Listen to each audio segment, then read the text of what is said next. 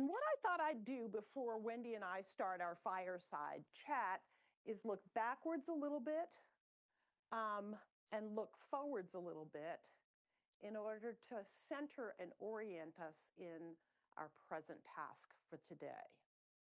So looking backwards, we started the George Washington University Equity Institute, which had a longer name. I think you'll understand why this is shortened today. The name was the Institute for the Study of Racial and Socioeconomic Inequality. And we changed that. I'm sure you can read between the lines and understand why. The purpose is no different. The mission is no different. In fact, I would say we have doubled down on the mission because of the environment that we live in and the problems that are facing the societies and communities we serve. The vision was to produce a transformative research, innovative pedagogy, and impactful policy in partnership with communities to help end racial, ethnic, and economic inequality, to provide a global model for other research institutes, and to convene with communities and top experts to publish and implement action-oriented systems change. That's what we're about. That's what we've been about. That's what we will continue to be about. And looking backwards again, one of the things that was most and continues to be most impactful about this work and this institute are really three features. One, the fact that it is community-based. Two, the fact that it is interdisciplinary. And three, the fact that it is concrete and tangible in its objectives. So one, let's talk about community partnerships. This goes to my personal conviction that universities like the George Washington University owe a huge debt, not of thanks, but of reparation to communities we have extracted from in order to build our glory. When you think about universities like George Washington University, just name 3 or 4 silently in your head. And what I think you will see is a pattern that, like George Washington University, we build universities amidst the most dramatic inequality, discrimination, and poverty in the country, right? Think GW Washington, D.C., Yale, New Haven, Brown, Providence, Columbia, Harlem. You get the picture, right? The way we build our universities is by extracting from communities. And so when I say we owe a debt, we owe our existence as an higher education sector to the fact that we have underpaid, underpromoted, underprovided, and underinvested in the communities that have built us up. And for that reason, the Institute for Socioeconomic Opportunity intentionally wants to make some small but meaningful steps towards repairing those broken relationships. We intend to ask as researchers questions that our community partners tell us need to be asked. Not the research questions that will advance our careers, that will publish and promote us, but the research questions that are needed by communities seeking to build equality. Secondly, we intend to pay people for their time, just like we're paid for our time. And thirdly, we intend to leave concrete, tangible results. If we collect data, it's your data. If we do research, it is to change the outcomes of employment, of wealth gap, of poverty, of housing deprivation in the communities we partner with and serve. We intend to come with humility, and we intend to bring what resources a university has that no one else has to bring to bear on these problems. So this day will be dedicated to the power of evidence. I'm going to get the name wrong because I dropped it. Here it is. The evidence, from evidence to power, community partnerships, and systems change. We believe that in doing the work of bringing the resources, the data, the students, the PhD candidates, and the other things that a university has to bear on the community problems, we will be a good neighbor. We will be an anchor institution. We'll begin to take some steps towards the changes that repair what we have broken. Now, we say we weren't here.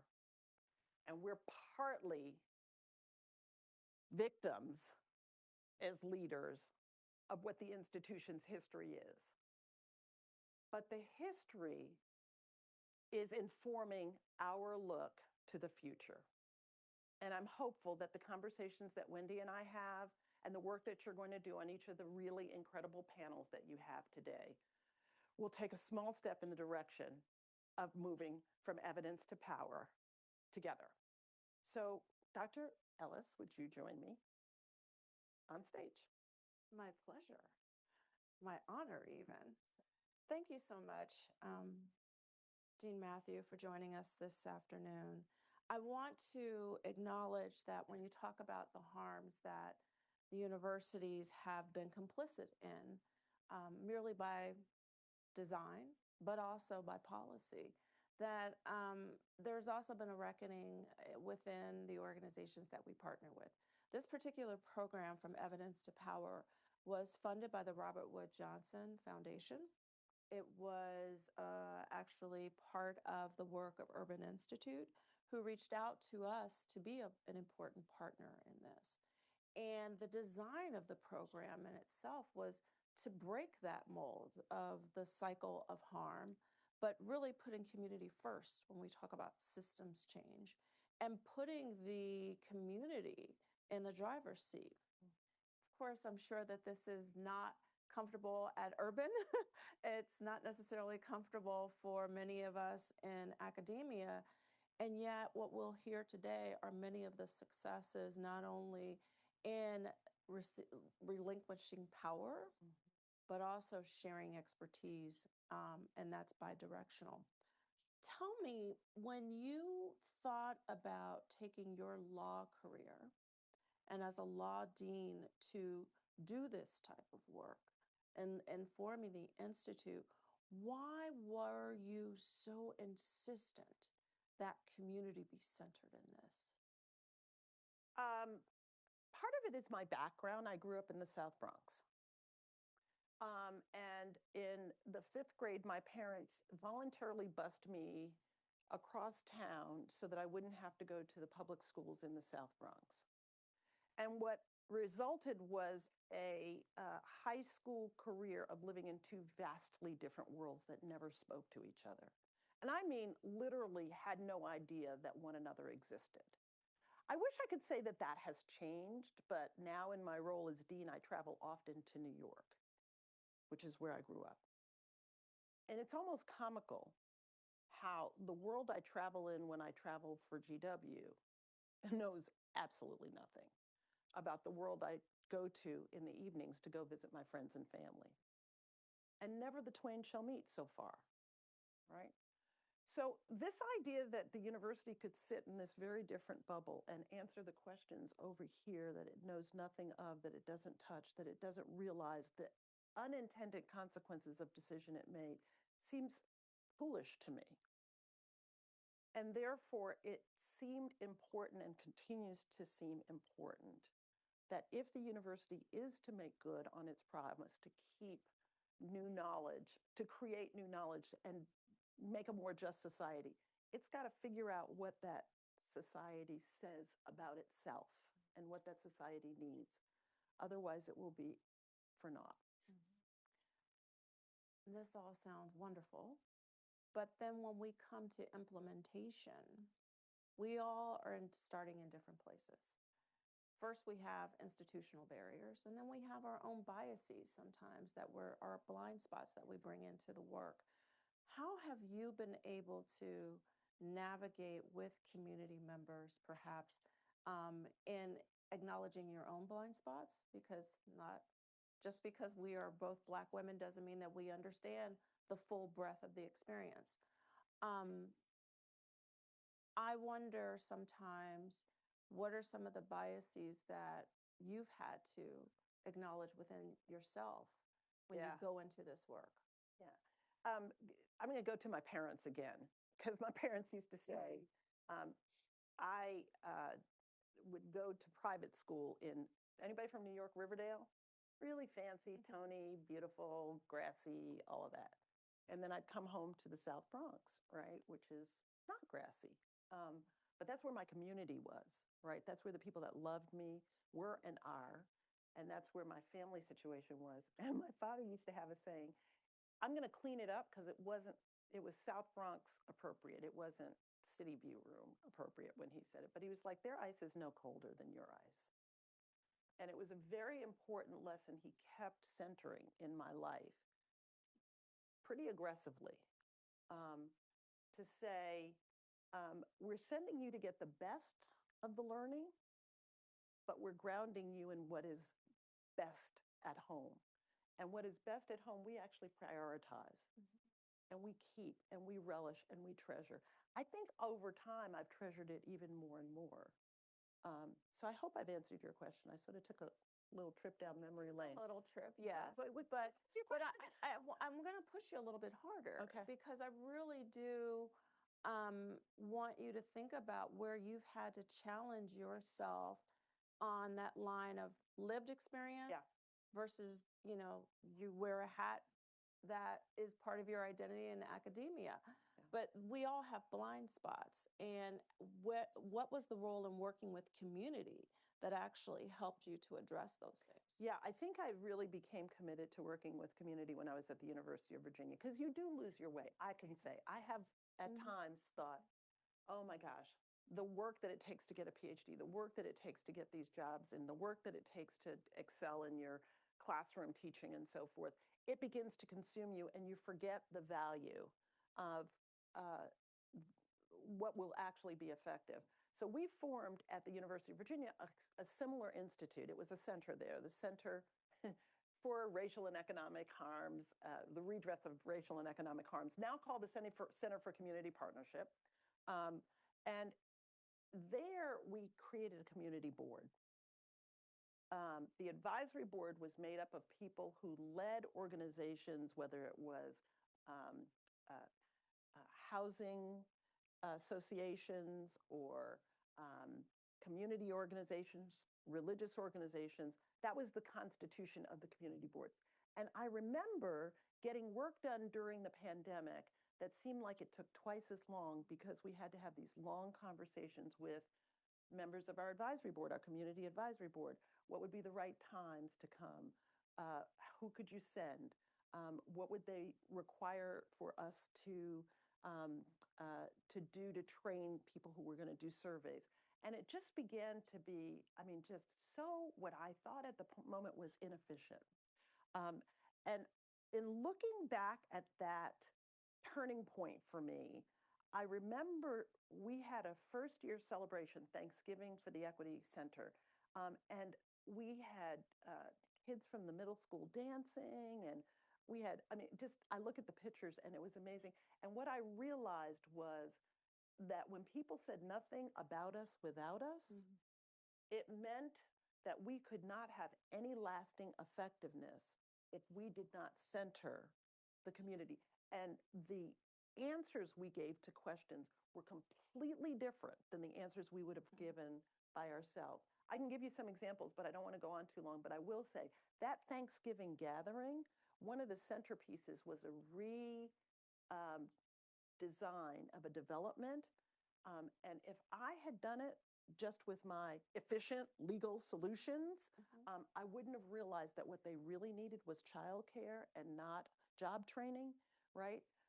What they really needed was not a grocery store and a food bank, but a paycheck. I can shop wherever I want to shop. Just so many things that I would have, even from the data, come up with different answers than if we had asked our community partners, who actually came together and said, this is better than what you've been doing for the last 200 years.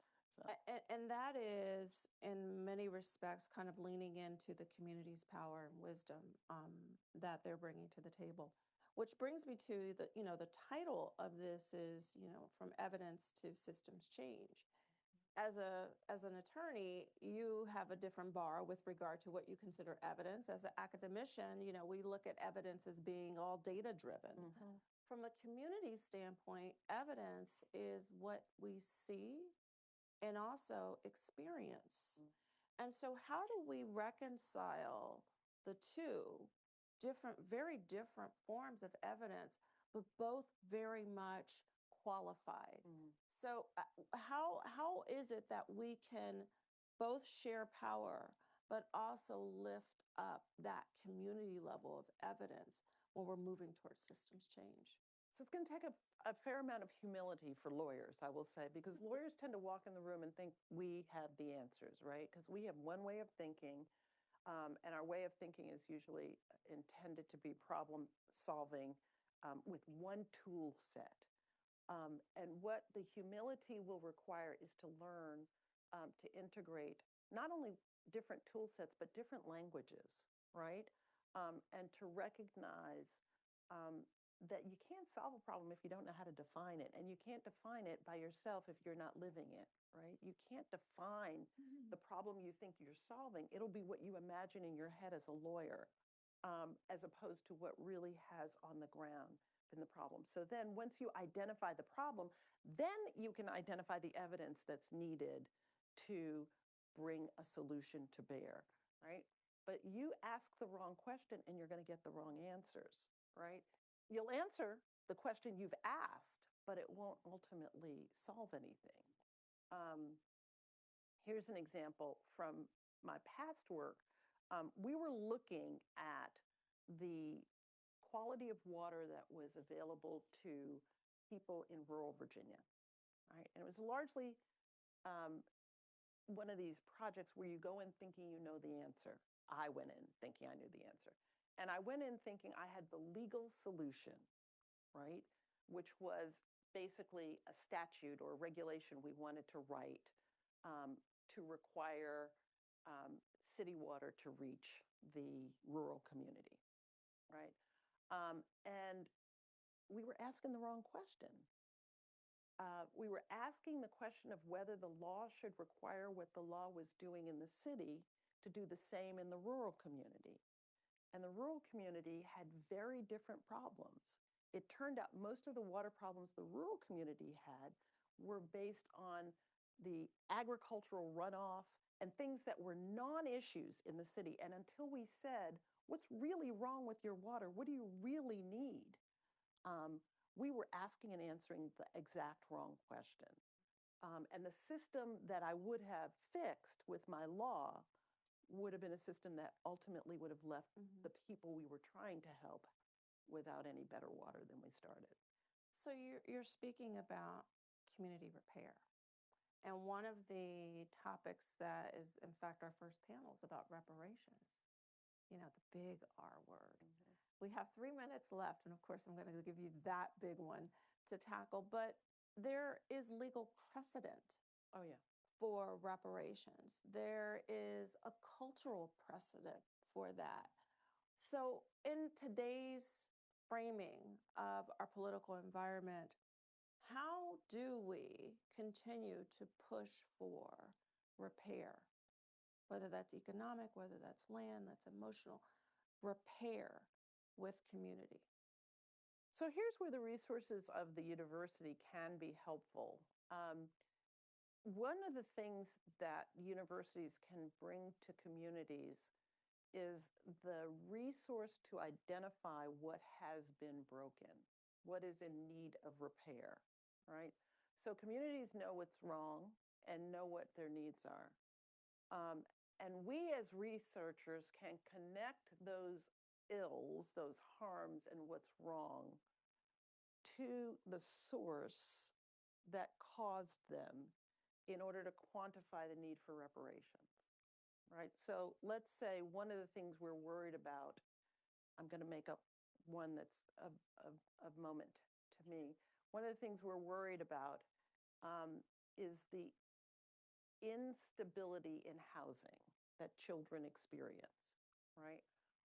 And people in communities can tell us, I have to move so often, my children are not getting these kinds of services in the schools that they need, and they can describe the problem. We can take that problem and trace it back to the historic covenants, the regulations that defined zoning, that limited availability of financing, that concentrated poverty in locations, so that we can connect the dots back to the source of the problem and say the reason the community is experiencing what it is experiencing is because of this line of decisions for which we, let's say the university or the government, are responsible. And then we can quantify the impact of each of those steps and say reparations are due, right?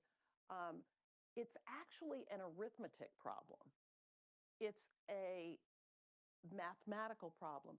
It is not something that's hard to solve or trace. The part that's hard is the political will, right? And we've done it in other instances. There are lots and lots of instances of reparations for various groups, whether it's people who were victims of the Holocaust, people who were victims of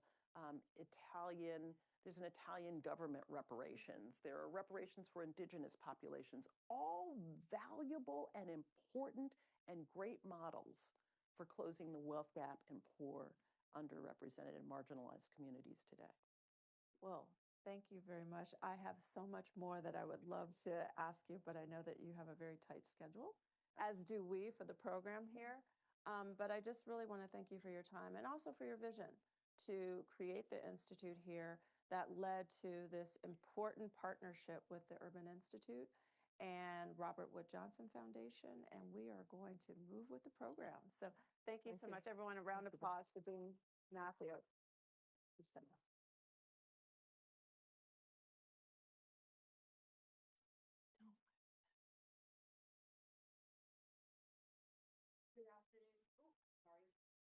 Good afternoon, everyone.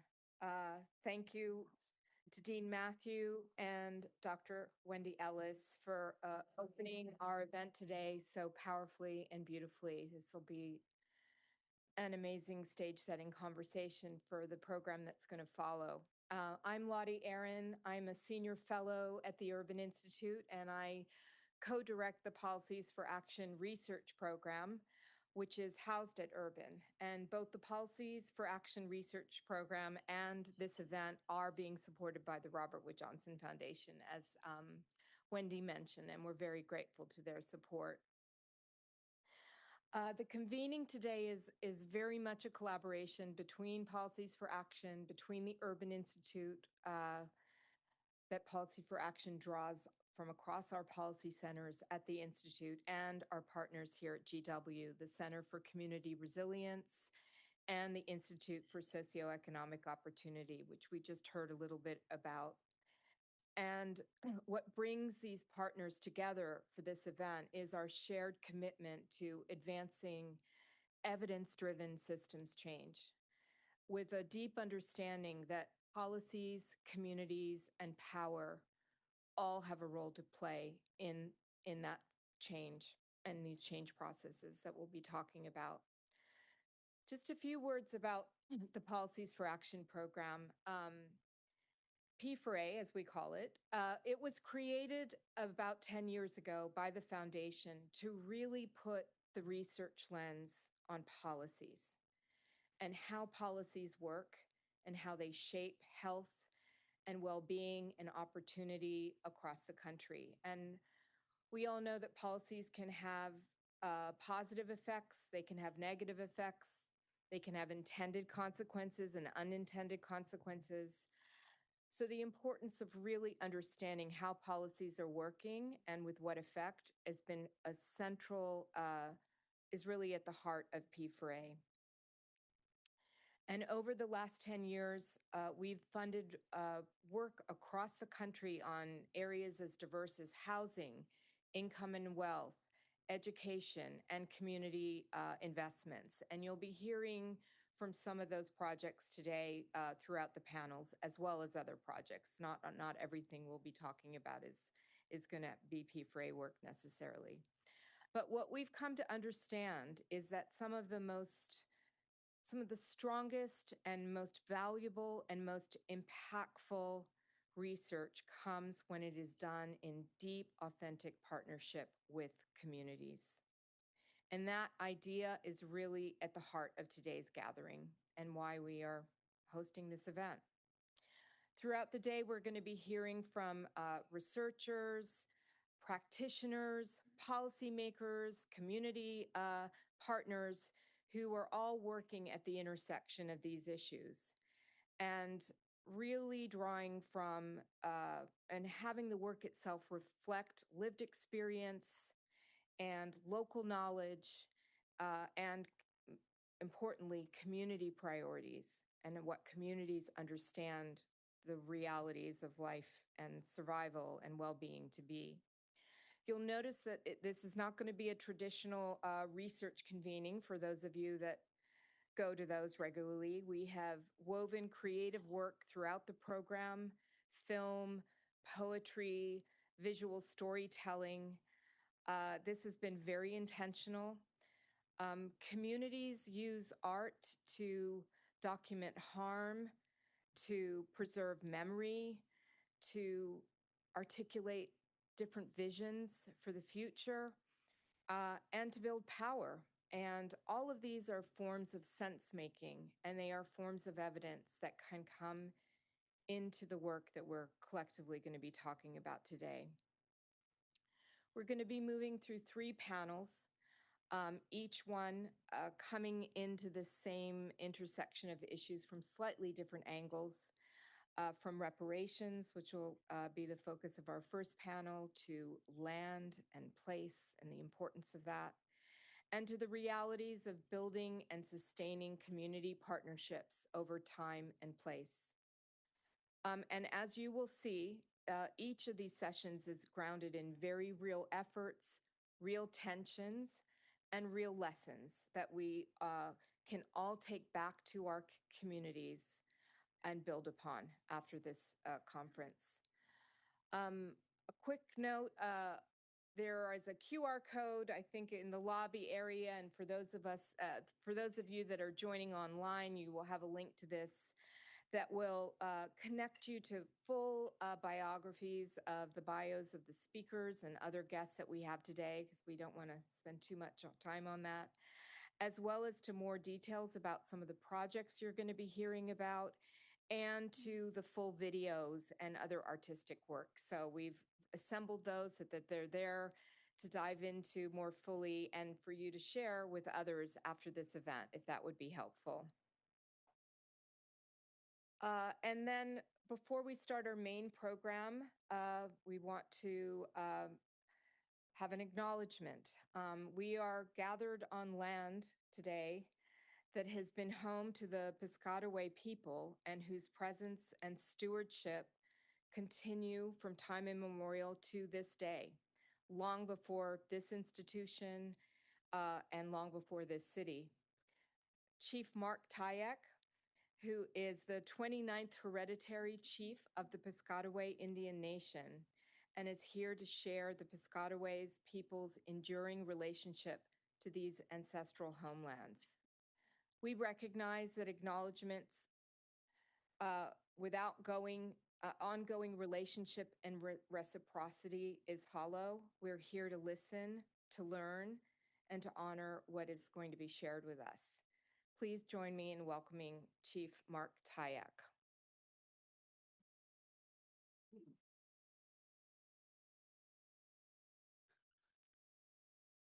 Thank you, everyone. Before I begin, I want to open with our drum. We've been taught within our traditional and spiritual and cultural teachings that the drum represents that heartbeat of life, of who we are as the indigenous people of this land. As long as we keep our drum alive, our people, our culture, our tradition will continue for our next 7 generations still yet to be born.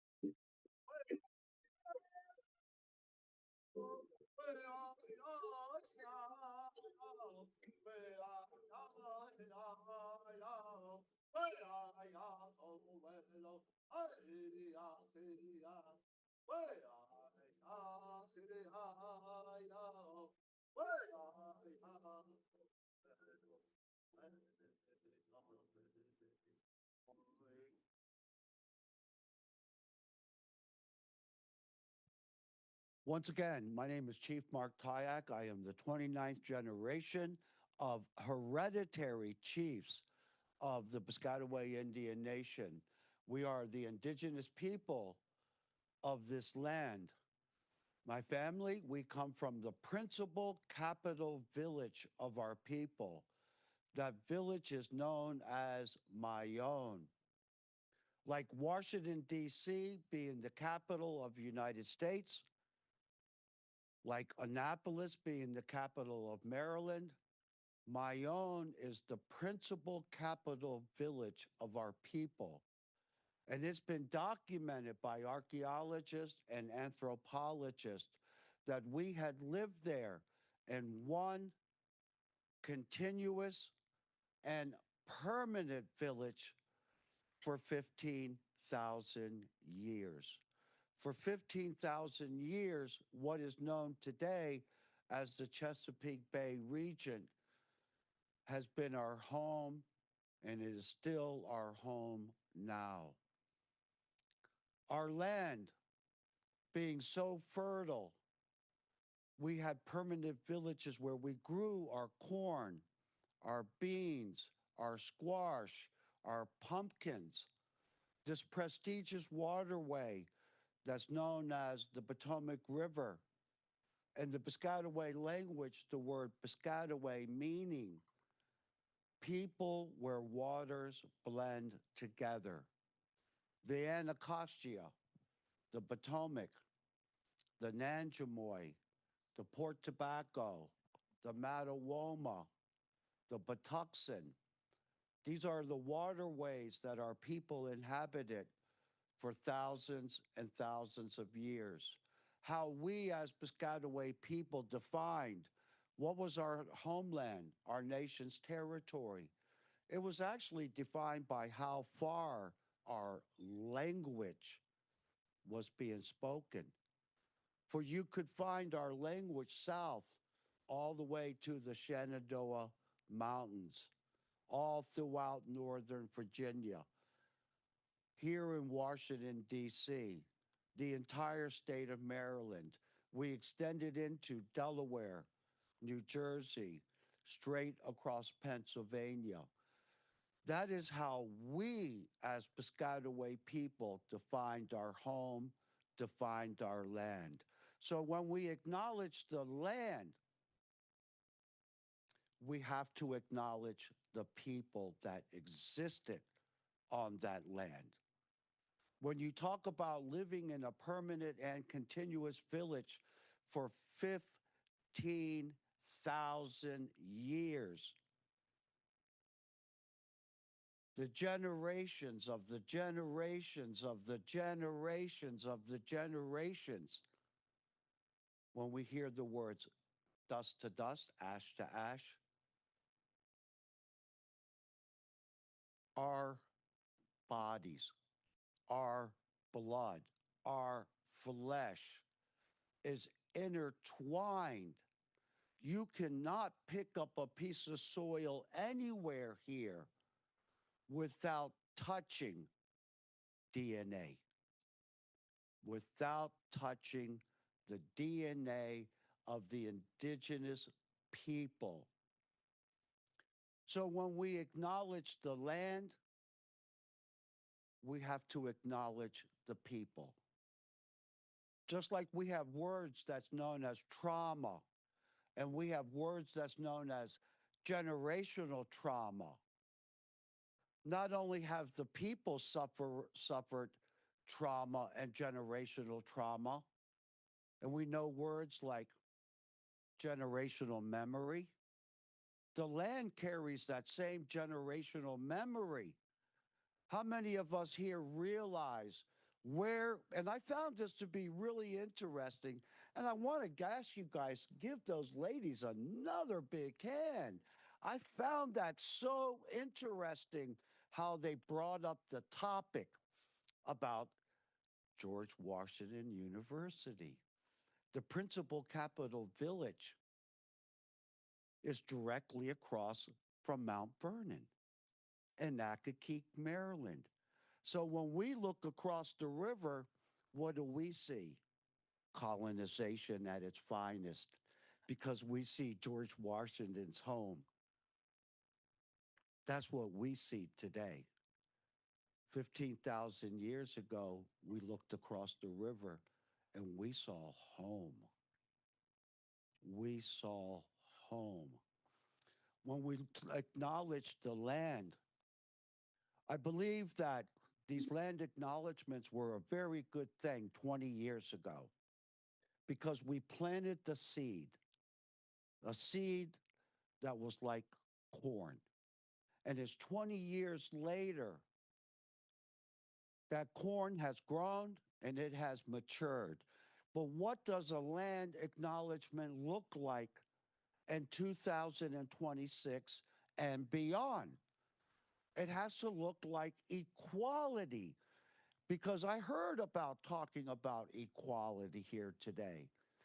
But when will the American Indian have a seat at the table?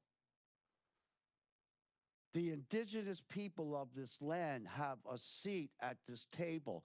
We all have to be honest and admit the truth. That's all. We're sitting right now on stolen Indian land. I mean, literally on stolen Indian land. This land was set up as a reservation in all downtown Washington, D.C. for American Indian people.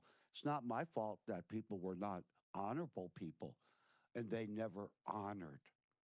So even when we talk about reparations, I found that word to be very interesting also. When's D.C. going to give reparations for the theft of Indian land? Everybody pays taxes here, don't they? Can you imagine the economic development that could come about if every citizen in Washington, D.C. was to give $2? Just $2. You know, we have these forms that we say, well, did we do this? Yes, we checked the box. Did we do that? Yes, we checked the box. All we have to do is check the box and say, restitution to the American Indian. That's all we have to do. So when we talk about the current state of affairs, Native people, a major issue is land back. And I heard that, land. I've always been taught to be a people, we must have land.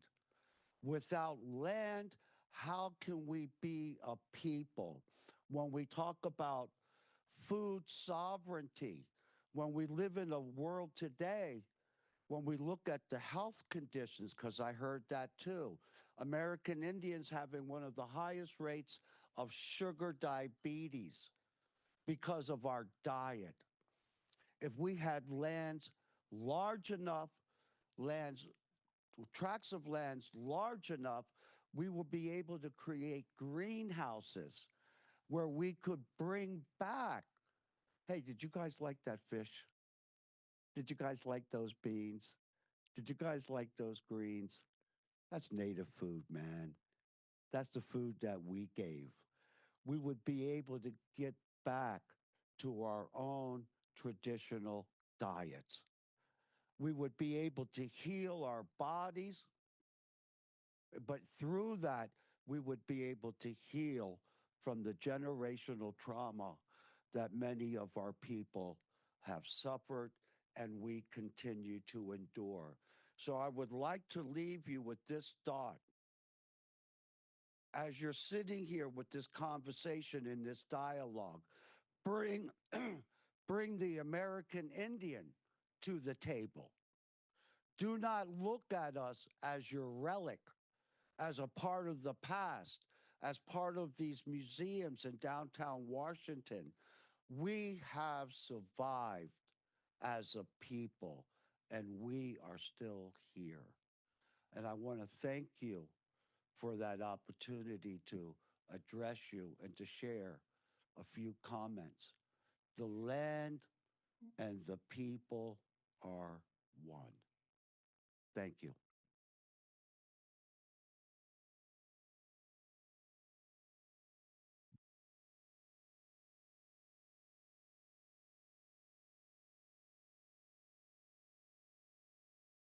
Thank you, Chief Tyack, for that. Thank you, Chief Tyack, for your powerful words and reminders. Our first panel today is exploring how communities have defined harm and shaped conversations about repair through their own knowledge and lived experience.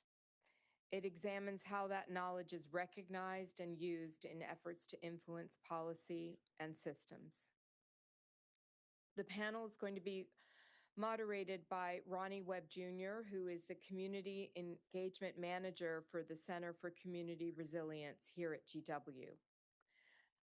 And before we welcome that panel to the stage, we are going to invite you to watch a short video to help us set the tone for the conversation.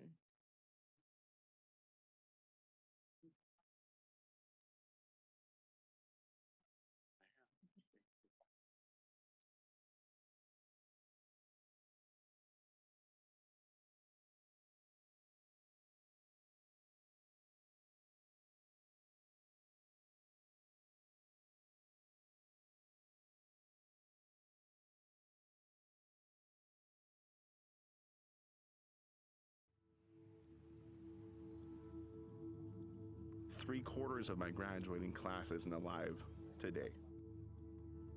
It was normal to experience intense loss. We had friends who were dying by suicide. Those come from systemic problems in our society that stem from genocide. There's not a person in California who hasn't benefited from the genocide of our people. During 1860, California passed a law that said you can go out and shoot any Native people in California. There were some children forcibly removed to go to boarding schools at age 3. Not only were these children made indentured slaves, but they probably got to watch their mothers killed. We talk about historical trauma, but there's present trauma right now. I'm sorry on behalf of the state of California. Governor Newsom is apologizing to Native Americans and announced the formation of a new commission called the Truth and Healing Council. What can you do to make this be different, community-driven, meaningful, and actually work in California? We go above and beyond our job description to make sure this is done right. Part of it is this truth-telling. It's an opportunity to tell our story and for state government to listen and then take some accountability. Acknowledging that you're on our land without returning that land to indigenous peoples shows that you're doing very little to put your money where your mouth is at times. Look what we've done to the land, and if we can go back to some of those traditional ecological ways, the land gets healed and we get healed. I think I'm looking for ways that we can inspire direct action, especially around what it has meant to be the survivors of an attempted genocide. I came here when I was 10 years old in 1950. I was sent here not because of my choice. So all of the buildings that have the rock were built by the students. Yeah, the stone buildings are a beautiful thing, but is that really what we want to romanticize? These kids were kind of like forced labor. Took the wash rag and they just washed their face real hard and they wanted to wash away the Indian or something. Was the government's intention to eradicate our culture. And of course, all the girls that went to Sherman, too, came back sterilized. But Grandma would say that. She would say, oh yeah, when I left the hospital, they told me that Dickie ruined me. It's the only one I'll ever have. I think for very long in this state, we have been really invisible, meaning the tribes. And I think they have worked to overcome that, and that's not an easy task. I made the choice to do something that probably is slower going, but I'm hopeful will produce like bigger results and bigger change and bigger ongoing healing. One of my employees came up to me and told me that oh, we were just hiking up in Lake Tahoe and we saw a sign, but it said, this is where Washoe people used to be. And I was like, well, we're still here.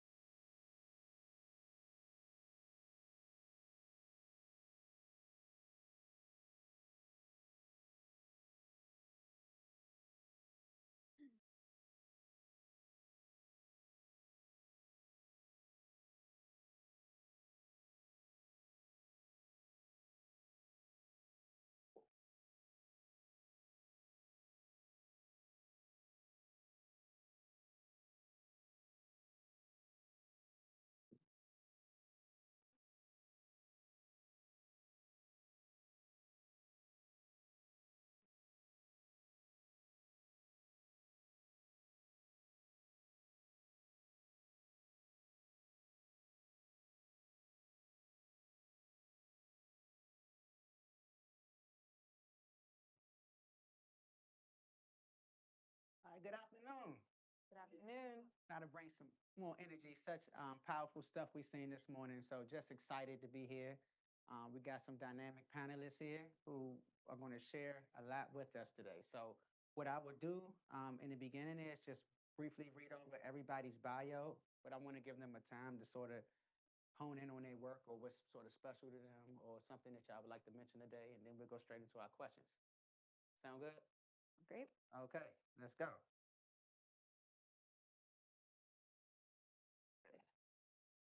Okay, I'll start with my colleague first. Purva Triveda is a policy analyst at the Center for Community Resilience, CCR, and the Institute of Socioeconomic Opportunity at the George Washington University's Michanin Institute of Public Health. As part of the ISEO and CCR's Policy Lab, she translates community-driven research into policy strategies that address structural inequities, and advance community resilience. Her work on Closing the Wealth Gap initiative, supported by Policies for Action, centers community knowledge and lived experience to identify root causes of racial wealth disparities and inform place-based reparative policy solutions. She is particularly focused on how community narratives and public testimony can function as data to shape more equitable institutional design. Prior to CCR, Purva worked across community and education settings to expand access to opportunity for young people. She holds an MPH in Health Equity, Social Justice, and Human Rights from UNC Chapel Hill, and a BS in Biochemistry from Salem University.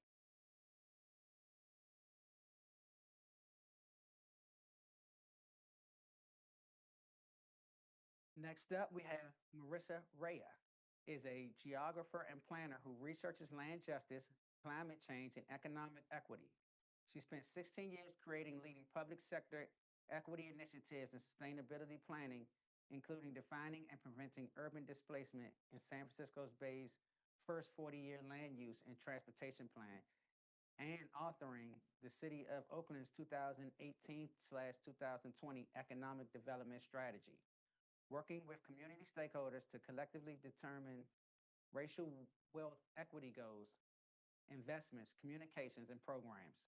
In 2025, she served as an advisor to the California Agricultural Land Equity Task Force. Marissa teaches urban, rural, and regional planning at Stanford University and co-created the first course of Black agriculture in California at the University of California, Davis. She earned a master's degree in spatial planning and the Royal Institute of Technology in Stockholm, Sweden, and accelerated BA with honors from Columbia University. and will receive her doctorate in geography with a designated emphasis in both African American and Native American studies from the University of California, Davis this June. Her work has won awards from the American Association of Geographers, the Kaufman Foundation, the International Economic Development Council, and Imagine America. Last but not least, Chastity Leak is a transformation coach, researcher, nurse, and creative strategist focused on community healing, equity, and personal empowerment. With a background in healthcare and research, she co-authored the Every Black Voice report, contributing to data-driven insights on lived experiences within Black communities. Her work bridges research, storytelling, and real-world impact, translating complex social issues into accessible, human-centered conversations. As the founder of Authentic Healing LLC, she creates spaces for transformative through coaching, content, and community engagement.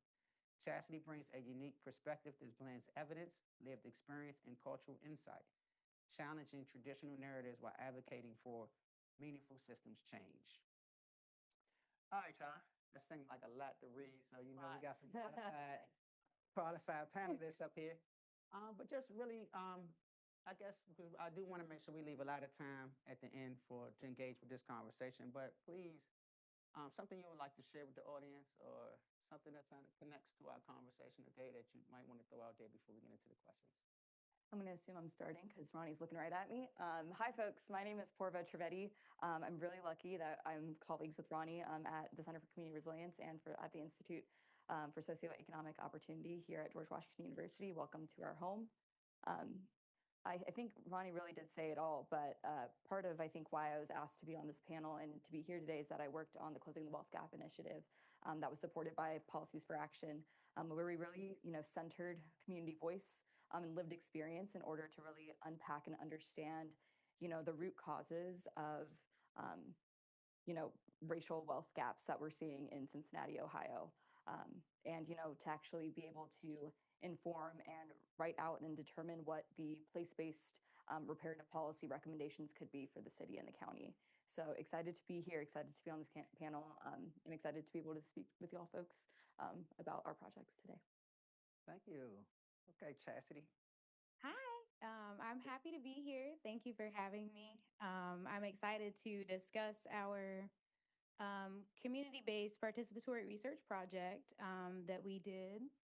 It was 243 Black community interviews, and I am happy to talk to you guys today and bring their voice to the forefront of our discussion here today. All right. Hi, I'm Marissa Raya. I'm so excited to be here. Thank you so much for the invitation and for organizing the event. I am part of a research team at University of California, Davis, that was researching in the context of looking primarily at policies in climate change and agricultural policy making. How can states define land equity or land justice goals in ways that reflect grounded, complex, and sometimes overlapping land relations? And so we actually started with this process that you just watched the video about, the California Truth and Healing Council, which is ongoing, but hosted meetings up and down the state of California with Native Californians. At the same time that launched in California, we had a reparations task force for descendants of enslaved African Americans with its own set of meetings up and down the state. And so we grounded our research in the testimony from these two reparative and healing processes. Sounds good. Thank you. Thank you. Community voice, community voice. Okay, let's dive right on in. Y'all ready? Okay, so I'm going to ask the question. Whoever feels like they want to go first, go first. We kind of popcorn it off. When communities share their stories and evidence of harm and reparations processes, what gets heard and what gets lost in transactions? So it's a double question too. How do you make sure the fullness of these voices reaches policymakers and others? Should I repeat it? Or do you think you got it? Repeat it one more time. When communities share their stories and evidence of harm in reparations processes, what gets heard and what gets lost in transaction? How do you make sure the fullness of those voices reaches policymakers and others? I have like 40 ways I could answer this question. So, well, one is I think it was one of the wonderful things about listening to those two processes together was having the focus on land relations that we're learning from Native Californians and using that lens to kind of also hear the Reparations Task Force testimony. And so media coverage, which was pretty scarce, I think, compared to how significant the process was of the Reparations Task Force in California. Sorry for a little bit of feedback.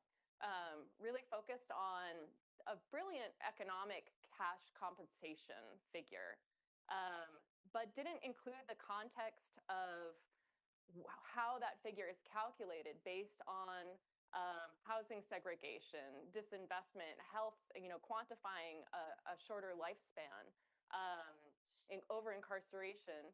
And in the testimony, a majority, more than cash, although certainly income and cash compensation is definitely a part of what advocates are asking for in California, people really brought a lot of public testimony about land. And in talking about land and place and belonging, they brought in kind of their spiritual relationship, the idea of place-based community and autonomy and self-determination. And those are really important, feeders into all the policy recommendations and even the calculations of economic compensation that come out of that. So it's just one example. That's a great example. Yeah, that's a great, because sometimes those issues and harm, we think sometimes that we got it clear, crystal clear. We could do a lot of research, but at the end of the day, walking in those shoes is a different story. So I'm enjoying that work. Anybody else? Yeah, I think what I'm thinking about, or I guess I could also answer this question 400 different ways, is about what gets heard, right? And so I think about when we think about what gets heard, it's usually what institutions are, equipped to recognize. So like we're thinking about quantifiable data, clear causal claims, narratives that already fit into whatever frames folks already have. But what often gets, I guess, lost in that translation is the depth. It's the relational context. It's the historical continuity of harm. It's the cultural significance and the cultural meaning and the grounded emotional meaning. And, oftentimes it gets lost how communities actually want to define the problem on their own terms. So translation, I feel like in the policy space often flattens lived experience in a way that makes it, legible, but it's incomplete. And so, I think there are a couple of things that we have to be really aware of. One of which is ensuring that community voice is treated as expertise and not just an anecdote.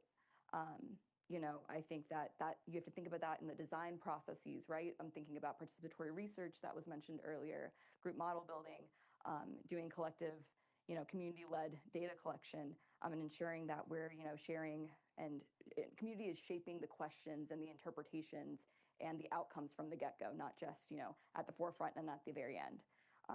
And so, that makes me think about some of the work that we were doing with closing the wealth gap. I have been to Cincinnati more times than I can count at this point, and am so happy every time we go back. But at the end of the day, one of my favorite parts of the work that we did with building this report is constantly going back to community and asking, hey, did we get this right? We've drafted all these policy recommendations. Does this align with what community actually wants to see and what the dream is? And I heard no a lot of times. I heard no, which is great. And I think it's super important because as much as the yes is important, it's much more important to hear the no and understand where the no comes from, right? And so then we can also be on the same page in that way. And so then that brings me to think about, narrative integrity and making sure that narrative integrity stays at the forefront during the analysis process. We're not just stripping away what things look like and we hear in these stories to find these themes, but making sure that decision makers and policymakers, oftentimes who don't have the lived experience, are actually hearing the stories, through testimony, through multimedia, through just direct engagement, because it's not just about the what, but it's why this matters, right? And that makes me think also then again about accountability loops. So thinking about, community offers all of this input, but we deserve to see where our input is actually being used or not used in, for lack of a better word, final decisions, right? And that is what creates and prevents extractive storytelling, first of all, and first and foremost, but it also builds trust, returning to the table multiple times and being able to engage in that way. Something that, ultimately at the end of the day, I know I could keep going on and on about this, but just thinking about community voice and making sure that we hear the fullness of community voice, especially in the policy process, isn't just a communications challenge. It really is a policy and design question that we really need to integrate from the beginning. And so something that we say in the office oftentimes is there's no data without stories and no stories without data. And so you really have to take a step back to think about what is the story that you're telling, what is the truth of the story, and are you actually representing the fullness of that story? Did you say narrative integrity? Maybe. Okay, I thought that's what you said. A lot of words just now. Well, that was actually really good. I thought if it was something similar on those lines, it is often really difficult to connect with especially policy or legislators who are in leadership positions. A lot of times it is a big disconnect on the real life, real lived experiences. And so one of the things I think today is how do you really get that personal stories of community to some of these decision makers? And so I'm glad you brought that up. Kathy, you want to go after this one, or would you like to go to the next question? I would like to speak as well on that. I definitely want to highlight the existence of the translation gap between institutions and community and how we kind of go through that process. Because we take that lived experience that we get from the community, but it gets like sanitized and it gets condensed into what can be funded, funding categories, numbers, and percentages. And it's through that process that we actually lose the humanity of those stories, because I can give you rates of gentrification. 70% of our participants experience that, but that doesn't communicate what it feels like to lose the entirety of your community. And that does not at all incorporate the fullness and the beauty and the pain of the stories that the community members have to share. Oh, thank you. Thank you for that, Chastity.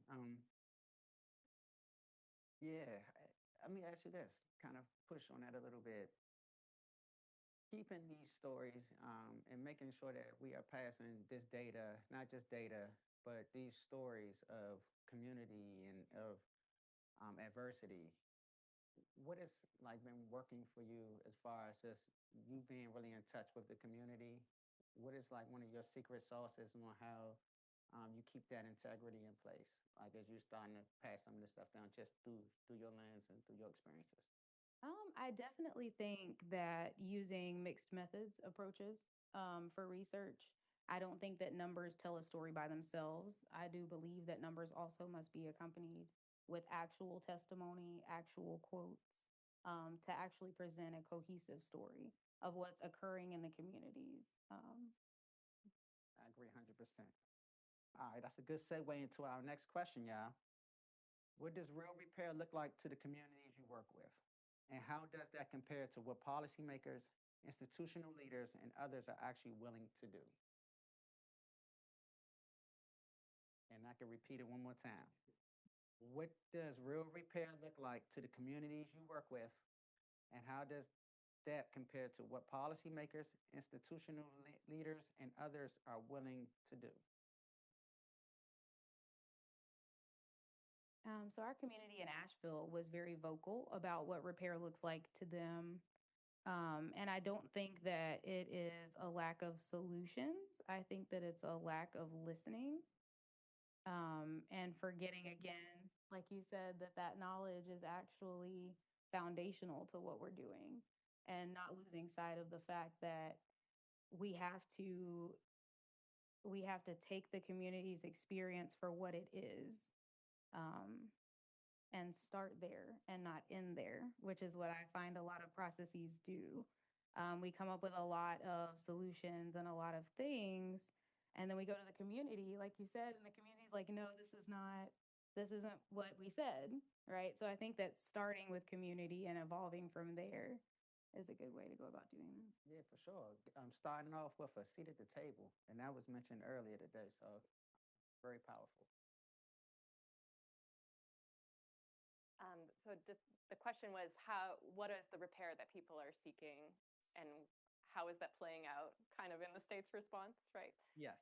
So I'm just going to give one example around in California around tribal land returns. So when Newsom apologized for genocide, he also put out an executive order encouraging state agencies to work out co-stewardship agreements around natural lands in California. And so there has been an increase in California with both federally recognized and unrecognized tribes in these co-stewardship, co-management, or land returns. So we've had about 90,000 acres so far, according to Kitcher Royce-Lingbaldi, who was interviewed in that film. But a lot of times that, this co-stewardship or the land return is not including the sovereignty to decide what happens. So you would have like a community that's been forced into diaspora by violence that's now returned land with the expectation of stewarding it ecologically, but isn't allowed to live in that area because it's zoned as a park land. So I would say that's maybe one of the points of tension between how community is defining repair and where things are at. Yeah, I'm thinking a lot about how a lot of conversations are started in the work that I've done, where the answer to repair it seems to be much more expansive and much more specific than I think oftentimes policy conversations will allow for. Of course, there are conversations about compensation, and of course, compensation is important, but it's not the only thing, right? So I'm not to be remiss, direct investment is incredibly important as well. But I think that what I'm thinking about after what you just said, Marissa, is that a lot of conversations also revolve around restoring control, over land, over housing, over financial systems, and over spaces that or decisions that really shape everyday life. It's about looking at what that sustainability and stability looks like for multiple generations rather than just these like little quick fixes. And so I'm thinking about, I think Marcy, you said self-determination earlier, and I'm really thinking about that because I think that's really oftentimes where conversations start. It's being able to set the priorities. It's being able to design what the solutions are going to look like, and then to own the outcomes of what that will mean and what that will look like. And so that might be community-controlled funds or cooperative ownership models, being able to prevent displacement, or just rewriting the rules and regulations around who is able to gain capital and under what means, and what does that mean and what does that look like.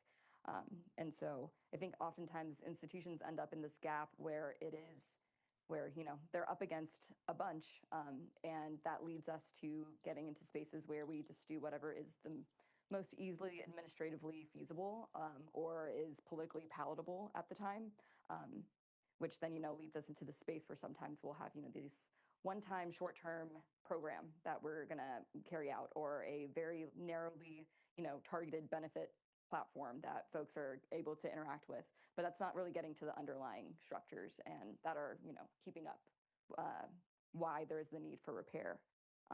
And so I think ownership is really something that I'm thinking a lot about. I'm thinking a lot about it with our work in Ward 7 and 8. Ronnie and I are working on a project with some other folks in this room in Ward 7 and 8, looking at food justice and food systems. And the community advisory board that we're working with is talking a lot about ownership and what ownership looks like of food systems in Ward 7 and 8. And if you know anything about Ward 7 and 8 in DC, looks very different than Wards 1 and 2, demographically and historically, investment-wise. And so folks are even thinking about, even if we do have ownership within the system, we're still up against all of this predatory, experiences and feelings in this space. So maybe we should be creating some sort of ownership outside of the system. What is that going to mean? What does that look like? So a lot just being brought up in terms of, what does actual transformative repair look like, not just, putting the little Band-Aids for the quick fixes just to make folks feel like they have something going on for a little bit. Great feedback. One of the things that, like Purva mentioned, that has been coming up in our community advisory boards meetings is the ownership piece. And ownership looks totally different in east of the river than it may look in Baltimore, right? And with similar characteristics and similar demographics and things like that. So just always, I always remind myself to understand the uniqueness of communities that I work in. I can go into a community that is in New York, right? And I look like I may be able to fit in, but I know, and I think we should be conscious of just really taking time to understand those communities. This gets me to our third question, right? Did everybody answer? Okay. Recognition and acknowledgement are important first steps, but what comes after? How do communities move from testimony and acknowledgement to actual policy change and remedies that last beyond single administration and political movement? So how do we sustain this work, this power to set future generations up, or the people behind us up, to continue on and continue to help heal?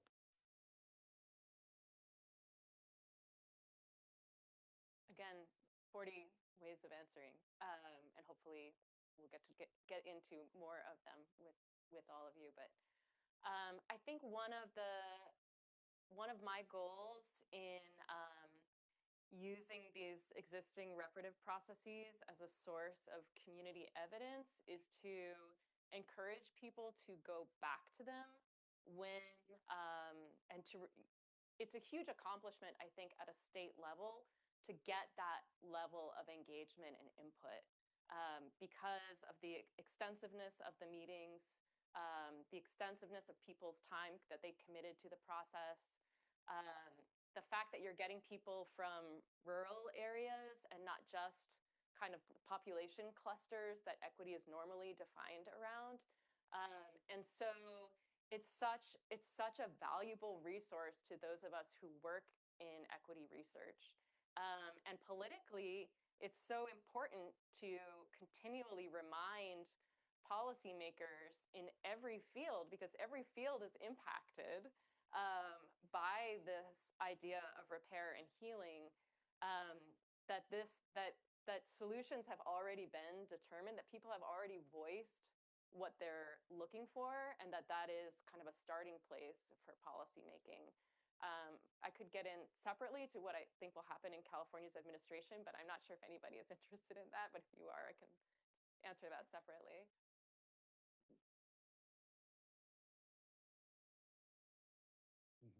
For Asheville, again, they were very vocal. There's a lot of historical trauma and distrust in our region, as I'm sure there are in many other regions as well. But acknowledgement without action just further harms the community. And there's been a lot of lack of follow through from our local government to community, and community keeps showing up and they keep showing up, but have the systems and the institutions continue to show up, is my question. And then I think that at the heart of the real issue is trust. We have to trust the community, and we have to start there as our foundational point. And it has to be embedded and not temporary. We can't just go to community when the George Floyds happen. The community is always there. It is always there, not just in times of harm. So. That was very important. Trust, and that's from both sides. So as you're working in communities, and we're trying to be creative in these partnerships to help our communities, trust on both sides plays a huge role. So I'm glad you just coined that like that. Yeah, so thinking about, recognition and acknowledgement, of course, those are incredibly important. But I think that you said it so eloquently, Chastity. It's the idea of that's just that, right? It doesn't change the conditions that we're existing under, right? And so that makes me start thinking about the fact that, from acknowledgement, that needs to go into making actual structural commitments and structural changes, not just statements. And so what that ends up maybe looking like is, from a very policy like minded perspective, codifying policies into law and, embedding them into your budgets, creating funding mechanisms that are really difficult to kind of roll back. So trying to think a little bit about, what does that long-term look like? A pilot or an initiative can be strong, but it's still vulnerable. If you're actually writing this into how the system operates, that's when you have a little bit more staying power. And so that then again leads me to thinking about, community and community being involved in that governance process, right? Not just, existing again as storytellers, but really truly co-authors. When community, if we're able to be in decision-making roles ongoing, whether that's on a board or on a commission or in the budgetary process, we become stewards of the work as well. And that means that we're not going to last with only each and every single, or a single administration, but actually past administration. And so then that also makes me start to think about data and accountability and what does that actually mean and what does that look like? Not just thinking about traditional metrics, but what are community-defined metrics for actual success? So in the Closing the Wealth Gap work that we did, when we were listing our policy recommendations, we of course had economic outcomes that we listed because of course, we're looking at wealth gaps here. It makes sense to include economic outcomes. However, in conversation, and also my background's in public health, a lot of our team's background is in public health, we know that greater social cohesion is also going to lead to better economic outcomes. And so listed with each of our economic outcomes and metrics in the report, you also see social outcomes because we see that all of that is tied so clearly together. So, being able to track data on a public level creates space for communities and with communities to actually point out what they actually care about, metrics that they care about, that's going to create increased pressure to actually sustain and then deepen the work, right? And, I think that that's a little tricky right now, just knowing that where we are in terms of like cross-level alignment, thinking about, there's so much, I think right now we're in a really powerful moment talking and thinking about the power at the local level. And we're also seeing how, difficult it can be like not to have state and federal alignment in terms of policy, regulation, funding, in order to actually scale and sustain a lot of this work. So folks are really having to get creative work outside of these systems to figure out how to actually propel and push work forward.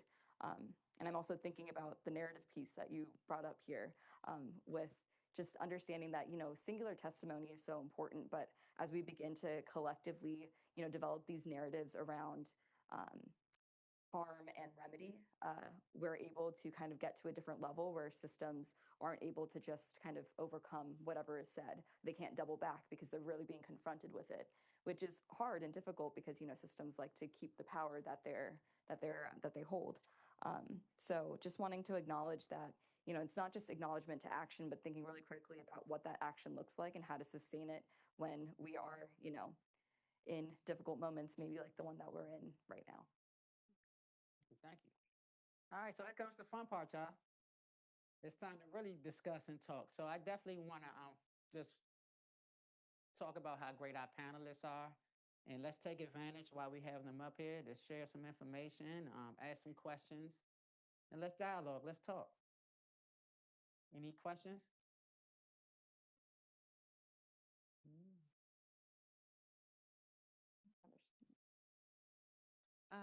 Thank you each for providing some deep dive introspection on each of your communities.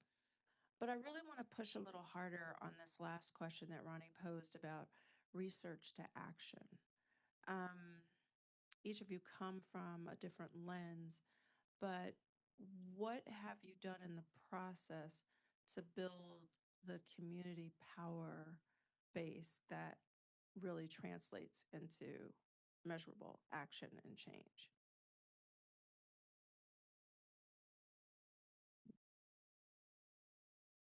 Oh, right. I was like looking for a microphone.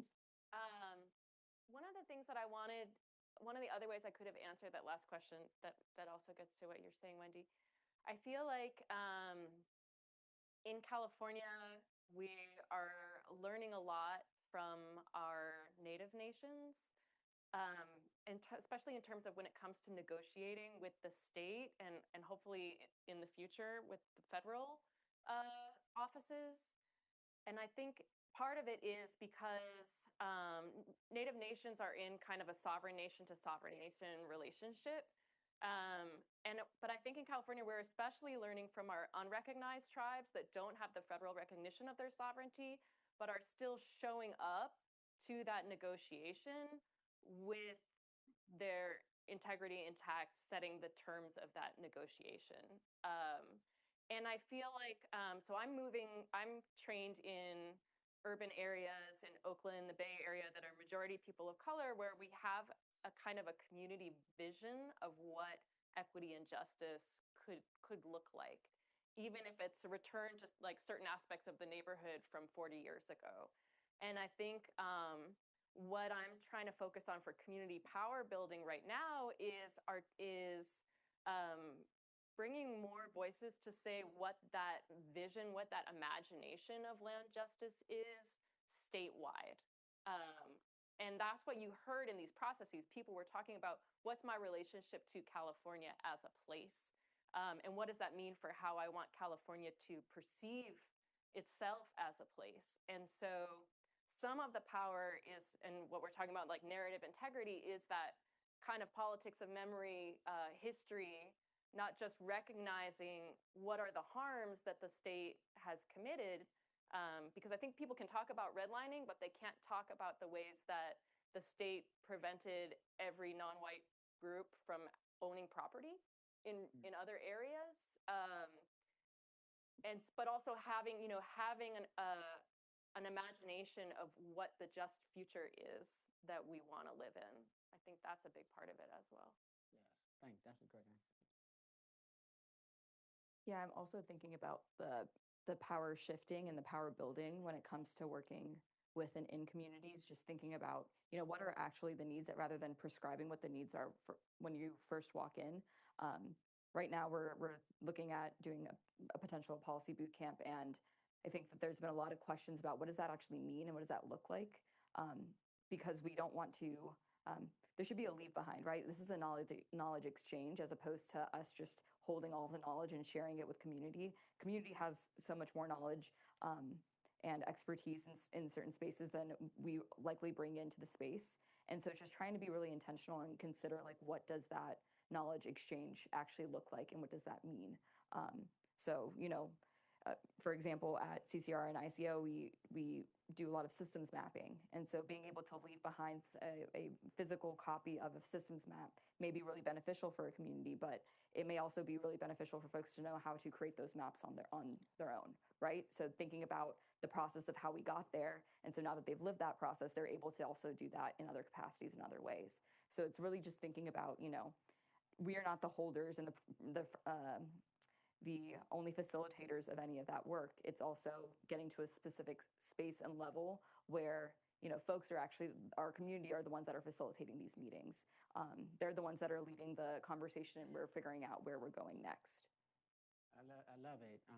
It's really equipping our communities as much as we can to equip our communities to be able to do this work on their own, with support that is needed too. But for them to just have the skill sets, the education, the access to the resources is very, very, very important. Okay. Just waiting for the mic to turn on. Good afternoon. My name is Anna Fabregas. I work for an organization called Community Change. We support community organizing all across the country for a number of different, you're nodding and I hope that's out of recognition, hey. But we support a bunch of different anti-poverty campaigns and things, specifically through supporting like local community organizing. And so participatory research methods, using data as tools to wield in order to apply pressure and to organize and bring people together and speak truth to power and really grounded in sustainability has my brain firing on all cylinders. And so one thing that I was curious about is if you, in your experiences, have examples of the ways in which you have offered the data that you have found and collected through engaging with these communities that has been particularly useful for those communities. The first question was talking about how the depth of knowledge can be lost in translation as it's being put together in a way that is communicable. And so I was curious about what shapes of that knowledge that you return to the community so that they can wield it for their own power building has looked like, and what's been most effective in your experiences.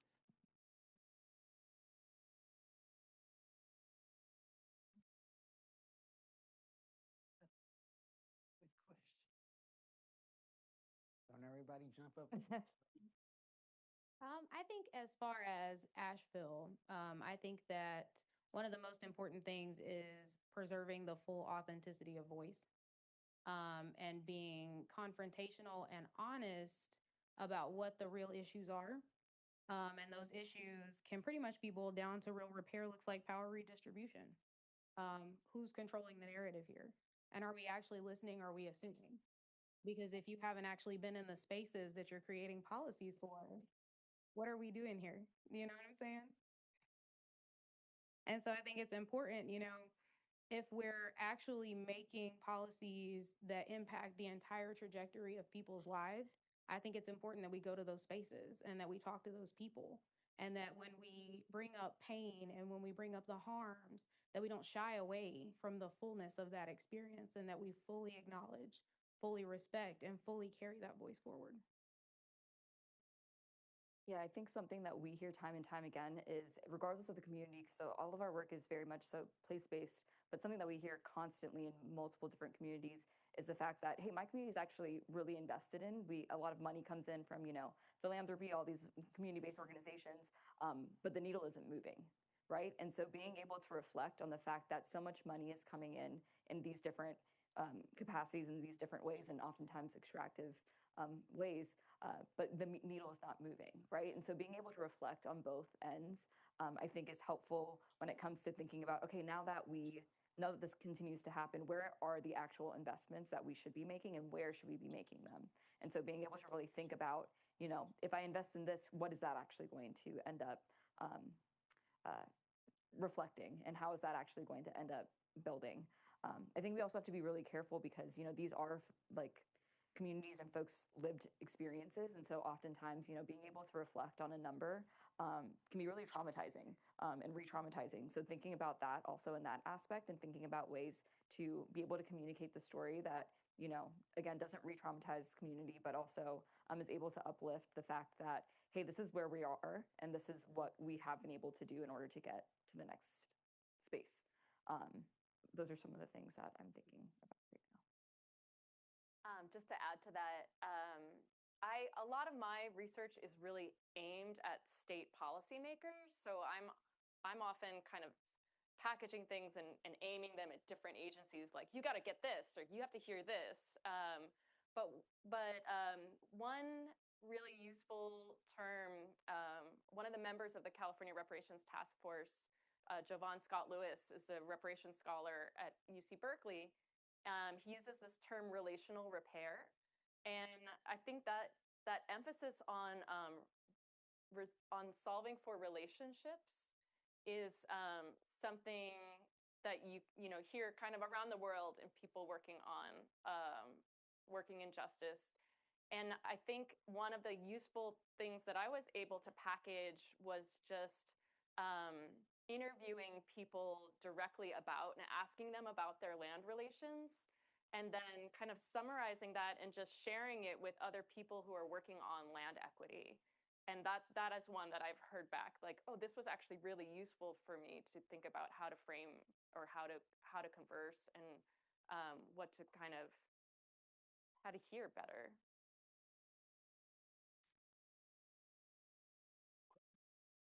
Hi, so we have a couple more questions. I have one from our online guest here that I wanted to share. This question is, how do you navigate when input from community members differs or is conflicting, recognizing no one community is a monolith, and what people may want, need, and see as repair or as solutions may not always align with one another?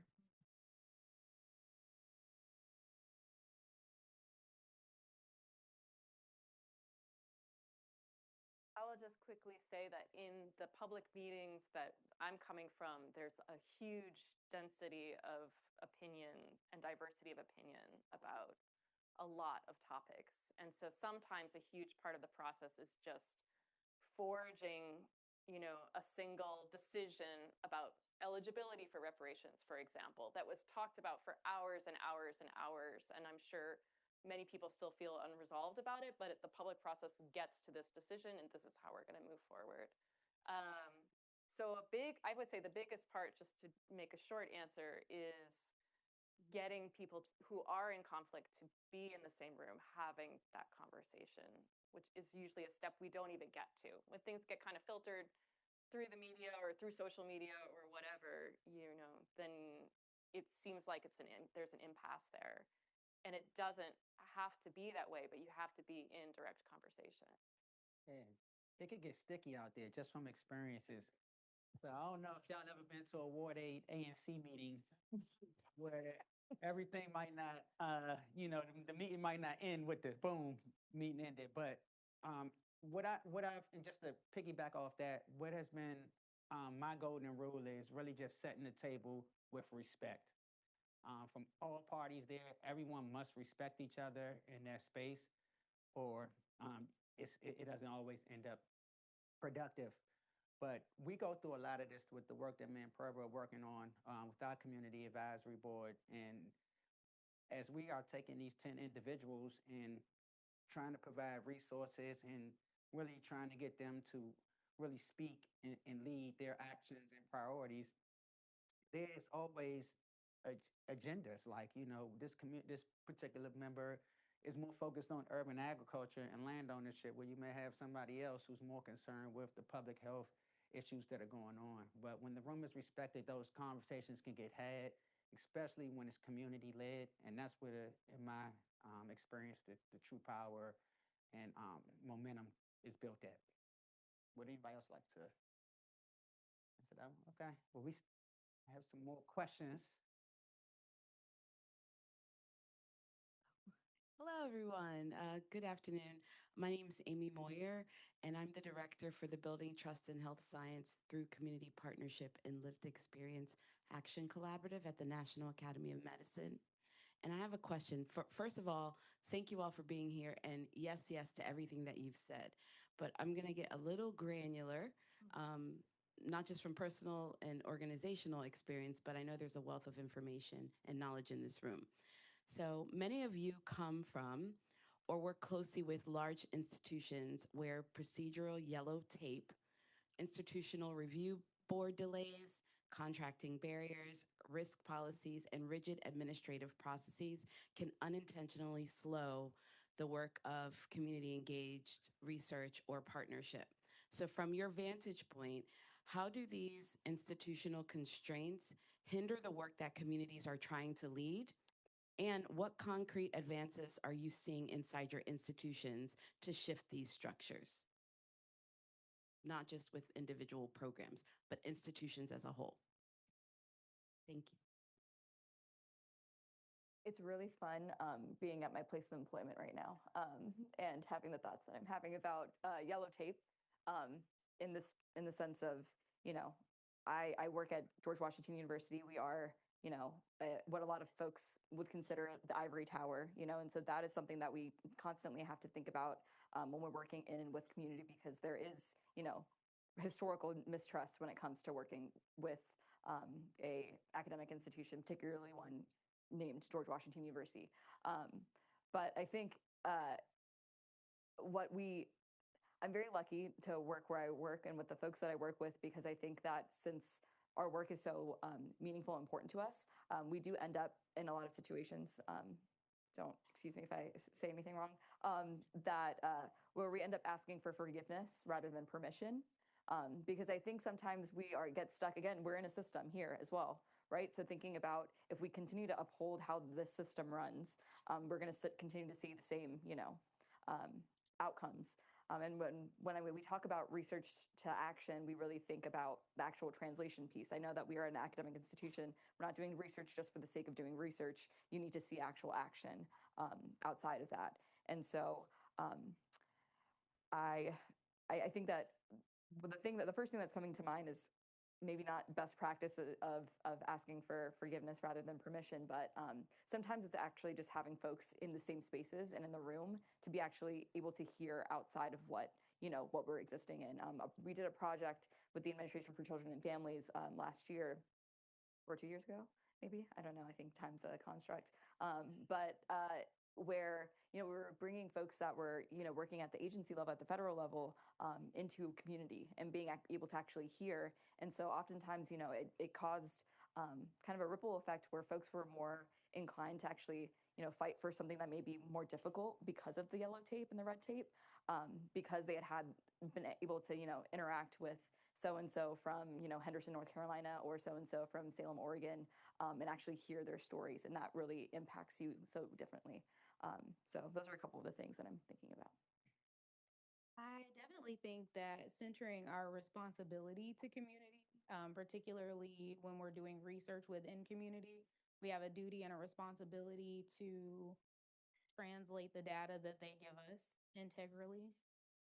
And I think that when it comes to red tape and yellow tape, again, remembering where our priorities are and the promises that we've made to the communities that were vulnerable enough to give us their stories, and respecting the fullness of them. Thank you. I think that was a great answer. One thing too I would like to add on to that is sustainability, right? Me, before I was wearing the George Washington University hat, I come from an organization that's 15 years old that I founded, that it still is in existence today. And as I've talked to some of my senior leaders, people that are in leadership who I have trust with, as far as mentorships and things like that, they always tell me one thing that really stuck out to me, and it was, Ronnie, you have to build something sustainable, right? And I think in resilience. So no matter what happens, there's been plenty of times when we went from maybe founding an organization, we may have had a six-figure budget this year, and then because of things happen, we're down to not a six-figure budget, right? And as we're doing that work, the work can't stop. The work must continue to go on, and as the work continues to go on, how do you last if there's no funding? How do you last if the bureaucracy there's giants that you're fighting, right? And the way that I take that jewel and I leave that with y'all is that they can't stop you if you are sustainable, if you can continue to do the work without those supports. And that comes with the word resiliency. And so I think we are running low in time, but please, our wonderful panelists are going to be here sticking around to come talk to y'all. And I hope we have a great rest of the run of the show. Thank you.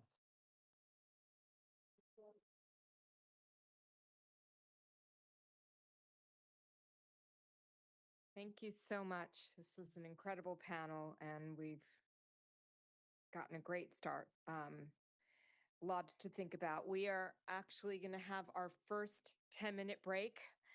So allow you to stretch your legs, get some refreshments that are still there. And we have a very full afternoon. So please plan to be back in 10 minutes. And thank you again.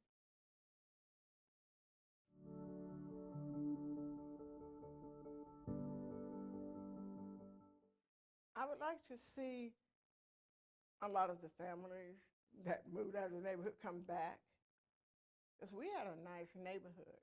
You didn't have to worry about people coming, breaking in your houses and all that stuff. Because when I first came here during the summer, if it was really hot, I'd leave my front door open. My name is Geraldine Gaither, and I've been in Portland since 1965. My parents and my brothers and sisters were living here. I came to Portland because I was mom and dad sick, so I had to come. My parents were living on Kirby, right across from Boyce Elliott School, and so that's where we lived until 2012. We had a lot of relatives that lived up by Emmanuel, and they had no choice. They had to, take whatever they were given for their homes and move out, because Emmanuel was buying up everything, and it wasn't nice. But I was hoping they wouldn't, want to buy our side of the street. They were talking about it, but that my dad said he wasn't going to give his up. We had a lot of relatives that had to, move out because the state wanted their homes. And it wasn't good. It was a nice neighborhood. Everybody knew each other. Everybody knew each other's kids. There were a couple of little neighborhood stores down on Mississippi. And the owners of the stores knew all of our kids. Mr. Phillips, that owned the drugstore, he could tell you who belonged to who. And all you had to do, if you needed something, write a note. And if the kid was big enough to go to the store, I called Mr. Phillips and I said, Mr. Phillips, I'm sending Archie down, with a note. And he's got the money. He would give Archie my stuff, give him his change, and he'd call and tell me Archie's coming on his way back. That's just the way the neighborhood was. And the street that I lived on Beach, right between Kirby and Borthwick. And it was 3 of us on that corner that had kids. And people called us the 3 bitches, because we didn't bother anybody, but we wouldn't let anybody come in there and bother us either. As we just looked out for each other. It was like one big family. If one had something and the other one needed it, they got it. Regardless of what it was, help pay a utility bill, or help pay the rent, or whatever. We helped each other out. So, you got to stay connected to your family, because family is all you really got. People that live in that neighborhood now, they could see you getting murdered in the middle of the street and wouldn't call 911. Because we went through that before we moved out of there, They just moved in and took over. The same people that didn't want to live over there with us back in the 60s and 70s. So, but I loved living over there.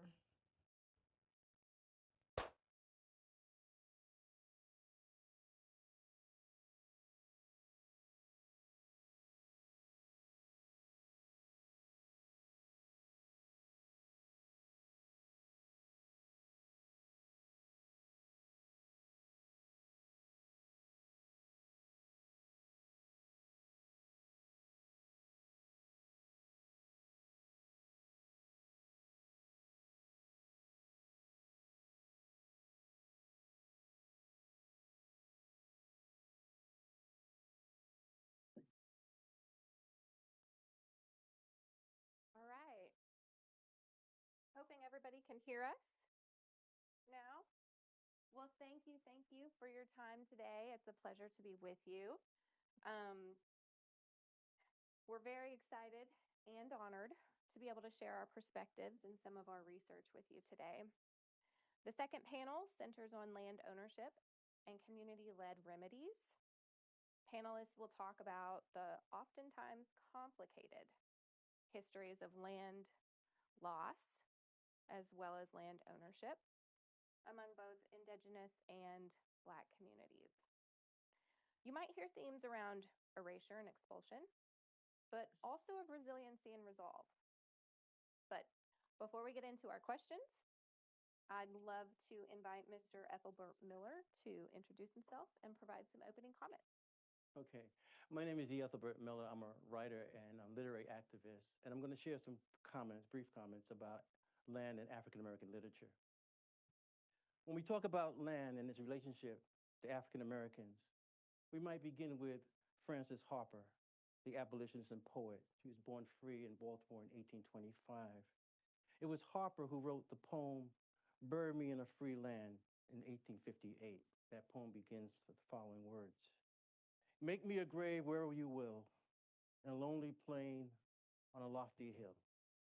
Make it among earth's humblest graves, but not in a land where men are slaves." Harper's poem refers to land and country. It's a poem that not only makes reference to slavery, but also can make one aware of the existence of Black cemeteries in the United States. another way of documenting American segregation after emancipation. Like Frances Harper, the abolitionist Harriet Tubman had a practical and spiritual relationship to land as she assisted slaves to freedom. Her knowledge of rivers, plants, and trees is described in Ty Miles' award-winning book, Night Flyer. When discussing the relationship between Black people and land, one might want to review this relationship in 4 ways, and this is something I came up with. This is what happens when you are a poet. You can just create things. 1, the spiritual relationship with the land. Okay, and we see that especially with indigenous people. They have a spiritual relationship to the land. Sometimes this is linked to creation myths. Okay, the spiritual relationship with the land, it raises a key question: how does land define who you are? How much you depend on land for food and shelter? A very important book that deals with nature and land is a book entitled Black Nature, 4 Centuries of African American Nature Poetry, edited by Camille Dungy. I would highly recommend that book to you. The next thing is land as home, the importance of place. How might one view the South or an island in the Caribbean as home, or a city like Chicago, or you could think of Home to Harlem, Claude McKay's 1928 novel. So this whole sense of home can sometimes be a place. It could be a specific city. If you recall, I remember when I was at Howard University, Stokely Carmichael, before he changed his name to Kwame Ture, he came back from living in Guinea.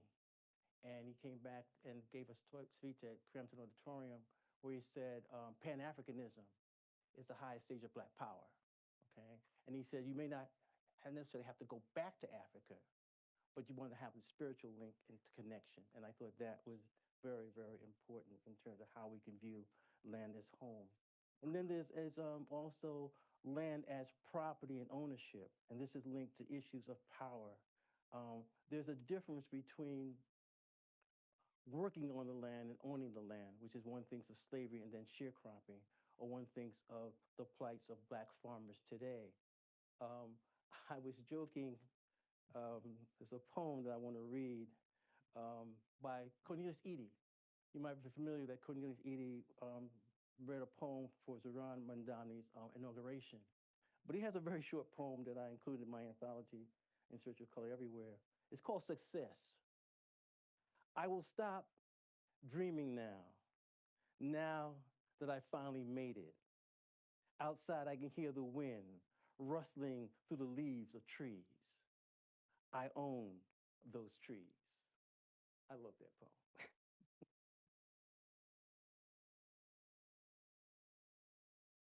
Then there's finally land as inheritance. What happens to the land from one generation to the next? This link can be back to the land as home. We see this in urban areas as younger generations move out of a city, maybe selling a home and not keeping the property within the family. I think this is also captured very well in the play, The Piano Lesson by August Wilson, okay, he did that play back in 1987. But the whole thing, okay, what are we going to do with this piano? Sometimes within many households, not just African-American households, there's a tendency where young people don't want to inherit something. You know, they don't realize the importance of something being passed down. And so then that you find that's being lost. Now, meanwhile, I end on this point. Meanwhile, it is history that demands that African Americans resolve a very important question. It's a question raised by the Middle Passage. It is a question for us to ponder and not necessarily answer. It's like a Zen koan, something that requires deep meditation. This is the question. Is it more traumatic to have land taken from you or to be taken from the land? I'll repeat that. Is it more traumatic to have land taken from you or to be taken from the land? Think of Africans who were not enslaved, but eventually colonized.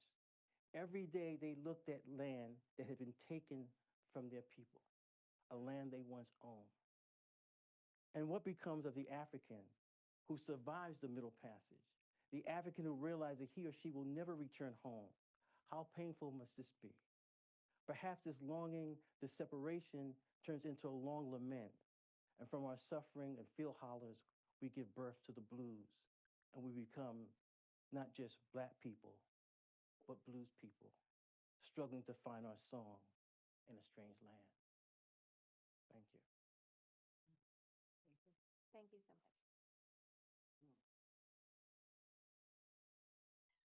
Thank you, Ethelbert. And I want to just kind of highlight some of the things that he mentioned here because I thought they were perfect for grounding some of our discussion today. So he talked about land and having a spiritual relationship with land. So you might hear themes of that moving forward. Land as home as well. You might hear that from our panelists. Land as property and land as ownership. I'll also add to that land and the stewardship of land from perhaps the indigenous populations, and land as inheritance as well. So you might hear some of these things as we move along in our discussion today. So we'll open it up with question number 1 to the panelists. And I'll remind y'all, if you can, just give an explanation, give a brief introduction of yourself before you speak so that everybody understands where you're coming from and your background here. So question 1 is about historical issues. So indigenous communities and Black communities have both lost land through policy. Now they may have different histories, but they have similar tools of dispossession. So can you share some of your specific history that shaped land loss in your communities? And what do those histories teach us about what real remedy actually needs to look like today? And I will start with you. Okay. Hidit, Hoyoishnam Darlene Franco, not the Inyana Wukchumni. My name is Darlene Franco. I am from the Wukchumni people in Central California. You may have heard us referred to as Yokuch, which is a word in our language that means people. I come from the village of Wakanine, which is a place of the blue heron. We are not a federally recognized tribe.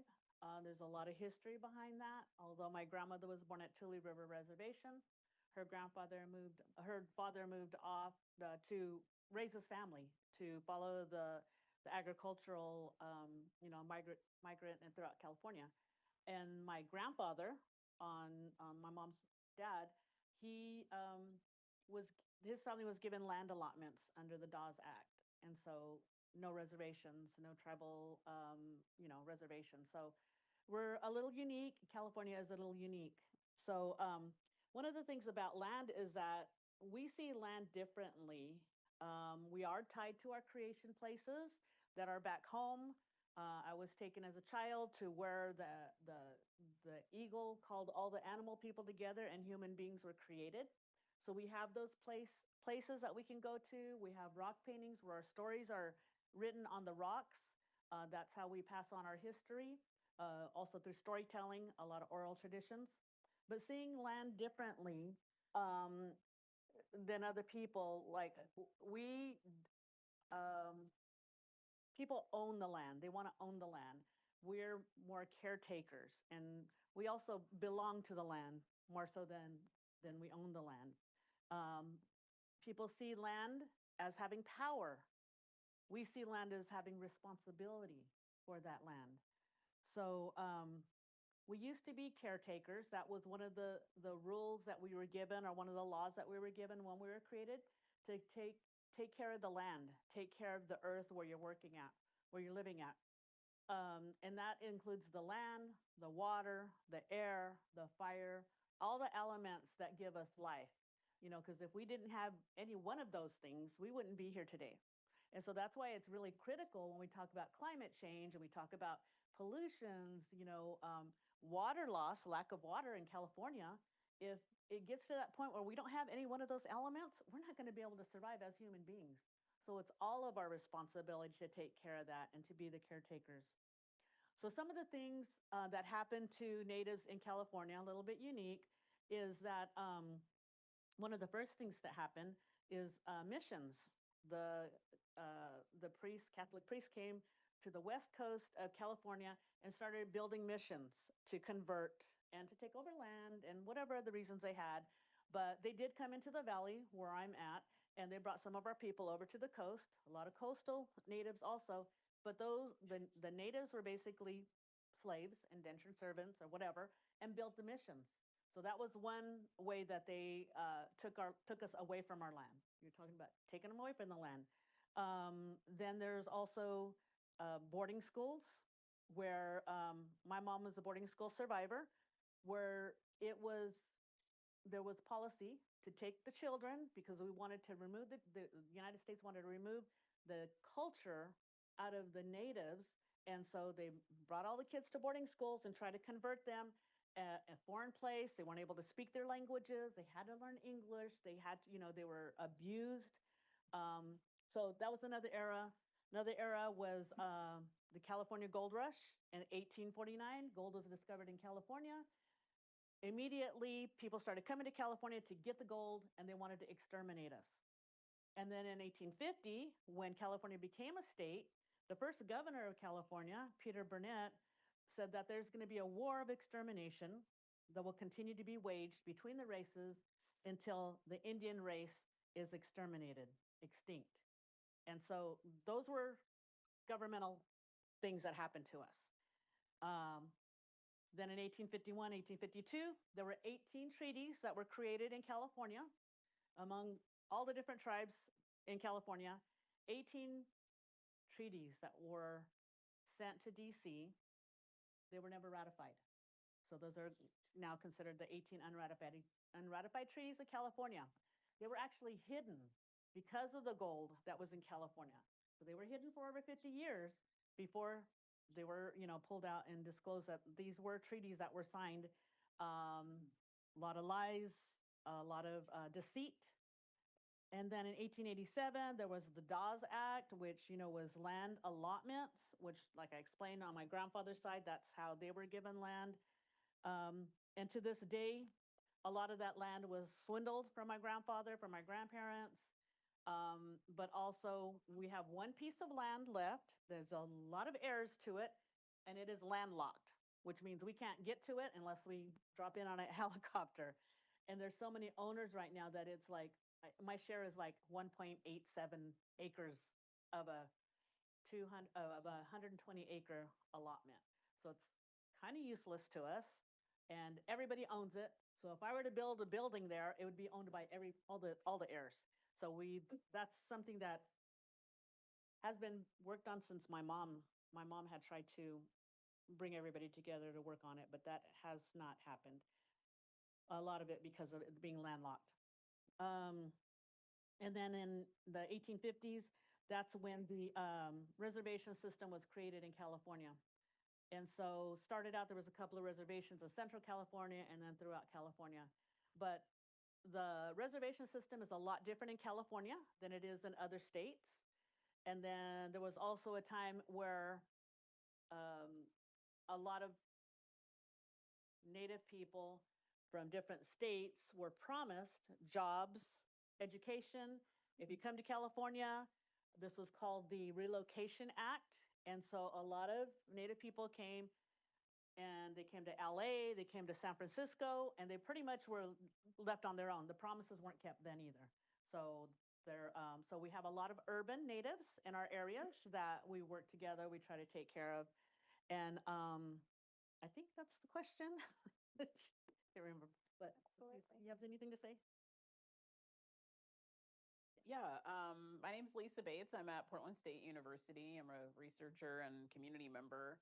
And the short video that you saw Ms. Jerlene talking, that's from a project that I worked on in Portland, Oregon. So she is describing sort of some of the story of Portland in the post-war era. Black folks came to Portland and Oregon mostly during World War II to work in the shipyards there, because prior to that time, Oregon as a state was basically a sundown state. Oregon's state constitution in 1853 prohibited Black people from living in the state. And so there really weren't any Black people living in Oregon until that economic necessity of World War II brought folks out.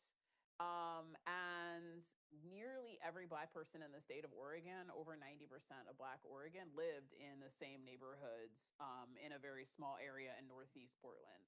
And she really is describing kind of this, the enclosure there, but then also this incredibly kind of sacred community that gets built, these very deep place attachments and strong ties. It's really, it's kind of like a small town inside of a city. everybody's cousins, everybody knows everyone. That's a blues, right? It's enclosure, but you're making something of it. It's also a place where there was like deep resistance and organizing, but it looks quite different when you're talking about a city that at its most was 6%, has been 6% Black. So kind of political power building or sort of political organizing looks quite different, but it does exist, of course, there. And the community has experienced repeated displacement from what she's describing there is multiple rounds of urban renewal in kind of the mid-century period, demolitions. And in fact, actually, we played that video on the site of the sports arena that is what was built, where she's talking about, the bulldozers are kind of coming to across the street. We put that video out there in a site-specific installation just so we could sort of sit with that and feel that in that space. And that was sort of a repeat experience for many families in Black Portland. Will have multiple generations of displacement. But then more recently, as of the year 2000, a new urban renewal district was created and spurred a massive market investment in Northeast Portland, very intense gentrification, and kind of the expulsion of many Black families. There is no longer a majority Black neighborhood in any part of Portland. The one majority Black high school in the state of Oregon is now no longer majority Black. But there has been a long project of, again, organizing and policymaking to try to address that, to try to address an idea of anti-displacement, of degentrification, and to, with mixed success, honor this sort of historical and community importance of a specific place, not just access to housing or access to opportunities, but like a real place-based sense of what it means to be Black in Portland.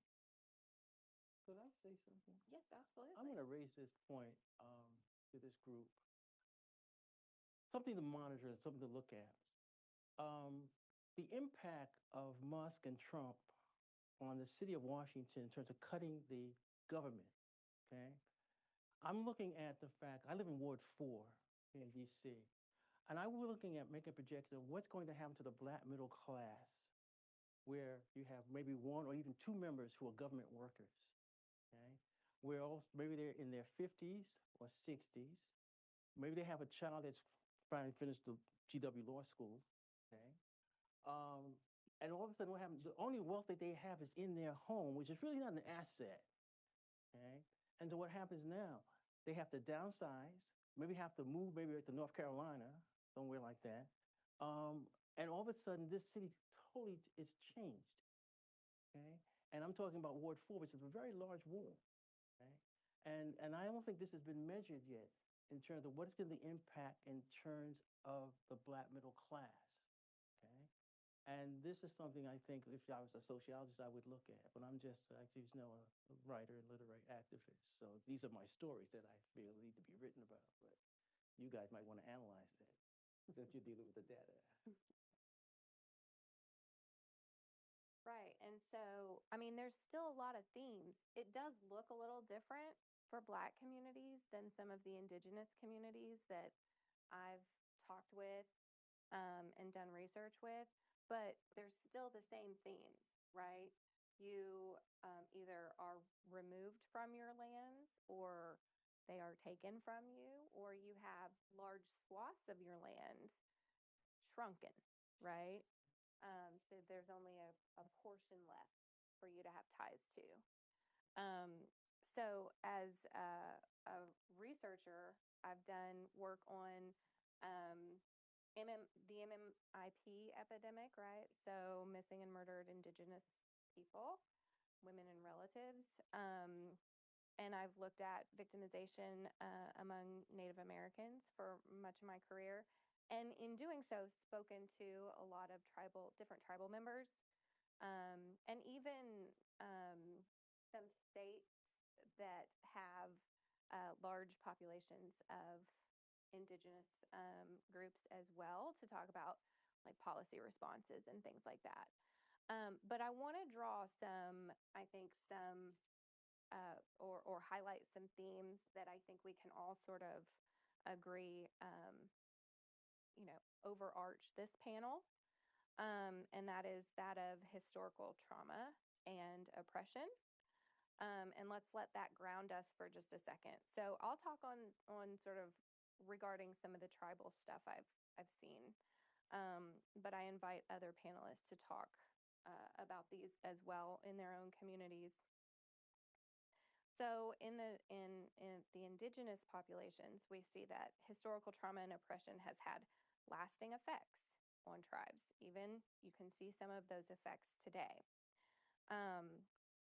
The historical traumas and types of oppressions that they have experienced include much of what has been spoken about already, but removing Native Americans from their homelands and then relocating them to new places or shrinking their lands. Boarding schools, which I argue were made to essentially assimilate young, like Cherokees, for instance, into mainstream culture. Many of them were given their white names and they couldn't use their original names. And let's talk about how removing children from families disrupts the family unit, right? But it also disrupts the whole community, especially those that are close, tight-knit, and smaller in nature. What all this did, at least from a Cherokee standpoint, is that for many, many decades, the Cherokees tried to assimilate into mainstream culture. They were discriminated against in the area close to where I grew up. And it was pretty much just seen as dirty to be associated with the Cherokee tribes. And as a result, we lost a ton of ties and linkages to our culture and language. We almost lost the language entirely. But let's talk about land loss real quick, right? And tie it to what's already been said here. Removing folks, whether it's Cherokees or whoever, from traditional homelands means that they're leaving their traditional food sources. Food is such an important grounding, right? It's such an important aspect of communities. They had to leave their livelihoods, right? So a lot of them were, at least for Cherokees, they were farmers. Some were fishermen. At least initially, all of this destabilization meant that they really were not able to sustain their livelihoods. And you see an increased dependency on the government, right? Which I think ultimately can be very distracting, right? And destabilizing too. They were asked to make new ceremonial places, right? I'm sorry, you don't live there anymore. I know this area was really important for your ceremonies and your spiritual connections, but we're going to move you over here and just try to do the same thing, right? Try to just relocate that. Or don't do it at all. Yeah. Mm-hmm. And then essentially just learn new ways of living after you've learned your own way of living for many centuries. So I wanted to re-ask the panelists if there were any other themes that you heard there that you wanted to, highlight or talk about before we move on to the second question. Yeah, I do. So, I mean, thank you for that. Like for my people, keep touching this microphone. For my people, like for my grandparents, and that was just in the 1930s.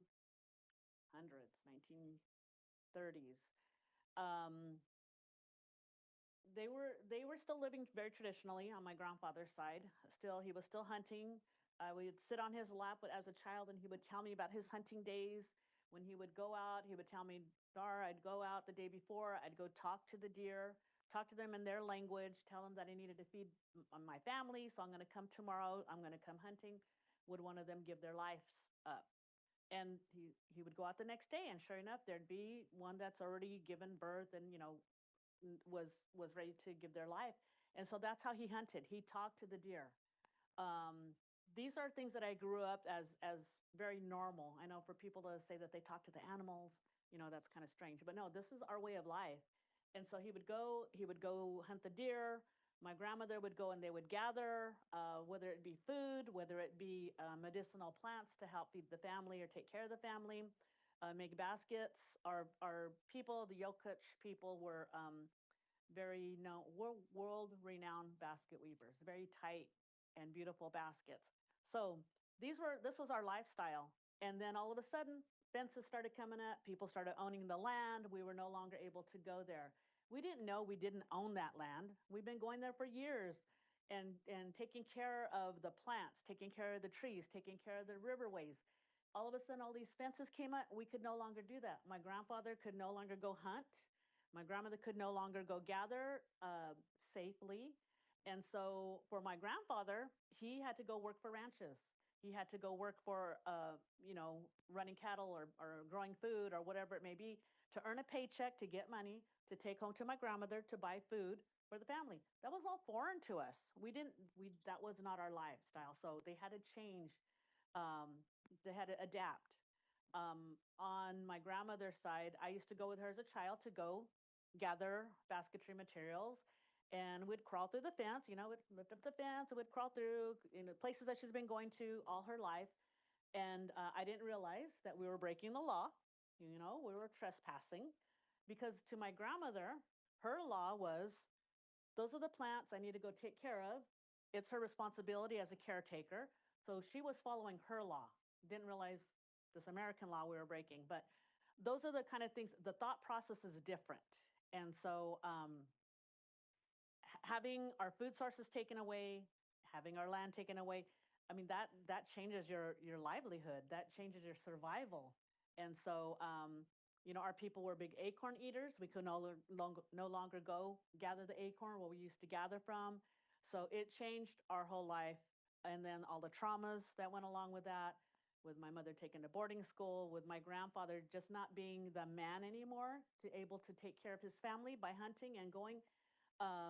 That's where alcoholism came into our family line.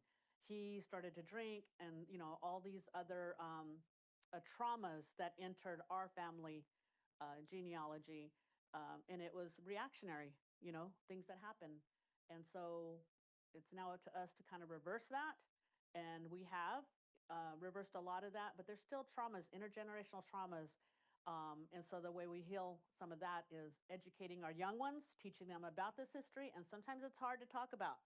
I don't like telling people that my grandfather was an alcoholic, but it's part of our healing. But I do enjoy telling about him talking to me about his hunting days, and my mom talking about her traveling through the valley and stopping different places and learning how to spearfish, learning about this plant, learning about that plant. And all of this was done in her. She grew up speaking the Wukchumni language. She didn't learn English until she was about 10 years old when she went to boarding schools. So that also was very traumatic, not being able to speak your native language, communicate the way you were taught to communicate, the way you grew up. Ceremonies being taken away from your areas. But we continued our ceremonies even if we had to have it in our own backyards, even if we had to have it at public parks, different places, because it was still important for us to carry these ceremonies along. A lot of times it was outlawed. The Indian Freedom of Religious Act didn't happen until 1978, where it was legal for us to have ceremonies again. But we didn't stop, because we still needed to continue these ways. And I'll turn it over to if you have anything to say. Or go on to the next question. I have something. We have something.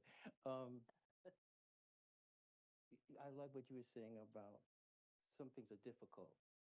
If we look at what we're witness to, and I'll bring up Jimmy Baldwin because he always talks about being a witness. And being a witness means you're not an observer. You have to be a little more compassionate about what you see.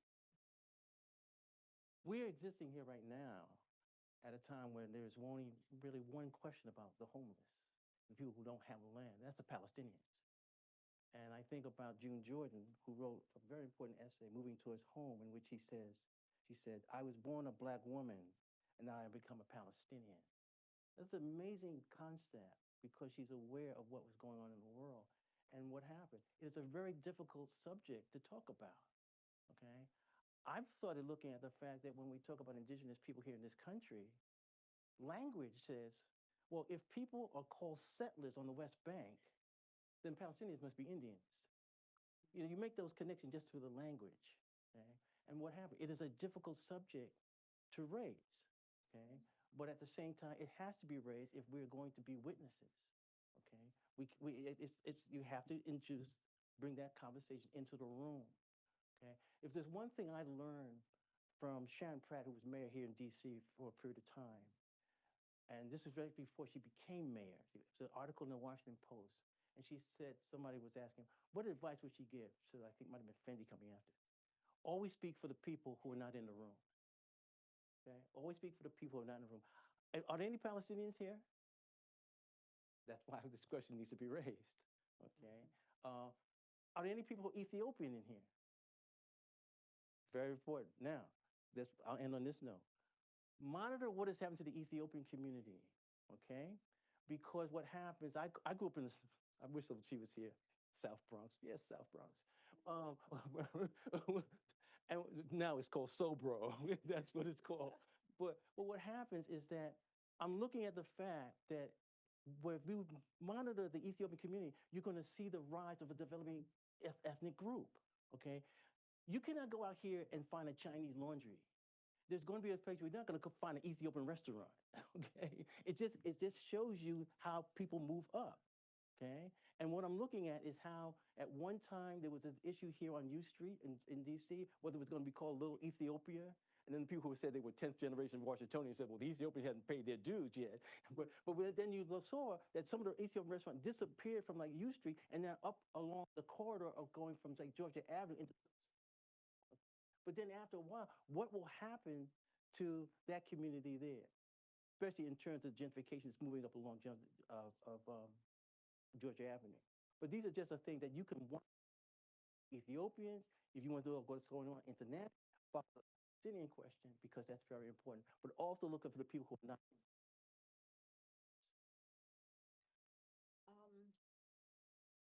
Thank you for that. And I think, you know, what's challenging and different for the African American experience of thinking about land and culture and ways is like, it's not that there's like a staticky transmission. It's not that there's something that like, if we worked harder, we could find the origin point where like land and people are connected. It's completely severed. And again, I think that's why so many people in the Black geography space do talk of blues and talk about this as like, it's very painful that the furthest back you can go is a plantation. Yes, that's a place. Do I feel connected to that? I know there's blood that's in my blood is spilled in that ground, but that's not a place of deep knowing ways of being. Like that's not where that came from, but it's where it came from. And so there's just something that's there's something that's like a little bit different there, right? And so then where do we plant ourselves in lands becomes you know, that's like a pretty intense existential question, I think, for African Americans, right? So I could say something about the policy thing because I see that we're having our minutes, right? And the question has to do with policy. So I think policy is a space where we can see, like, policy gives us some possibilities for doing something about these questions, but also like has some pretty significant limitations, like legally and structurally, but also cannot fill in all of these gaps, right? This like spiritual and existential stuff is not really going to get fixed by city council, but it's like some other things have to happen in community. So Portland has worked on a number of fronts to try to do anti-displacement and degentrification within the context of fair housing law, for example. So you can't have a policy that says, oh, Black people got displaced from this place, so we're going to make housing for Black people. That's against the law. So you have to create a situation where you link it to a non-racial action that's happened in the past. So for Portland, that's urban renewal. If you can show that you have been displaced in your family through multiple generations, you can return to Northeast Portland. But you can return to Northeast Portland as a person who lives in a regulated, subsidized housing unit. So you have to meet a certain income classification and go through a qualification process. And it's very specific housing buildings. That's not exactly recreating the community, right? That Ms. Geraldine is talking about, where everybody's there together and it's like across class and across experiences. It's not that, right? And that policy can't rebuild that community as a space of care and family and kinship. Although what we found in our research is that people still feel that way there. They feel that attachment to the place, and they do feel like this is for me. This is my place. This is my history. These are, I want my people around me. And also there are lots of Black folks who don't live in Northeast Portland who equally want to be able to make and shape place where they are, right? They've been displaced to some other part of town. And they're like, yeah, you know what? It's 15 years later. I'm not going back, but I want equally to have that kind of power, that kind of placemaking autonomy, that kind of resources and capacities to like make those places where I am right now. I'll just say, like, in terms of community knowledge, so all that comes out of community talking about what they know and have experienced, et cetera. What I think was like a critical turn for not only getting these policies to happen, but on holding the line on these programs and policies through things like the Trump administration, which has now, taken away a $500 million Department of Transportation grant that was intended to address some of the highway urban renewal repair in the city of Portland. That grant got yanked immediately because it was about racial equity. So how do you like keep and sustain and keep the pressure onto a city to fulfill these promises? I think has to do actually with the community making a very deliberate and intentional turn from only being experts in their own lived experience through reflection, sharing stories, recognizing what's happening, but also becoming experts in the thing that was really going on. People in the community became experts on Portland Development Commission, tax increment financing, the urban renewal policy process. They became experts in the decision-making of, the State Department of Transportation. Like, it wasn't enough to tell a story. And I remember a moment, I'll just say, the community invited the mayor and the director of the Portland Development Commission, which is the redevelopment authority, to go on a tour of Northeast Portland. And they were clearly expecting to hear again. I mean, you could see the crocodile tears were ready because what they were expecting was to hear again a stories of root shock, and here's our testimonies. And these are all deep and important and meaningful, and people need to hear them. But they thought that was all they were going to be dealing with. So they were ready to get the tissue, dab, and say, ooh, what can you do? That's how it works. What they were confronted with was actually a very detailed list of demands for data, policy changes, very specific next step actions. And it was a meltdown. I mean, they were pretending we don't really understand this. We need a lot more clarity. Told the people of the community, you need to put in a FOIA request. It's $30,000 to get this information. Every stonewall went up, right, to say, we're not doing this. And that was because the community turned from just saying, this is about us, to saying, no, actually, this is about you. This is about you. This is about choices you have been making. This is about the things that you have been doing, and making the link between those two things to try to insist you're going to do more, right? And that was like this pivotal time where people started to be able to get more things to happen, more resources, more shifts, more changes. It is definitely not resolved. And it has to be constantly, reinforced. But I think that was like a really a critical moment in terms of shifting the lens of research and shifting the lens and then shifting the locus of power. Thank you so much. I know we're close on time. We want to open it up for questions in just a second, but I want to give the two other panelists just a moment if you have any other final sort of thoughts or reflections on either what Lisa said or just anything to leave the audience with. I just want to say that there's a light at the end of the tunnel. I mean, I talked about a lot of traumas. I talked about a lot of things our Native people have been through, especially in my community. But, what do we do? And so the pandemic kind of opened our eyes to a lot of things, right? You couldn't get food off the shelves, the grocery stores, you couldn't get toilet paper. I mean, just things were happening, right?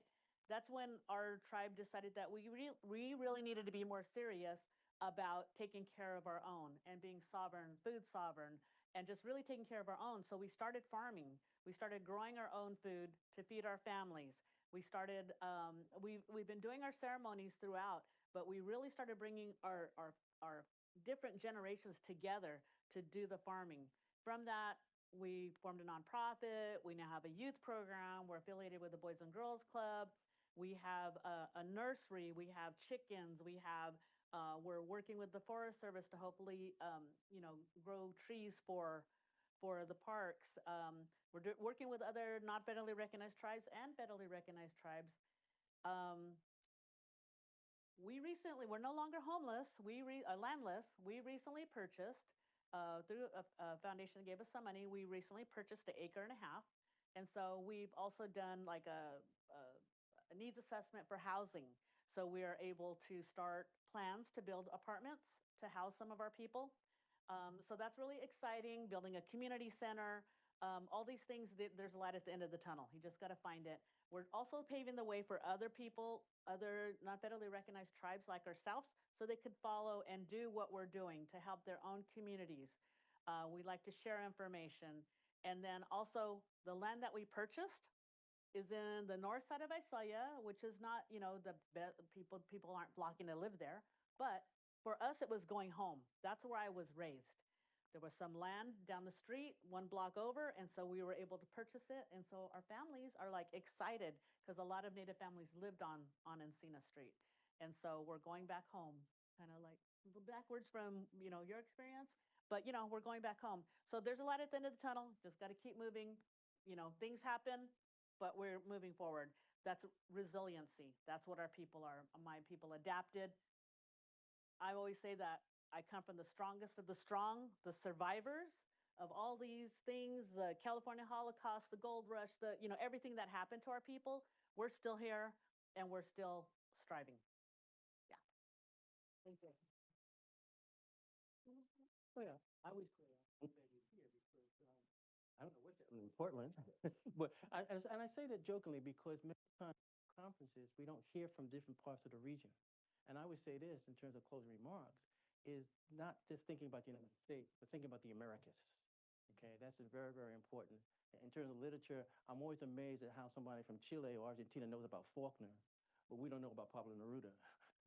So whatever you're dealing with, especially in terms of home and indigenous people, think about the entire Americas. Okay, because that's when I learned about the boarding schools, about what was going on in Canada. But what happens is that we have to look at this globally. And this is a thing in terms of sometimes conferences don't have the money to bring people in from the different regions to have that conversation. Thank you so much to the panelists for your time, your expertise. And I know we have questions. Yeah. Good afternoon. Hello, everyone. I am really excited about this conversation, and I'm glad that this is happening. I had a question specifically for the panelists from Portland.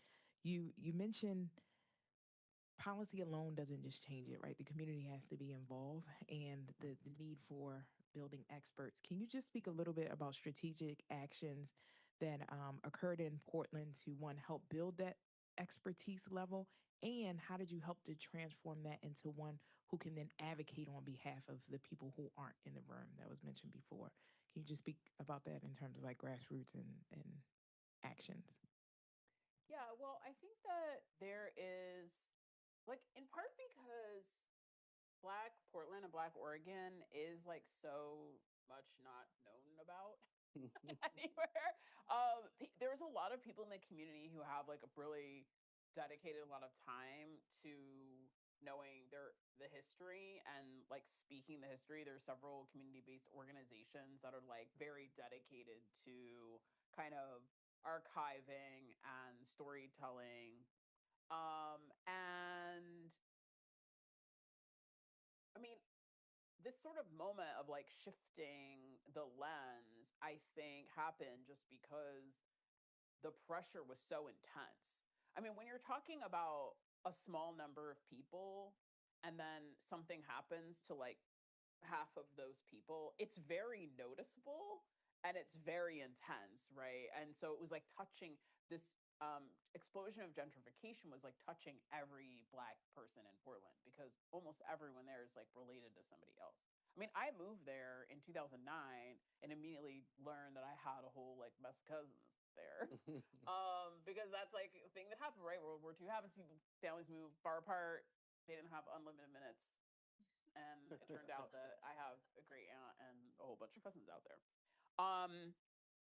So even I had just gotten there and I was like, oh, well, I also have family members who have been displaced by urban renewal. I think that, I mean, not to be overly self-regarding, but Portland State University is a very community-centered local access university.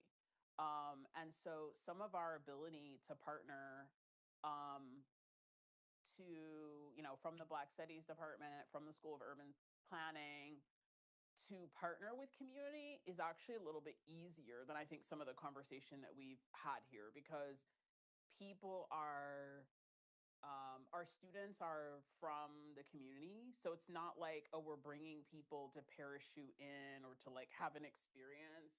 They're bringing their own things and they're bringing like the wealth of their own knowledge. Like, oh, wait a second, my grandma was in that like Portland Public Schools walkout.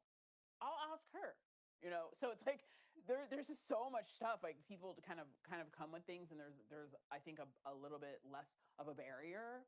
And then we're able to give a lot of resources. So one of the things that happened last year was that Portland City Council awarded, I think, 40 descendants of a city block that was demolished like totally illegally in the urban renewal program in 1973. I think there was a last demolition, and City Council has awarded the descendants of that now some $8 million and a bunch of other actually community development things beyond just their personal recompense, but like a larger set of practices. And you know, there was a massive urban planning project that helped them to do this technical work on figuring out the property value, like lost property value over multiple generations of these specific lots. Because that is a resource that's seen as available to people in the community. But I think, you know, community organizing, like the political organizing, the power building organizing is something that happens in the grassroots community. I mean, out of necessity, because how else do you get things to happen? I mean, how else do you get things to happen, right? How else do you get things to happen? And that's like a story that way predates my time. The Black community has been organizing.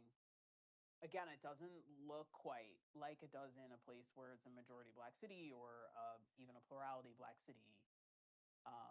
It looks like a bit, I think, I'm theorizing this in real time, that might be why it's a little bit more technical and technocratic than it is to like electoral, because Black people in Portland, up until last year, we had an at-large city council. Everyone was elected at large. Like Black people were not going to be electing a mayor or a council member.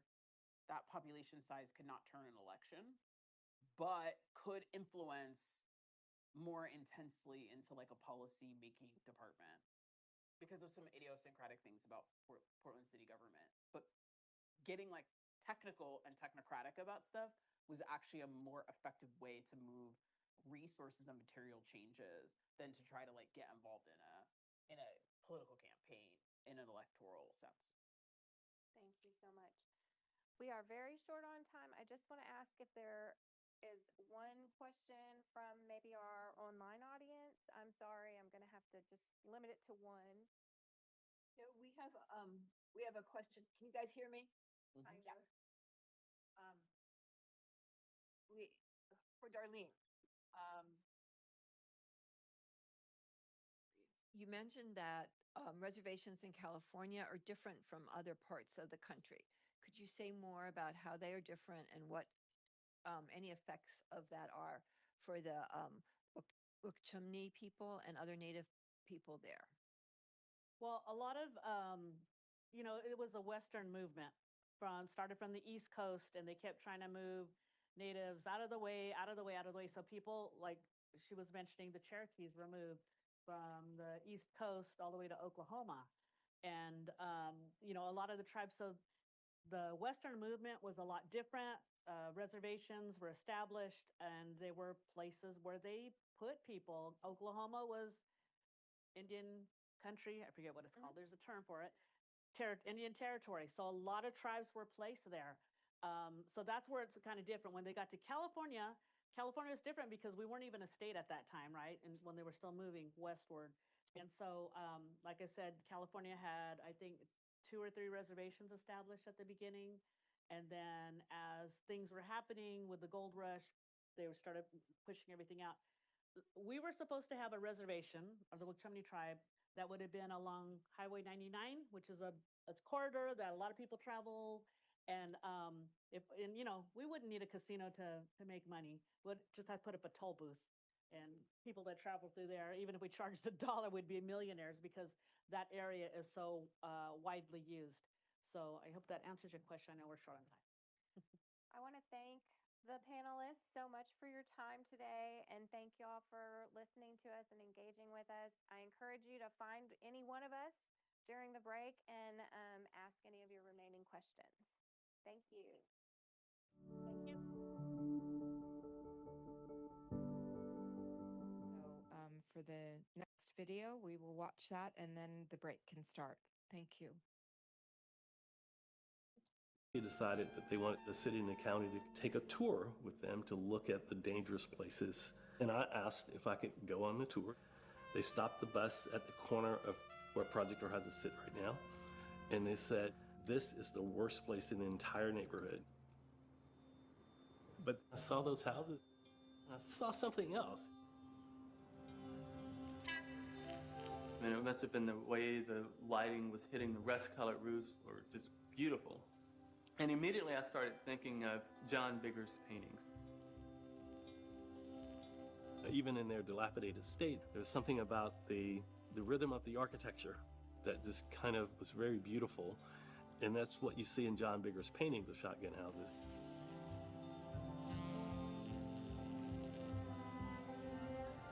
In high school, I was here pretty much every weekend and any given afternoon. Everybody was back here making things, painting and drawing and learning. All of these techniques that you wouldn't learn in an academy, a school, or a college. And it felt like a living painting. It felt like a living artwork. And everybody that was here felt like a person in it. Art is life, life is art. It's not separate. You don't go to it, you're in it.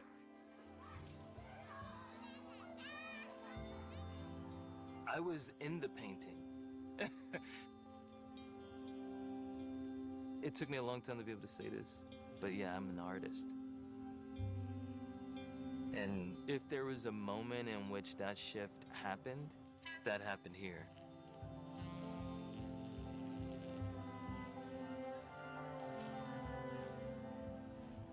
I felt special, but I know that this is something that Rick and Jesse and those guys would have done for anybody around here. Jordan! Toward the late 90s, Project Horizons was moving along and trying to figure out the relationship between arts, education, social services, housing, and seeing intuitively that there was a connection, that they're interconnected.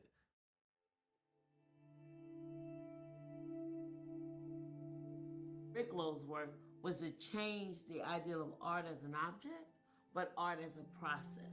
Art is an object, but it also is a process. I was one of the first of 5 young mothers that was chosen to be part of the Young Mothers Residential Program that really combines this ideal of social services and art and creativity, seeing how art can build and revitalize a neighborhood. So art created housing for young mothers. Art created a market, a laundromat. Art did that.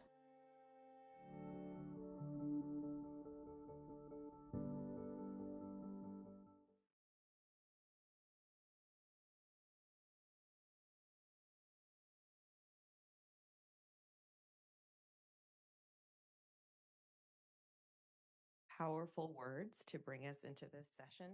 Thank you so much for that. And thank you, everyone, for keeping with us as we move into keeping it real and explore with this incredible panel community power, constraints, and the work of doing this well. My name is Laura, and our charge today is to help bring together the talks and the provocations that we've heard throughout the day today, and really create a space of honesty for talking about what makes community-driven policy work both powerful and hard. We have an incredible panel of researchers, community activists, policymakers, and funders with us today. And so thinking about those voices that haven't been in the room already or who have been, but not as people, I think is our big opportunity today. And it's my pleasure to moderate our panel. Joining us on the panel today are, next to me, Misty Flowers, who is a member of the Santee Sioux Nation and a descendant of the Tlingit of Alaska, with nearly 20 years of experience in child welfare, including over a decade leading her tribe social services department. She's a recognized leader in Indigenous advocacy. She's a longtime leader with the Nebraska Indian Child Welfare Coalition, currently serving on its board of directors, and is the co-principal investigator of the Honoring Indigenous Families Project. Next to her is Erin Saul, who is currently the executive director of Green Light Cincinnati. Erin has spent her career working in a variety of direct service and advocacy organizations. And prior to joining Green Light in 2023, Erin was at the Meyerson Center for Safe and Healthy Children at Cincinnati Children's Hospital, where she led a coalition of nearly 50 schools, healthcare, and early childhood organizations working to reduce the incidence and impact of early childhood trauma in Cincinnati and Northern Kentucky, and so much more. You're going to see a Cincinnati bias on this panel today because next to her is Bishop Ennis Tate, who is the site director for Healing Cities and the senior pastor of New Beginnings Church of the Living God in Avondale, a ministry he established in October of 2017. He is pastoring for over 20 years and is known for his passion for community, strong preaching, and leadership, which we will definitely benefit from today. Next is Rob Thomas, who is the co-founder of Outspoken Undaunted Revolutionaries of Asheville. He is a native of Asheville, North Carolina, and an experienced community leader with a knack for innovation, who centers his work around advocating for those most impacted by the inequities of the criminal justice system. With over 10 years of direct experience, Robert has now narrowed his focus to racial justice, decarceration, and activism around police accountability. Welcome, Rob. And last, but certainly not least, is Scotty Johnson, who is a Cincinnati native and a beloved public servant. Not something we hear very often. A beloved public servant. You know, you ask. Who strives to exude the impact and unity and integrity within Cincinnati. He's attained a certification in race relations from Harvard University and honorably served in the Cincinnati Police Department for 33 years. Scotty is passionate about achieving quality and impartial service for every citizen of Cincinnati. Welcome to all of our panelists. Thank you for being here today. And so,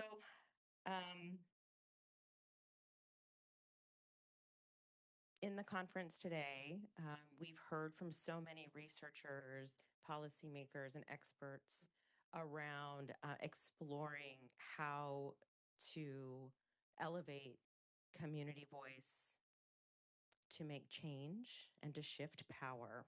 And each of you also comes with your own story and experience of advocating for change. And so I'd love to just spend the first few minutes for each of you to make your own introductions to the audience and tell us a little bit about your work and then what's bringing you to the conversation today, or what's on your heart right now after listening to the various dialogues today. And Misty, we'll start with you. All right, thank you. Can everybody hear me okay? Ampetu washte chante washte na pet yuzapi ampo mini boja demia na washichi Misty Flowers makiapie na isanti de makota. I pretty much said good day to you and shake your hand with a good heart. My name is Misty Flowers. My Dakota name is Ampo Mini Boja. I come from the Santee Sioux Nation of Nebraska. And just want to mention that I'm very, very comfortable in this city. But I'm here. I'm happy to be here and share what experience I can. And I also want to make mention that, because I'm an employee of the National Indian Child Welfare Association at this time, but I'm not here representing them. Want to make sure I put that little plug in there in case I, get a little bit crazy. But I'm here because we did the research project that we had was called Honoring Indigenous Families. It was, and our co-PI is Dr. Claudette Grinnell Davis, and she's out of the University of Oklahoma. Unfortunately, she wasn't able to be here, but was co-PI for that. And I also want to make mention that I am not a researcher. That was not a title that I had ever wanted to hold, but just kind of fell into it. And really, the project that we had was looking at how well the Indian Child Welfare Act works when it's implemented. And we were looking at like pre-2015, post-2015, because in the state of Nebraska, we had the Nebraska Indian Child Welfare Act was passed with revisions in 2015. So that's really what we were looking at. It included qualitative and quantitative research. I can speak more to the qualitative side. I was involved with the focus groups that we did, and also working with the community advisory board that we had. But yeah, that's really what brings me here today. Thank you. Hi, everyone. I'm Erin Saul, and I am the Executive Director at Greenlight Fund Cincinnati and have been since 2023. And two things to know about me.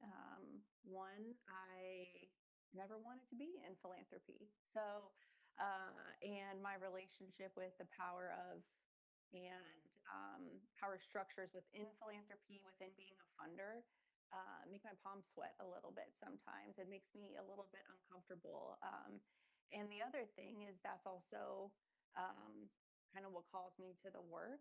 I have a background in philanthropy, although I don't know that I would have ever said that because quite frankly, before this role, I always thought philanthropy had more to do with your tax bracket than it did with your service to your community. And that's a big value for me, just personally growing up, was really connected to community. And just in watching these videos, like what's on my heart is just one of the early videos about what's missing from this, in a lot of places in Cincinnati, this like mutual care and understanding and like deep connection just between neighbors who are right next to each other. And that's such a big part of my, development as a child growing up in a small neighborhood called Roselawn in Cincinnati.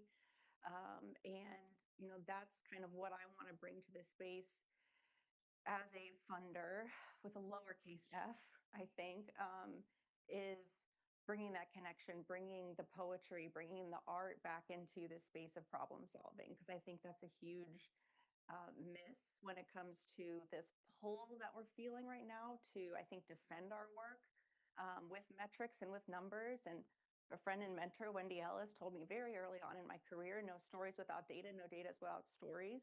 And I think I would add to that, no stories without poetry is kind of my thing that I've been thinking about lately. So, and as far as Greenlight Fund, what we do, I'll frame that with kind of a question for you all.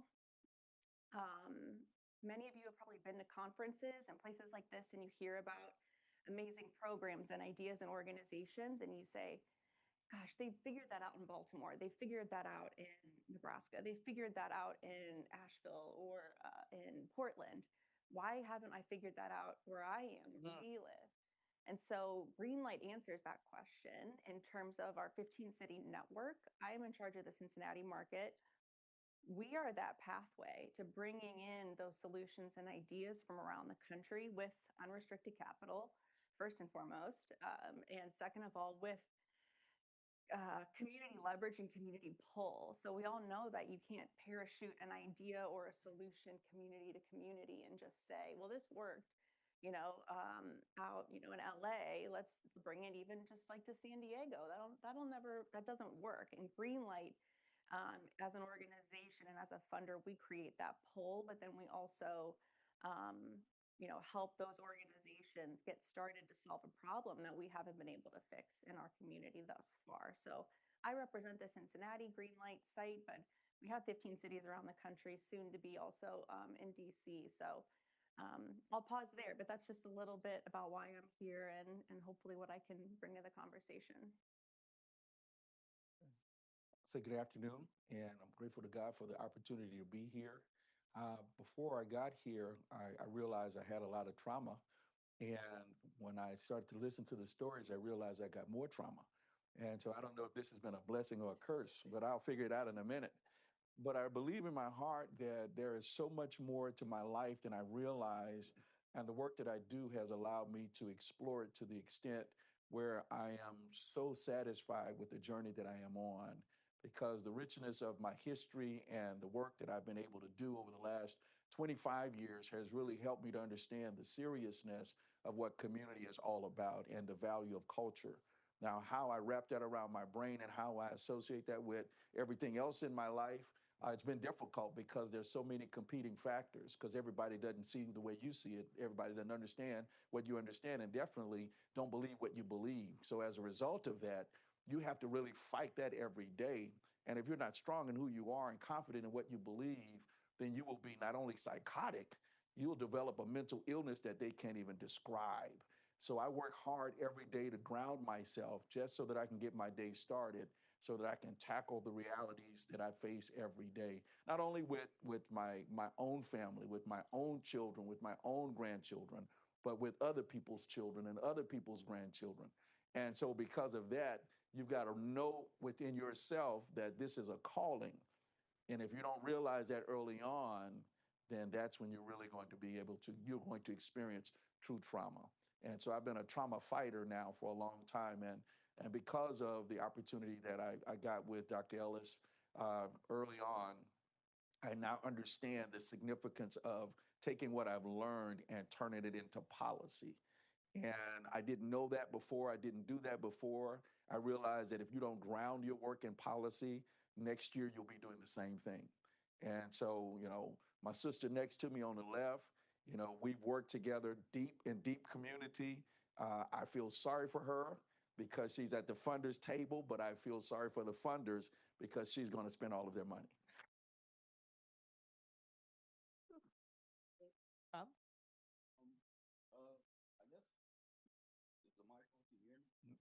Did you turn it on? Flip your switch.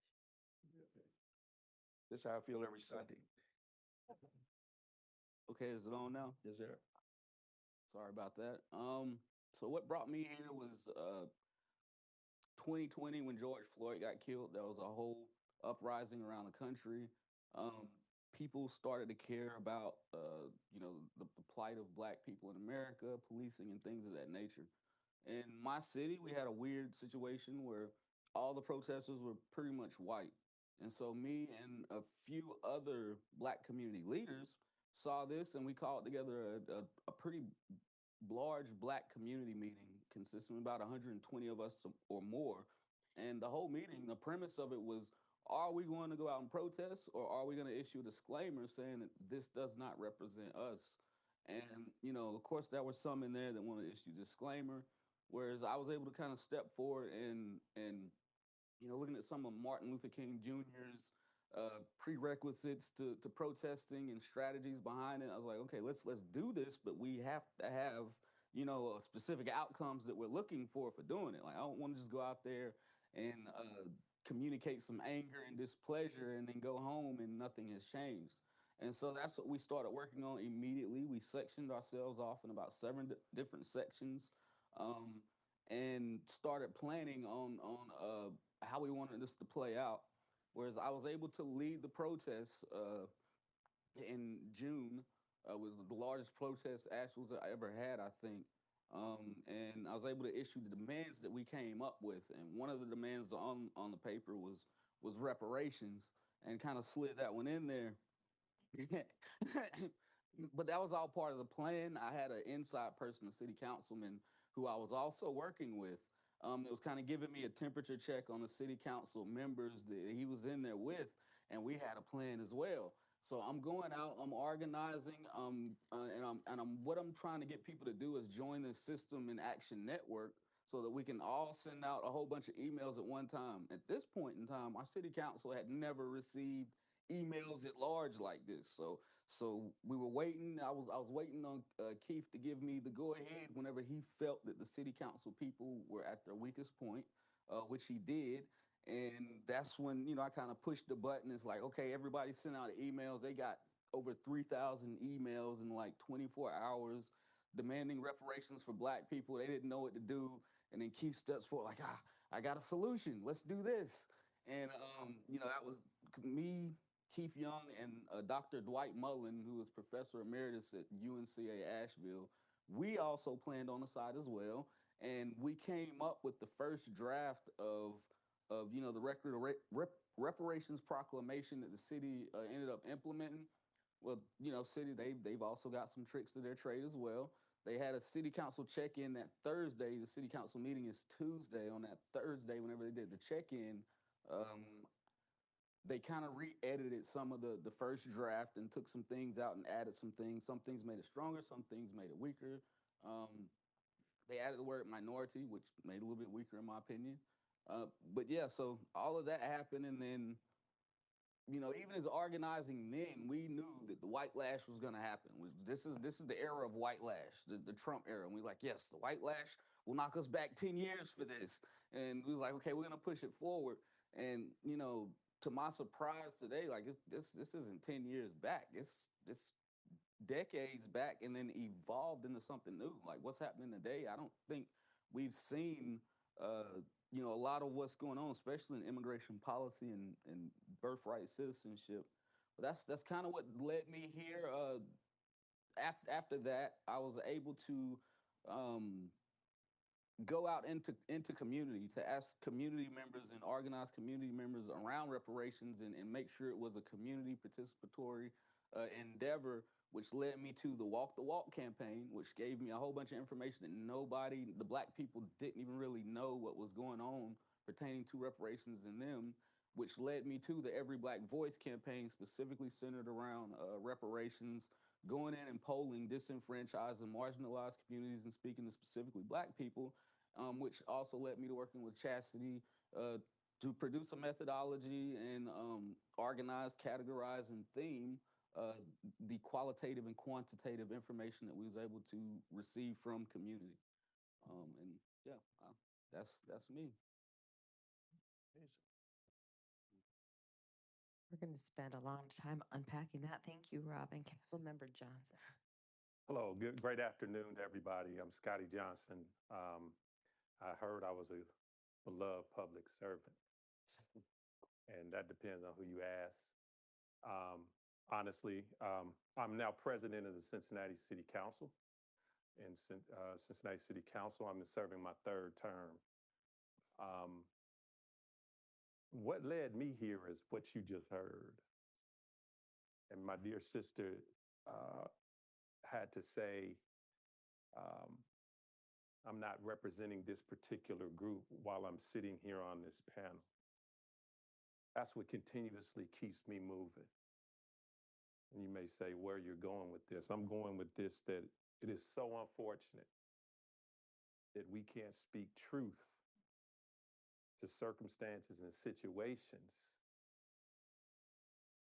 depending on where we work, who we represent, and what space we're speaking in.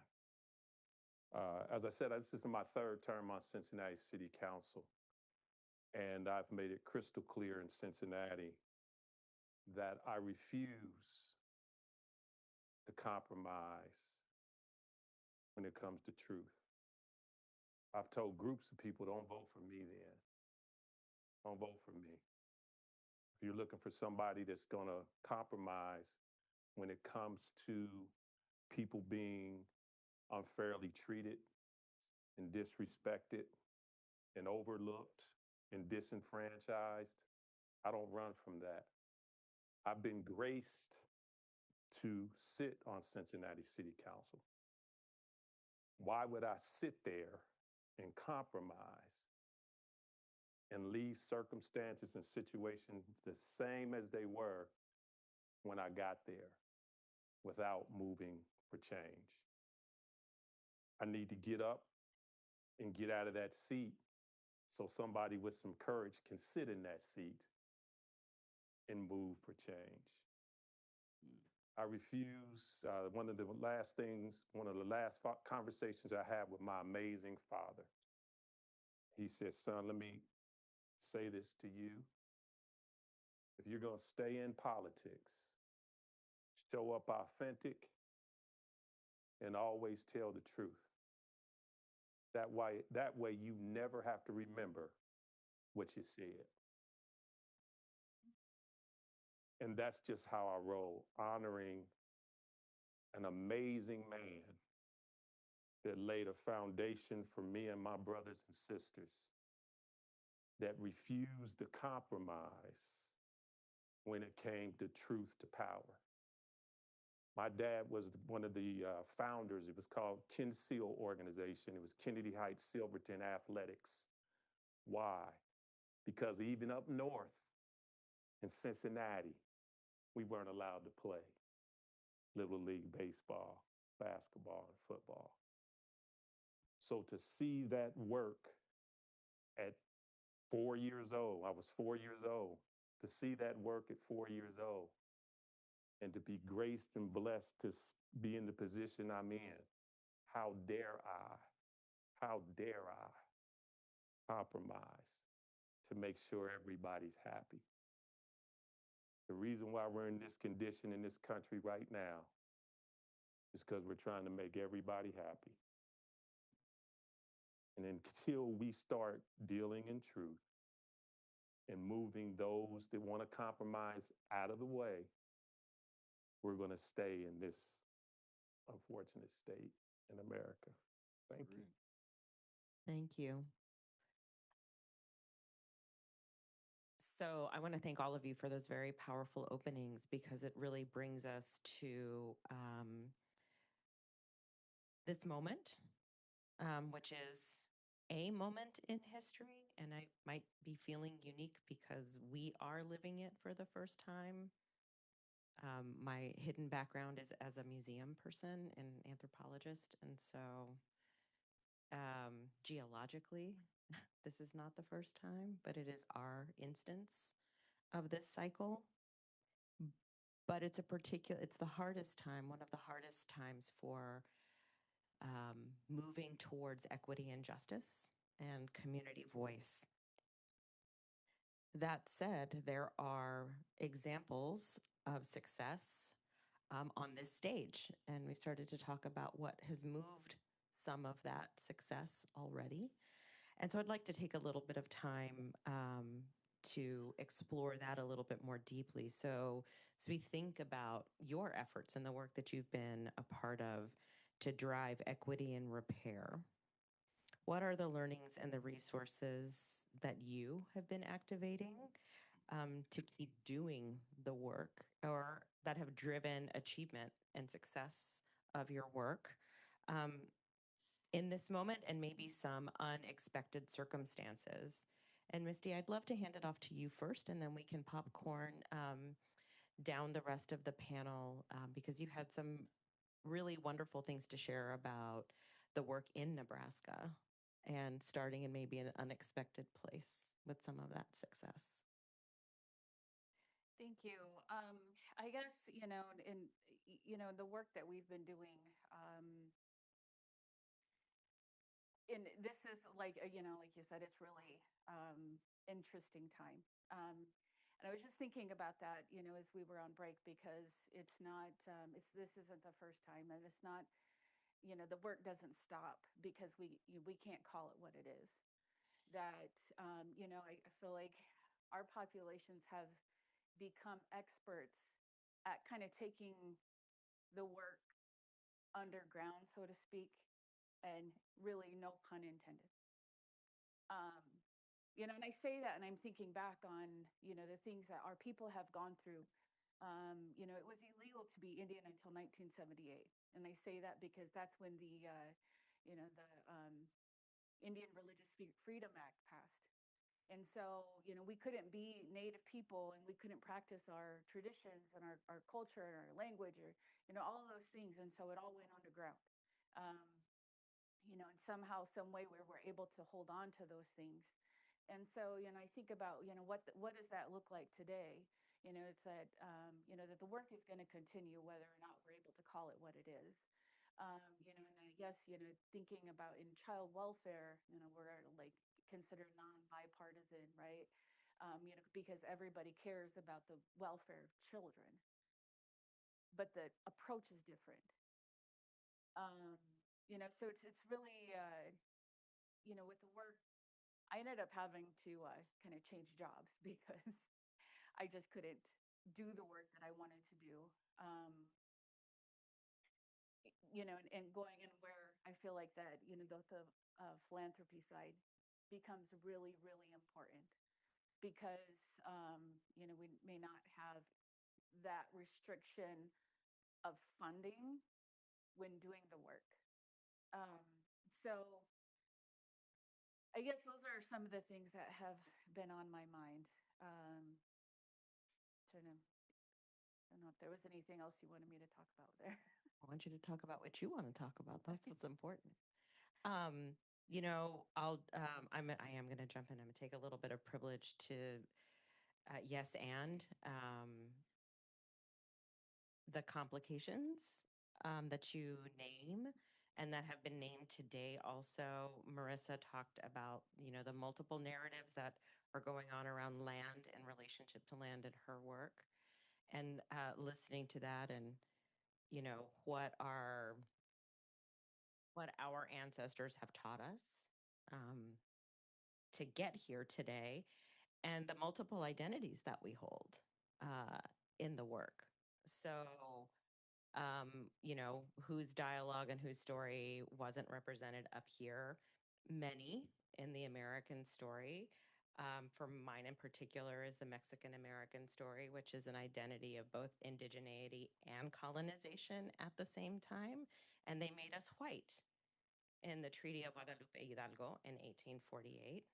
And we didn't get to exist with 14th Amendment protections until 1951. And those lands were also stolen. So there is a pattern. It is not a singular people's history or experience in this country. And so it can, when we don't recognize that, it can lead us to missing allies because we don't necessarily look and even know who has shared those generational experiences, and we make a lot of assumptions. And so, Bishop, this was something that we talked about also around allies and what keeps us moving in this time, and maybe where we find unexpected solidarity and what that's like.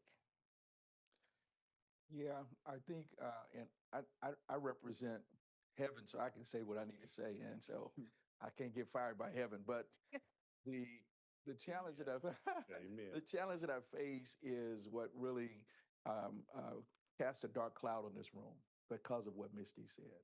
I for years and years and years I've always tried to connect with my culture, but being here today, I forgot, literally forgot that my great grandmother is Indian. She's a Biloxi Indian from Mississippi. And so my grandmother was Indian.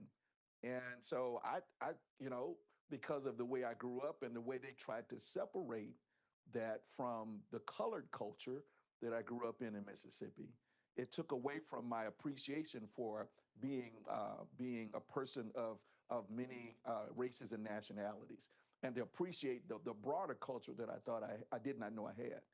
But the work that I do, it's all about robbing people. We rob children of their futures. We rob parents of their responsibilities. We rob people every day. And for people like me and what I've heard Missy talk about, and before Erin had to move because she needed to move to the other side, it was important that she sits there. But our work with children in early childhood, man, I didn't realize that if you don't start working with a child at an early age for learning, how difficult learning is going to be for them. And we have a school system that in Cincinnati has pushed young people through that school system, where we got kids that say they've graduated and don't even know how to write their names and don't even know how to do multiplication, but they've graduated. So what did they graduate from? And how were they told that what they have is going to be valuable for them when they don't even have an understanding of what it means? And so I think we have a bigger problem than what we're willing to admit to. And I think the softness of it is what make people feel easy in the room. Because I don't want to be told that somebody in my family may have contributed to that, or somebody in my city is more of a low down person than a leader. And until we start to be able to call those things out, we're going to continue to perpetuate this bias and this bigotry that exists in not just one system, but across all systems and all sectors. And we're seeing it play out every day, but especially for our children. And our children right now, the only fighting chance they got are individuals who are willing to be courageous. And that number is slowly fading. It's decreasing because people are giving up in the fight because they don't see a future in it. And just to piggyback off what has already been said, it's so amazing. And I have an acronym. It's called PIMP: power, influence, money, and position. That is why people compromise: power, influence, money, and position. And as Bishop Tate was just saying, when you talk about courageous people aren't looking to see who's behind them. You got to check the rearview mirror every once in a while. You got to check it to see where you came from. But that's why the windshield is 3 times bigger, because we need to be seeing where we're going. So it's allies are very important. Got to have allies to do this work. But I only want allies that are sustainable, that are going to see it through. Not when it's campaign season, not when the room is full with donors. I want to see it through when it's time to go to work. 2 quick analogies. In 2001 in Cincinnati, We had, as a Cincinnati police officer, I was president of the Black Police Association, the Sentinel Police Association. We had 16 unarmed Black men killed by the Cincinnati police. 16. Timothy Thomas was the straw that broke the camel's back, so to speak. And they called it 3 days of rioting. It was 3 days of civil unrest. The riots was in 68, 67, 68. Those were riots. I was coming out of the back of District 1 the next morning after the evening of Timothy Thomas was killed, and we're talking about children. There was a gentleman, he had his two sons with him. They were 4 years old. And he broke down in the back of District 1 and said, Scotty, what do I tell my sons about this city that I grew up in? That was the 16th Black man killed by the police. That was on a Saturday morning. Tuesday, I held a press conference. And I apologized to the Black community in Cincinnati for how the police were treating them. Death threats. Certain parts of Cincinnati wanted me fired from the Cincinnati Police Department. Certain parts of Cincinnati wanted me suspended. Certain parts of Cincinnati wanted me dead, to be quite honest. How dare you, as part of that system, speak truth to power as to what was taking place in the city. But I couldn't sleep. I was part of the problem. I was wearing a gun and a badge at that time. So you have to have people that are willing to get outside of the comfort zone if change is going to come. And as a result of that, not my press conference, but it initiated something. It's called the Collaborative Agreement in Cincinnati right now, where citizens and police have say-so over policies and procedures in the city of Cincinnati now. That's speaking truth to power. That's being courageous.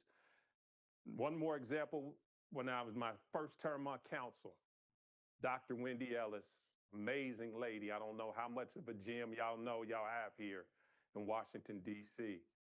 We talked about what happened in 1947 in Cincinnati, where City Hall was part of the game plan to destroy over 300 Black businesses in Cincinnati.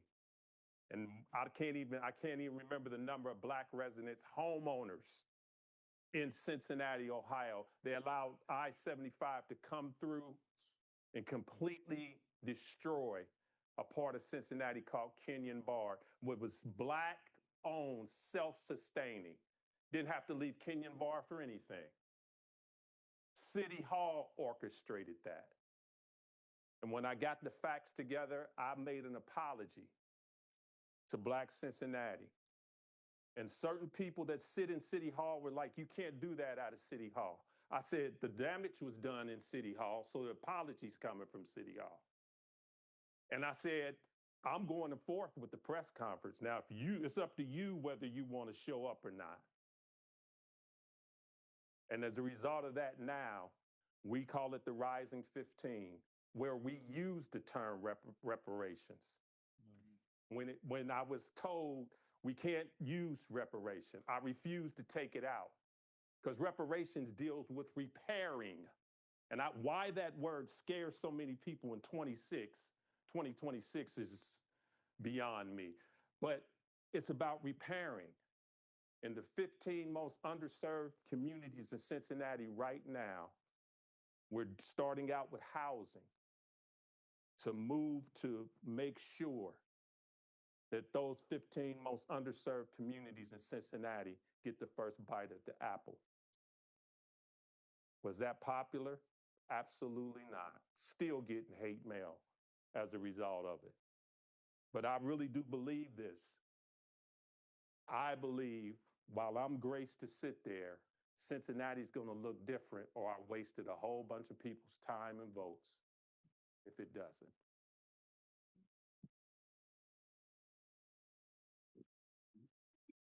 Now, the challenge with that Yes.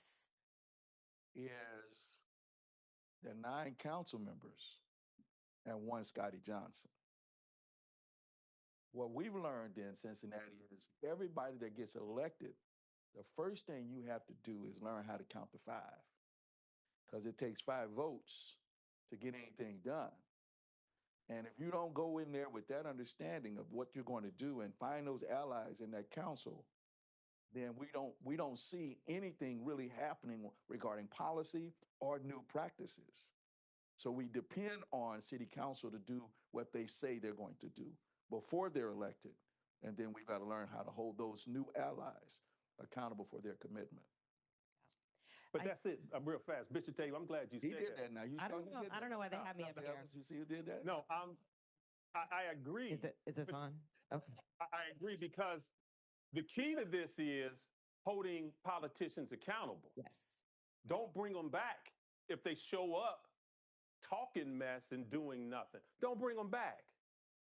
We got to have the courage. But the power is in the people. You have to have the courage to say, Scotty Johnson, it's time for you to go, because you never did what you said you were going to do. And that's not happening. Yeah, so this is great, because earlier we're talking about the power of narrative and how community voices can be evidence and expertise to make change.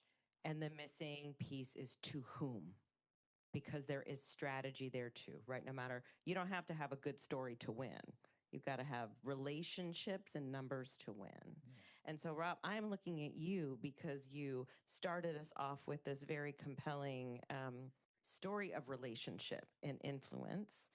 And I'd love to invite you to tell us a little bit more about getting there in that agenda for reparations. And, I know that there's a story about now too.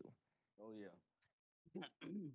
So getting there, I mean, all of our strategies centered around creating political will and political capital.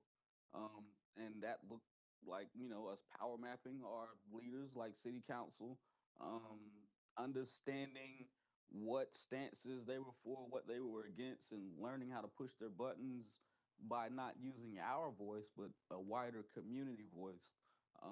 And like you said, holding electeds accountable, like that's a task. We also created, which is still running, the Government Accountability Project, whereas we analyzed every city council and county commission agenda before the meeting.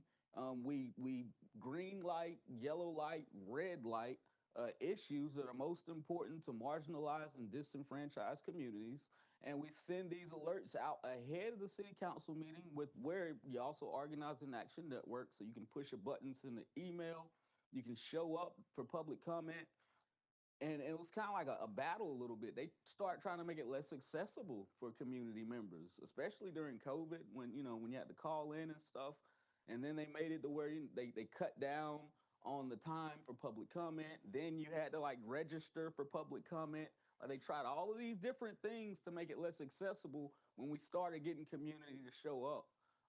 Because a lot of these things that were happening, community had no idea what's going on. They just know bulldozers are coming in and their communities rezoned, and now they have 1,000 more cars parked in, a 5-mile radius. But they don't understand the laws and regulations, the planning and zoning committee that got them there, which I had to learn these things. Coming in, whenever I organized that protest, I didn't fully understand the structure that I was dealing with and the bureaucracy. Bureaucracy is the biggest thing used, to me, when you're involving community and government to any kind of progress moving forward. They want to speed up decisions that benefit them, and they want to slow down decisions that benefit the community. And, realizing and understanding that is just a constant battle against that. Usually electeds don't like to look bad. They want to look like they're on the right side of doing things. Asheville is, it's kind of like this blue oasis in a sea of red. North Carolina being the sea of red, Republican state. Our state representatives don't really like Asheville. We're receiving threats, especially from Chuck Edwards. He's like, oh yeah, if Asheville defunds the police, I'm going to defund Asheville. And this is like our senator. And like, okay, Mr. Senator, please, could you explain to me how you're going to do that? I think you're just talking. So we ended up defunding them. And then, after you've been at war with the machine, like, you have a lot of people have they have resentment and things against you that they might not publicly speak about. So the second part of building the trust and coming together and working with them was something that we were just getting into before, this new current administration, where now Asheville's received letters from federal administration like, hey, we watching you. And if you do anything that is discriminatory positively or negatively one way or another, we're coming after you.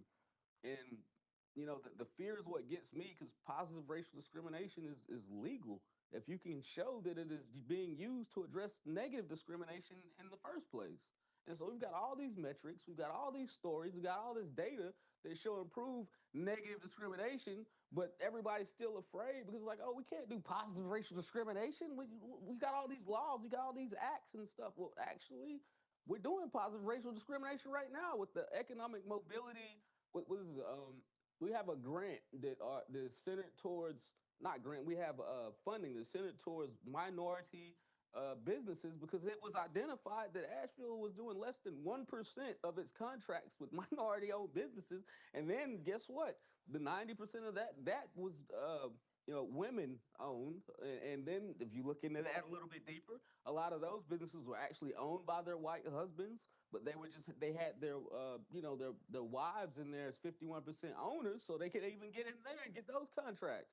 And so when you dig into it and you identify the negative racial discrimination, you can use positive racial discrimination to address it. But again, electeds, oh no, they're gonna file a lawsuit. They're like, okay, let them file it, fight it. But nobody wants to do that. And that's kind of where we're at right now. Everything is just under wraps and hiding until a new administration comes. And it's not just about presidency. We've got whole Congress that's been rearranged. But yeah, it's a headache. It's a headache. I'm watching Misty write some notes, and so I'm going to give you some space, and then Erin, I'd love to hear from you too. I definitely resonated with what you said about being, the sea of blue in a very, very red state, in a very, very red area. And, and I was thinking about how, this work that we did, it started, with that revision of the Nebraska Indian Child Welfare Act statutes. And it was really about ensuring that we're making sure that Native children and families are protected, and that we're improving outcomes for our Native children. And right now, in terms of child welfare, and I don't know how many of you are, in this audience are, have, know and experience or have that experience in child welfare. But we're trying to undo many, many generations of harm that has been done in child welfare. And we're trying to change that narrative in child welfare, because the child welfare system was used to harm our children and families. There was the Indian Adoption Project, the 60s scoop in Canada. There's in other countries, there's similar type policies. And so we're trying to undo the harm that has been done. And so in 2015, we got Nebraska Indian Child Welfare Act statutes changed. And then just recently, in 2026, just a couple of weeks ago, we got tribal customary adoption passed and recognized in the state of Nebraska. And I'm going to say, if we can do this in a very, very red state, it can be done anywhere. You can hear my voice shake, because it's not easy, but it can be done. So that's, I guess, what's been on my mind. Erin, what? I'm thinking about a lot of things, and just, I was just at the Ascend Fellowship Forum at the Aspen Institute. Any other Ascend Fellows out there? Or just went? Okay, well, if you ever get nominated, definitely say yes. And this week we were talking about narratives and where we stand and how we use power in our different roles. And we read a piece by Victoria Stafford. She's a Universalist Unitarian minister and talks about, are we standing at the gates of hope? Are we standing at the gates of optimism or pragmatism? And I've been thinking a lot about just the reality in philanthropy and being a funder, the reality of the power systems as they are today and how we navigate that and negotiate that. And I would add a third person to the mix when we talk about allies as messengers, because the reality is the powers of structure, or the structures of power that we are working within or against, or we are holding ourselves, require a variety of messengers. And something that just struck me in listening to the stories is that two things can be true at once. I'll never forget, in the fall of 24, that was my first investment I made as the executive director of Greenlight Cincinnati. And the program that we chose to bring into Cincinnati, that we invited in and we were going to invest in, was called Fathers Uplift, a program out of Boston, Massachusetts, founded by a man named Dr. Charles Daniels, really incredible family. And it's a mental health program for fathers, primarily Black and brown fathers, but also they have a really cool fellowship that addresses the lack of clinical social work, Black, kids in clinical, sorry, not kids, but Black students in clinical social work, especially in Cincinnati. We already had a clinician shortage, but less than 4% of clinicians were people of color. So that's probably not surprising to anybody in this room. But anyway, so we're getting ready to invest in this organization in that fall. And what struck me just now is that the whole community was behind Fathers Uplift. And I'm talking about left, right, center. You're talking about the Seeds of Power, the Cincinnati Regional Business Committee. A lot of my investors, which are venture capital, private equity folks, were so excited about Fathers Uplift. And they knew exactly what Fathers Uplift was, who runs it, what their ethos were, what their values were. And you would think in that moment that, based on what was happening politically, that this would have been something risky, but everybody was behind it. And I didn't hide it. I didn't say, oh, well, this, they serve everybody. I mean, we were really honest about what Fathers Uplift did and who they served and what their values were. And so it's just, it's a point for me in terms of doing the work of having the right messengers and trying to find common ground and common agenda, and telling the story in the right way that speaks to people, really can help us do amazing things in really, really horrific times. And those two things can be true. And I think that's what I focus on, and what keeps me going. A Greenlight Fund is, gosh, if we can do that, and we're still funding them, and they're doing great in Cincinnati. I mean, they wanted to serve 50 dads in their first year. First 3 months they opened their doors, it was 153 dads. We're just knocking on the window down on Ray Street saying, I see you. First of all, what are you doing here? But second of all, how can I get involved? How can I get my kids involved? And so, I don't mean to be I'm not a sunshine and rainbows person who's everything's going to be okay. But those are the kinds of things that gosh, if we can do that in the fall of 24 and keep that going, we can keep doing the work.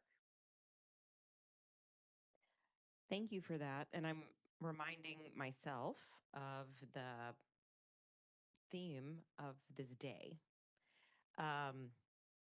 around the importance of those community partnerships, maybe even relationships, to drive systems change. So not just policy change, but practice change, systemic change.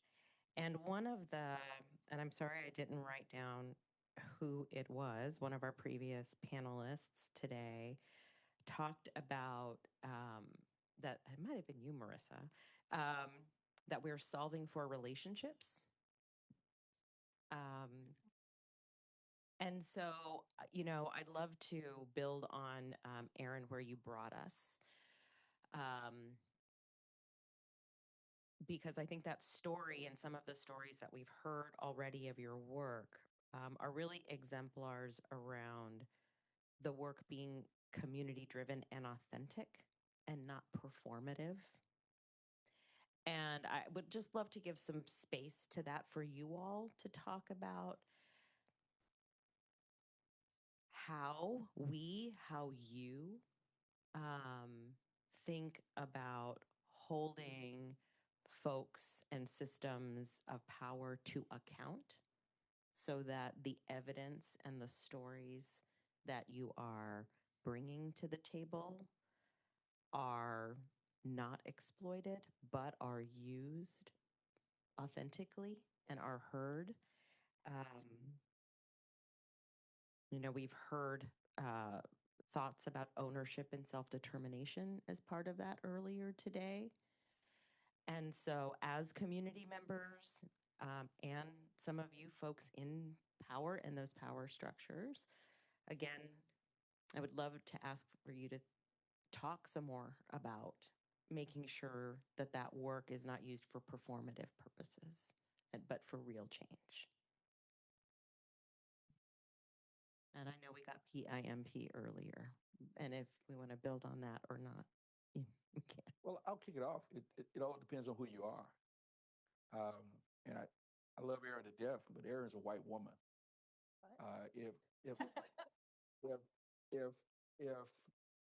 If she were of a different race, and again, this is not Erin's issue. Erin is genuine. Erin is gold. But if she were a different race and from a different nationality and a different background, with her determination to bring an organization to Cincinnati that uplifts African American people, they trusted Erin before they trust the program. No matter how well the program was performing, how well it was doing in other cities, because Erin brought it in, the program was validated, and that's why Erin is important, because that's the reality that we face in cities like Cincinnati. I think for me, Loudon, I'm going to stop going first because I don't think it's fair, but I'm gonna go first. The challenge that we face right now is the results are real. The data is there, and the data does two things for me. It exposes and it explains. It exposes the realities and it explains what needs to be done. Unless you understand how to be strategic, to Rob's point of view, and have allies in different levels and different sectors, it's going to be hard to accomplish some things. And the blood, sweat, and tears is going to be that much more intense because like Rob and like Missy, Cincinnati is a blue city in a red state. And in fact, it's the 3 C's. It's Cincinnati, Columbus, and Cleveland. And those are the 3 C's that represent most of the blue in the entire state of Ohio. And those 3 cities are targeted because they represent, the 3 C's represent the majority of blue voters. So the politics is thick in Cincinnati, and business community runs Cincinnati. And if they don't want you to have it, if they don't believe it's valuable to them or it's going to bring something that they can celebrate and put on their shelves, it gets delayed. And I'll share this story. I worked with the... Are you almost done going first? I'm done. I'm not going to be the preacher for the day. I'm just going to be honest. I worked with the Poverty Collaborative, which was an initiative that kicked off in Cincinnati a few years ago. And the goal of the Poverty Collaborative, based on the data that Cincinnati's youth were living in poverty, and it was twice the national average. So we started a Poverty Collaborative, and we brought all the CEOs and all of the business leaders and all of these great minds together for several months to talk about how we were going to launch the Poverty Collaborative. And one meeting got disrupted with one question: how do you get kids out of poverty without helping their parents? There was no discussion about helping the parents. All of our focus was on the children, as if the children were going to bypass the parents, get out of poverty, and become these great residents.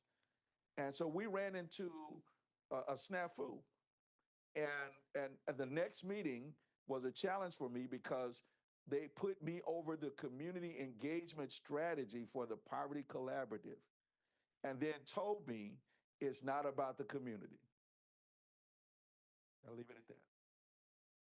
Whoever else. I'll go next. The biggest thing I think is one, relationships on both sides. The entity that you're demanding power or redistribution or new policies from, and communication with the people who are most impacted, who are you supposedly representing, and after that, that communication should come metrics of accountability, metrics of accountability for yourself. How do I know if I succeeded? How do I know if I failed? You create that with community, and metrics of accountability for the entity that you are going up against. Are they implementing this? What's happening? What's changing?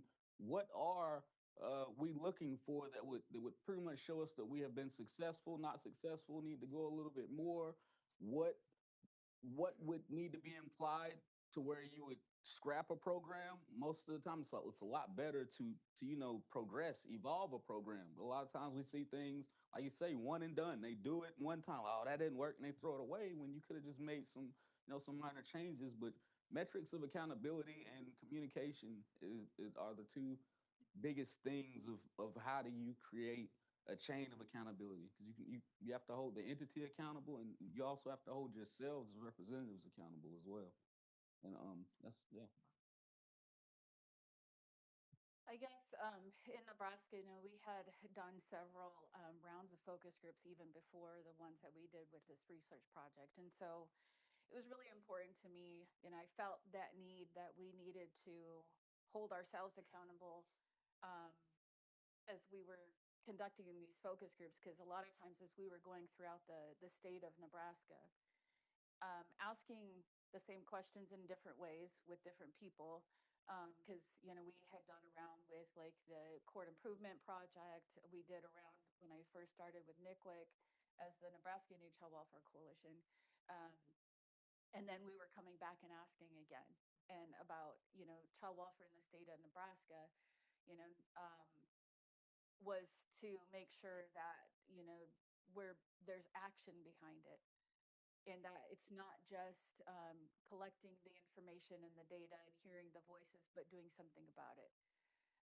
I felt like that was, I felt the pressure, because these are our Native people that were, across the state, that, we were asking them to tell their, very difficult, horrific stories. What were we going to do about that? And I still feel that pressure as like I'm sitting here today,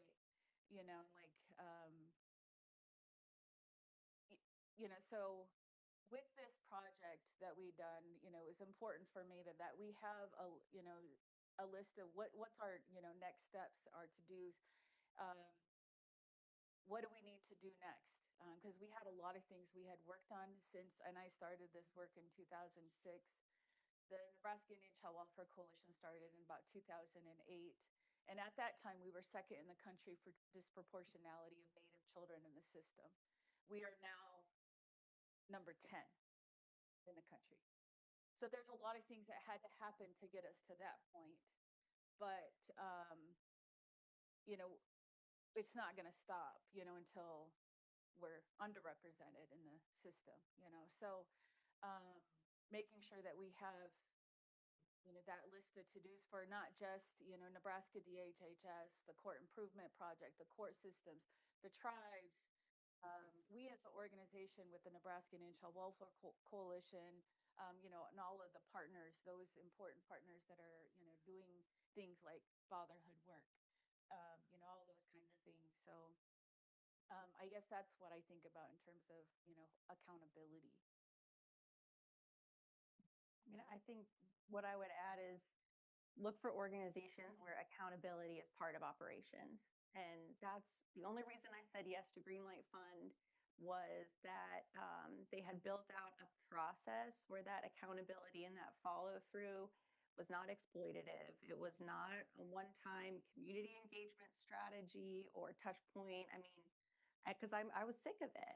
I was sick of sitting around tables where you had the community person. When we're all part of the community, we just hold different amounts of power within that community. And so what people really meant was the person with the least amount of power, we could check that, but you all know that, right? And, you know, at Greenlight, I'll tell you a couple of the things that we do that as somebody who spent a lot of time writing grants, trying to get funded for little projects we were doing in Avondale and fighting with even people who they themselves purported to represent the community. And those, you know, Wendy always told me, beware of gatekeepers within the community. But, you know, what I appreciate about Greenlight is like, you'll never have to write a grant for us. I'd rather fly out on our dime and come see what you do, introduce me to people, tell me your story. There's only so much you can get, sorry, Mr. Miller, from the written word and when it comes to those kinds of grants. And so look for organizations where that type of value is part of operations and there's operational discipline about that. You know, we do have like focus groups and things like that when it comes to trying to understand where's the community pull, where's the magnetism for the next organization that we want to bring into Cincinnati to solve a problem.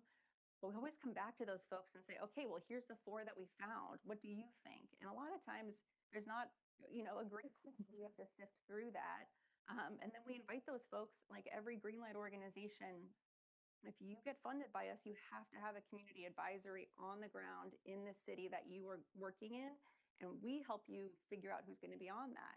And so it's not a board, but we ask those folks who are involved in that decision-making process, like, come sit on the community advisory so you can hold these people accountable. And I'm not the middleman anymore, because the accountability is truly between folks most proximate to that issue and the organization that they put their name and their neck out there to say, like, I want to see that in Cincinnati. So we try to remove some of those barriers and kind of operationalize it in a way that we can keep moving even when the environment gets tricky, but it's always been how we do our work. And I would just say, look for organizations like that. Scotty, how about you? We've heard a lot about accountability. I think one knee-jerk reaction, and we're not seeing this exemplified today, but I think it's been in the room, that evidence and collecting community voice is often framed as need, and need is what's delivered to power structures. And you all are bringing up accountability, which you started us with. And so I'd love to give you some time as a person in power to give some guidance on that. Wow, a man in power.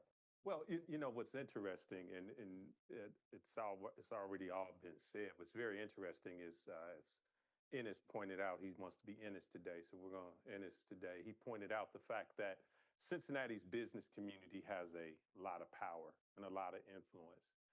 I have never been endorsed by Cincinnati's Chamber of Commerce, but I finished second in the last 2 races. So the authenticity that I pray that I continuously bring to Cincinnati is evident in the community of Cincinnati. 4th Street does a lot of good for Cincinnati, but they don't do good picking politicians, winners. If they did, then myself and the Vice Mayor, Jan Michelle Kearney, they didn't endorse either one of us, but we finished number 1 and number 2. So the authenticity of showing up, not when the room is full, goes a long way. And I believe in showing up, not when it's popular, not when it's election time, not when the churches are packed. Matter of fact, I don't even go visit the churches when it's my term to run. I'll just show up out on a particular Sunday, and it has nothing to do with election, sitting in the back, not saying, hey, Pastor, I'm here. But all of that is authentic to making sure that the community is also respected. See, here's the thing, and Ennis can speak to this, and so can others.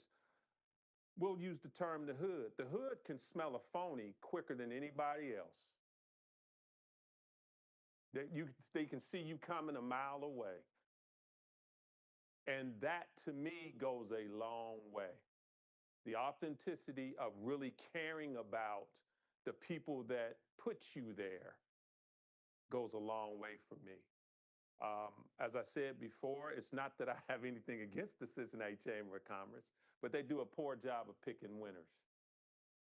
And honestly, the term beloved. I think in some arenas, I would rather be respected than beloved. I pray that there is some love for Scotty Johnson in Cincinnati, and there he is, because I wouldn't finish second. But respect for me goes a long way, a long way. Thank you. And thank you to all of our panelists. We are going to move into our discussion, not just question and answer, but I think discussion time for this conversation. And I do want to thank you all for really telling your stories around community as expertise, opening up real experiences of allyship and strategy and authenticity, and for our folks who are in systems of power that we're often talking to in the conversations throughout the day. I think being great examples of what power should look like and the people in that system should be acting. And so if we can give some thanks and applause to our panelists for the work they've done this afternoon and their contributions. How about for our moderator too? I only had to give one hard look today. And now I think we're going to open the virtual floor and the in-person floor for questions or discussion, comments.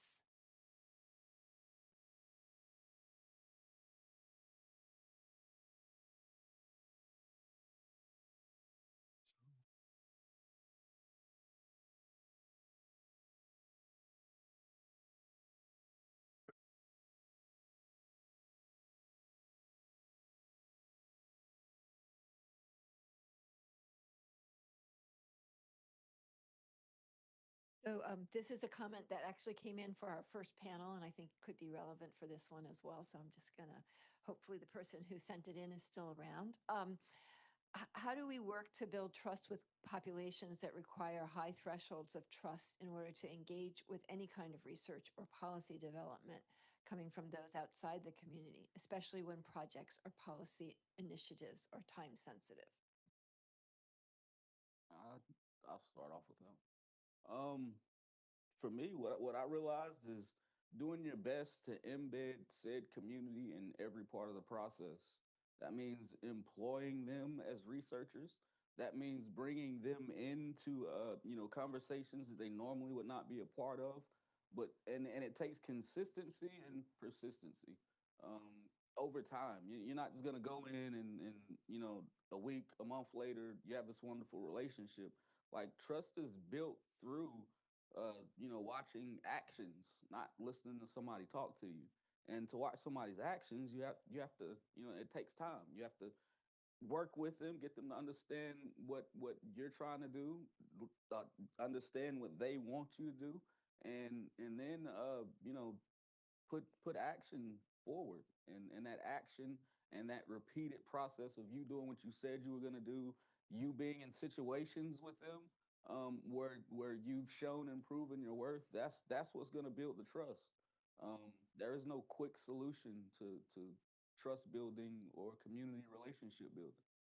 And then just real quick, if I could piggyback on what was already been said, when they see you in situations where it's not a crisis, see, if every time the community sees you and that community that is most distrustful, there's always in a crisis situation, then you are, honestly, and I'll speak as a politician, you're showing up when the cameras are there.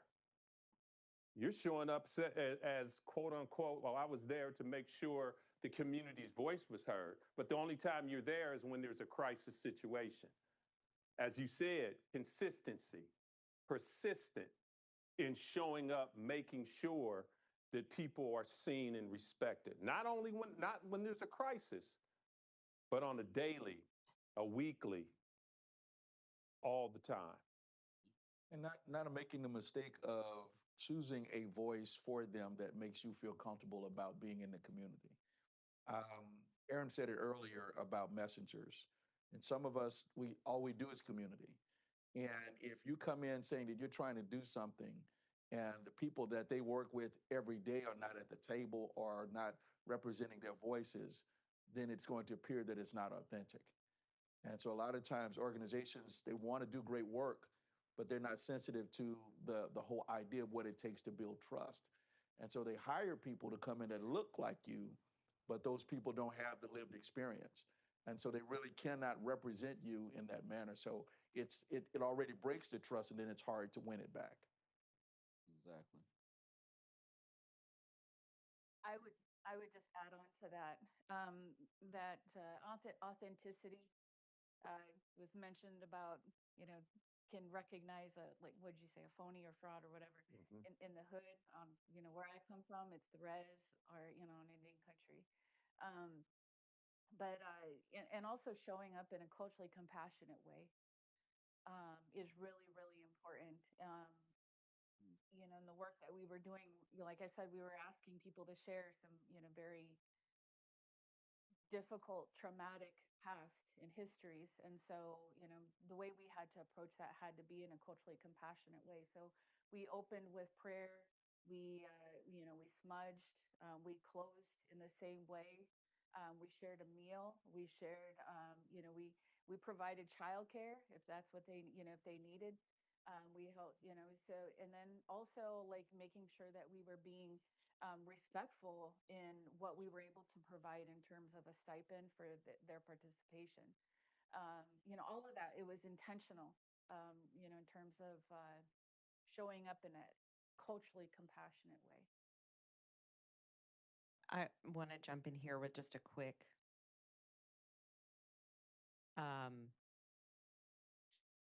reaction to the premise also of the question, particularly for the audience who are the data gatherers or researchers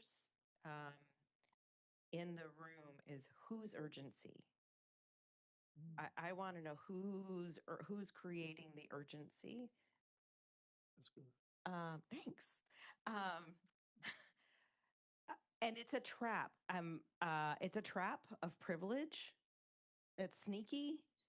That the funding system, that those influencers we can walk into with the best of intentions to fall into deficit and scarcity mindset, where you've been tasked with getting the information to solve somebody else's problem.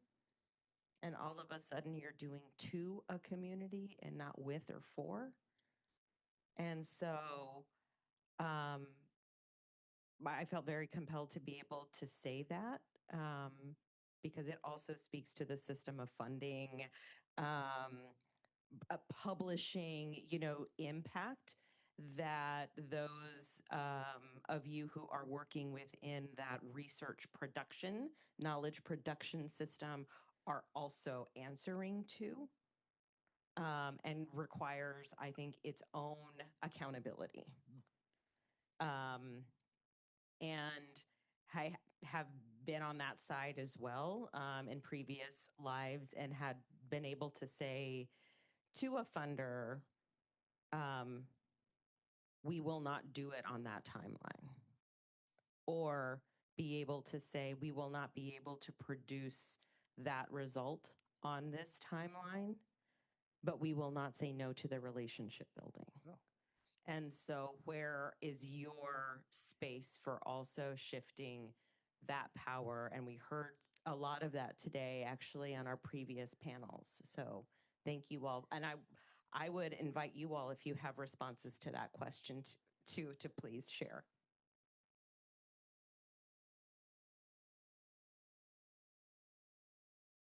Sure. I would say as a practical matter, because sometimes things are urgent. We didn't make it urgent, but it is urgent. There is an opportunity that's going to pass you by, is to, if you have enough of a relationship of even a nascent relationship of trust with the organization or community or whatever, is like, do you trust me to summarize some, you've probably said this before. You've probably said the things before. I love the idea of going in testimony as data.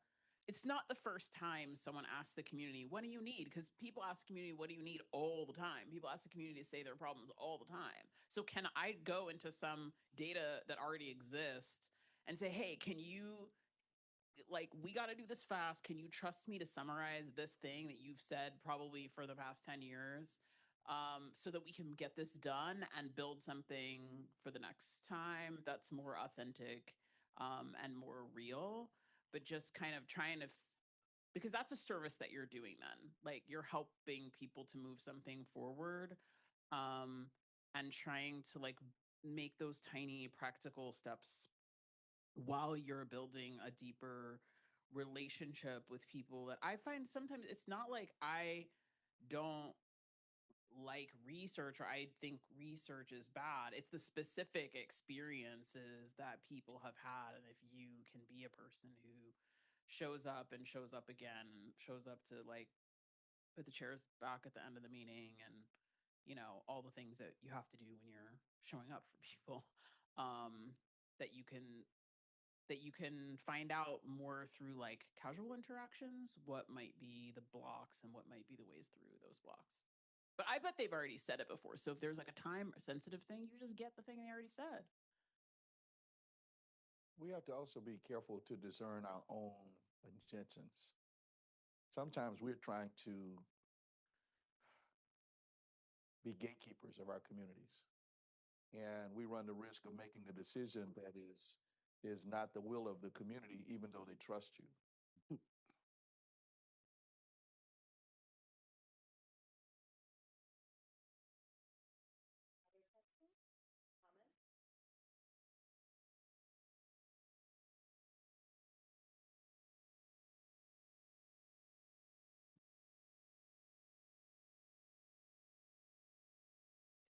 Hello, everyone. I'm Renata Johnson from Lutheran Services in America. And I don't know if it's a question or a thought or what, but it's just something that I've been sitting with. In that when we're talking about community partnerships and engaging with the community, it sometimes feels like people are looking for the rocket science answer, and it doesn't exist. You know, we've been talking about relationships, trust, the same things all the time because we know that's what works. But many times it feels like people are still trying to dress it up, make it something different, particularly for funders. And I'm wondering, from a funding perspective, how do you manage that, or what are we saying? Because I get a little discouraged. I'm like, am I missing something? Because all you have to do is talk to people and be authentic and build trusting relationships and take your time. And they're saying, well, no, it has to be like this. And I'm like, well, that's proven not necessarily to work. So just wanting to see what your thoughts are about that. I'm with you, Renata. I mean, if I had to answer one more grant question, how is this innovative? It's like, how many more research papers or community-based participatory research, activities with all the post-it notes do we need to say like, families need good jobs, good safe housing, good schools? Like, it's not rocket science, and so I'm with you on that. And that's where, like, at Greenlight Fund, we don't want anybody to reinvent anything. Just, hey, you've been doing this great work in Chicago for 30 years. We don't have anything like that in Cincinnati. Don't change anything. I mean, change it a little, fit the culture of Cincinnati, but like bring that to us. And that's all about what we do, is trying to amplify and, spread and help grow what already works in other places. Because I think, a big lesson is like the community's figured it out. Like, to all the points earlier, like, communities are still thriving. You're still here. Like, it's still, you're there. And so whatever that is, like, that's what we want to spread and to use the fund scale, right? And so I'm with you on that, but it drives me nuts. Like, this whole thing about what's innovative, what's different. It's like, gosh, it's exhausting enough trying to just keep the lights on and keep the work going, and now you want me to be different? And oh, this is something brand new. And I think that's the point around like the research question too, is like, I loved, Lisa, what you shared earlier about how your students, they're researching what's going on in their own communities. And I feel like that would be a game changer. And I know that's probably not popular in academia. Thank God I'm not in academia, but rather than like parachuting students into a new community, like the world would be a lot different, especially if white folks were researching themselves, right? And doing some of that, figuring it out. Yeah. She said. Yeah. You know what? But to a point though, it may not be rocket science, but it is jet fuel. Period. Yeah. That's it. Got to have somebody providing the jet fuel. I have a question for Rob. So you mentioned like two dynamics. One was that 2020, it was like sort of the allies, let's say, in the streets. And then also, of course, the kind of the white lash and the excess attention from the Trump administration. And I'm wondering just like what's the status of all of that in the organizing strategies around like coalition, allied development when you're trying to get change to happen, and strategies for like sometimes there's a emergency created by the federal government that is resonating locally or staying the course with kind of the projects that you've lined up. Like how are you figuring that out on the ground? Honestly, some of it was kind of organic, as in coming to things like this, meeting other organizations and individuals that were like-minded, connecting afterward. Some of it, people heard about what we were doing and reached out to us. And then some of it was, like you said, very strategic, where we did some power mapping of our region and to identify organizations who had kind of like similar missions or similar tracks and reaching out to them. Um, but the biggest strategic piece, I would say, would definitely be the power mapping piece to identify, what the environment looks like. Because as organizers, we're one part of the ecosystem. You have frontline, which is usually us organizers. Then you have, repair, healing. Then you have, economics, and you have all these different pieces of that makes up a movement and makes it successful.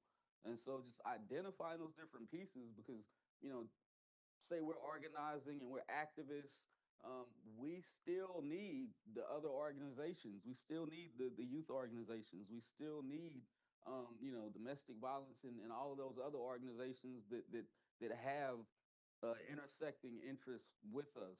And so I hope that answers your question. I feel like there's two parts to it, and I just answered one.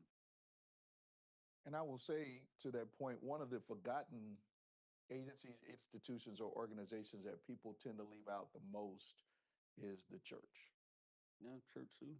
The organizations that really have power players in Cincinnati are great organizations. They're traditional organizations. They've done a lot of work that made impact, but they missed a segment of the community because a lot of times it's easier to fund what they see, and there's a fear to fund what they don't see. Where the agency and organization that has that deeper relationship is the church. And so rather than work with the church and allow the church to be the church, they just stop it where it is, and they miss a whole segment of the community that really needs their help. I would like to also add to that piece. That's if the churches are willing to work with you.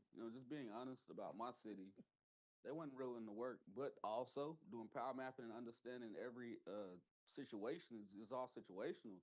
When I looked into it, and these churches, they were getting a lot of money from government, government funds.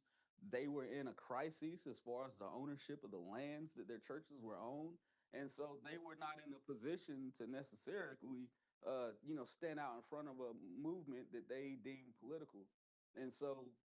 Yeah, well, that's a history as well. Whereas Martin Luther King Jr. came through North Carolina and wanted specifically to come through Asheville, and all the black pastors like, oh no, we're fine, we're good, because Billy Graham got with them and was like, look, you better.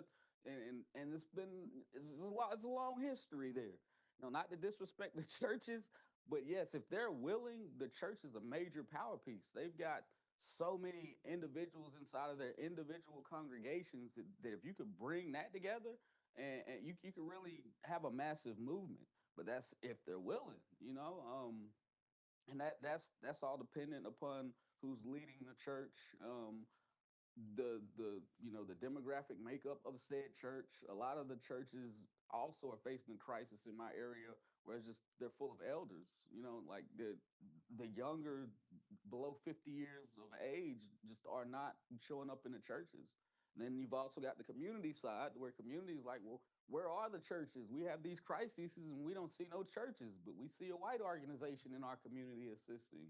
And so it's a deep understanding when it comes to involving churches into a movement, and then getting their buy-in and having them understand what you're about, because they might not like me because I'm an extremely aggressive activist. I'm it is what it is. I'm gonna come forward. I'm gonna speak the truth. Don't like it, doesn't matter. Hold me accountable because I'm gonna hold you accountable. And yeah, that's just me. And some people really do respectability politics. And I learned this term when I was at Harvard: skin in the game. How much skin are you willing to put in the game? See, when you put skin in the game, that comes with a risk. And depending on, as you said, depending on who's doing the leading and what that level of risk is, then there's minimal skin in the game. Back to power, influence, money, and position. I'm not going to risk that for anything. And there's some leaders that are not going to risk that for anything. They could care less how this would turn the tide or move the needle. Yeah. I live in this community. I'm making this amount of money. My kids go to this school. I'm driving this type of car. So the risk in the skin in the game plays a huge role in people moving. That really is the problem in America. I'm not risking my position for that. I'm not risking my zip code for that. So the authenticity, we're back to authenticity. Really, why are you sitting in that position if you're not there to move the needle in the positive where everybody benefits? Well, we am going to close us on that note because they've been flashing 1 minute at me for 5 minutes. But I was not going to stop that flow. And that's a beautiful place, actually, to stop. So thank you so much, Rob and Scotty, actually, for bringing us back to the challenge that everybody here is speaking to and working to unravel. And so thank you again to all of our panelists for your work and for closing us out today. And we'll move it to our closing remarks. Thank you. Yes, we're going to be getting some closing remarks and wisdom from Dr. Wendy Ellis. But before that, we're going to have just a few minutes of, again, a very short clip from an incredible documentary that she led in 2022. And we really encourage everybody to watch the full documentary if you're interested. And after we watch this, we will hear from Dr. Ellis, and then we will have our reception.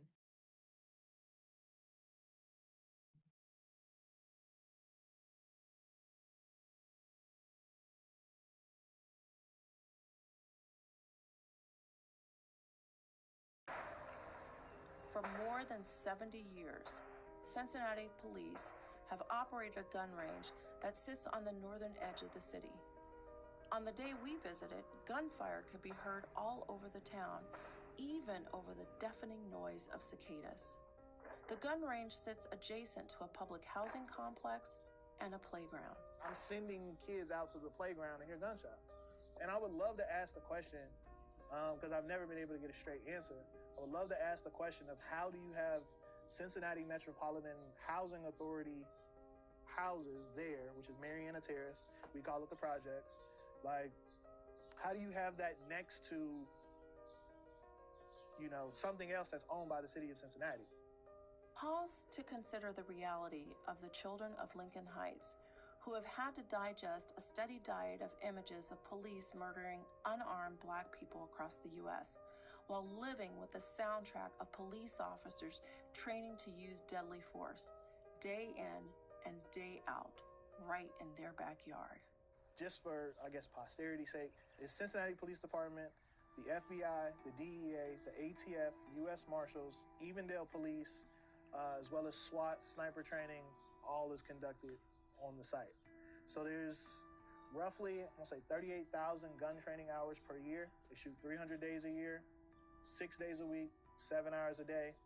And again, it's been 74 years, but when we were growing up, it was sun up to sundown. You could hear gunshots at any point. While the sonic toxicity is obvious, the harm to property values is also a toll. After all, who wants to purchase a home with gunfire as a steady feature of the neighborhood soundtrack? With no industrial tax base, Lincoln Heights struggled to support its own school system. Despite the financial struggles, Lincoln Heights High School produced many athletic and scholarly stars, such as world-renowned poet Nikki Giovanni and Tony Yates, who went on to play in the NBA and become the University of Cincinnati's first African-American men's basketball coach. But integration of public education and financial woes led to the closing of Lincoln Heights High School when it merged with nearby Princeton City Schools. Growing up in Lincoln Heights, truthfully, we did not know we were poor because everybody shared about the same thing. It was an all-black school. We had black teachers, and they stood for no mess, but they were very professional. They came to school teaching in their shirts and ties and suits. The ladies were very elegant, and they wanted nothing but the best for you. Tell me from an educational standpoint that it got better, I don't know, because we had more folks that went to college when it was Lincoln Heights High School. And an aching sense of otherness became apparent as a sense of community was lost. I can remember in English, the teacher said, "I'd like to know what your goals are in high school." And one of my goals was to make the A honor roll. And he kind of laughed.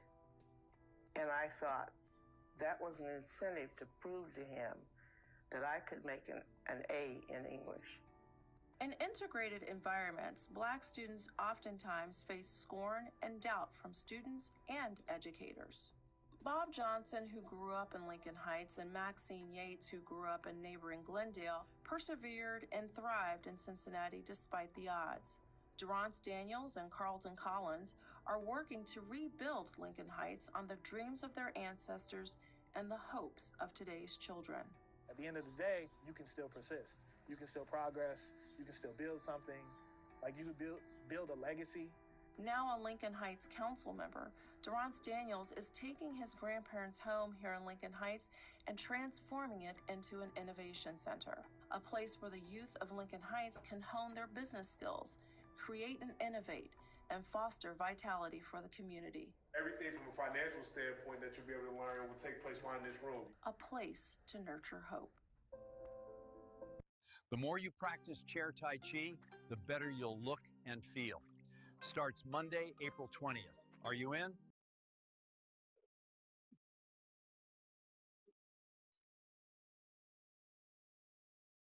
You just close that out. Well, it's been a long and fruitful afternoon, so we might need some chair Tai Chi. Yes, I have the unenviable task of trying to close this out in a very meaningful way. I want to first say something. I didn't realize that we were going to be doing this clip right before this closing, but I think one of the reasons why I have wound up and thrived in academia is because of my dedication to making sure that we're training up the next gen. And I see my table of students over there, and that is why we are all here collectively. So I want to just, if you hadn't noticed, the gentleman that was speaking in there, Bob Johnson, wearing the Scotty Johnson t-shirt, is Scotty's dad. He instilled in all of us in the neighborhood a sense of respect, but also a sense of duty. And this body of work that was funded by the Robert Wood Johnson Foundation, that the Urban Institute oversaw, and wrangled all of these communities together in this wonderful P4A community. We have to remember that we are planting seeds today that will probably sprout to build better communities, better systems, long after we're gone.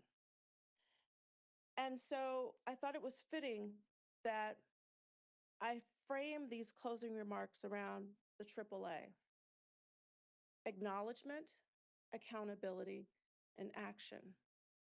Because those were the three themes that came up in all of our conversations. And we started this morning with the acknowledgement from Chief Mark Tayak, who, when I first started here at GW, we had this huge gathering at Mount Vernon. And I had no idea then that looking across the river, I was looking at his ancestral lands, his community lands. But he brought that up today. And I'm looking at Maryland and Virginia, but he's looking at what was once his people's land. So that speaks to colonization as the first trauma and one form of land loss, of cultural loss, of a loss of community. There's multiple forms of that we've talked about today. The acknowledgement that where people gather is where we hold our stories, where we hold our identities, and where we build our culture.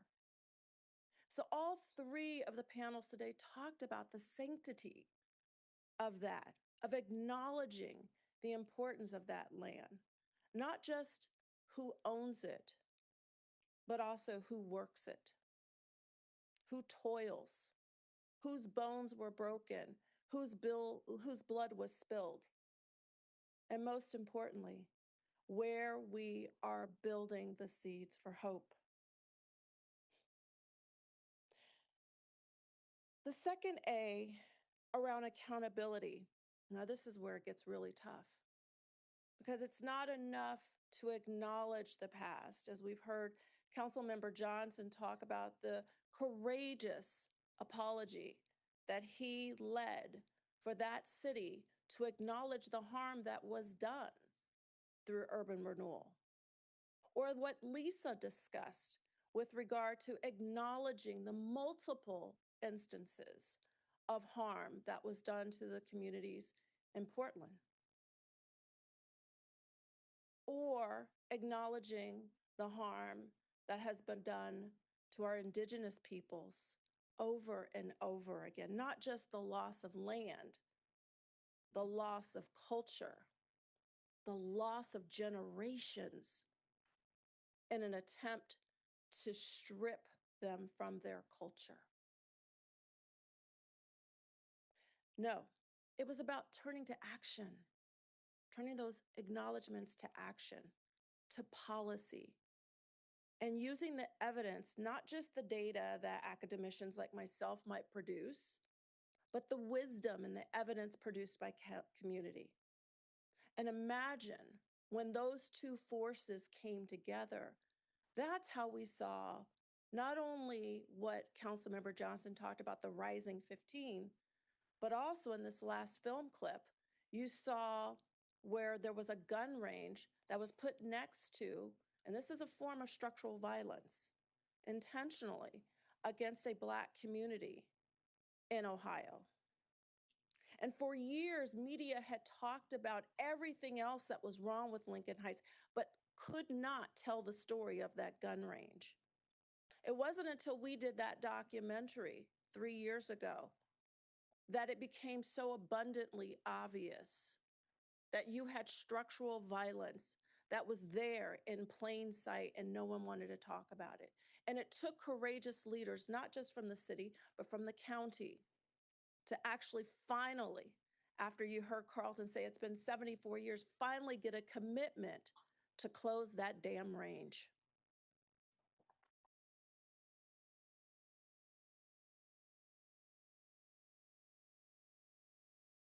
So that is why the power of community is so important. Why it's not enough to, as you've heard us say, there's no data without stories and no stories without data. The leading voice isn't the expert in the room with the degrees. The leading voice is the expert with the lived experience that knows the history, chapter and verse. Because it was city leaders who were learning from community about the harm that had been done, because they did not even know about a master plan where it was written in black and white in policy. In fact, they couldn't find it at City Hall. But I have a copy of it now at home. I want to also speak to the accountability part with regard to trust and relationships, because we heard that over and over again throughout today's conversations. The importance of building trust, the importance of just showing up and shutting up. You don't know what you don't know until you sit in a room and just listen. Listen from community and harness that inherent power in the work that we are doing. Why? Because this is the only way that we're going to get to true systems change that actually serves the community. It's not about rebuilding, it's about building anew. Because we understand that systems, as we've seen today, we're building upon centuries of intentionality to drive the outcomes, the harmful outcomes that we see generation after generation after generation. And quite frankly, we should all be tired of this rerun. And quite frankly, if we respect the time and the expertise of our community partners, then we should not rest until that change is put in motion. And so what I want to leave us with here today, because there's so many pieces that I could pull, I want to remind us that we do have the power to make a place home.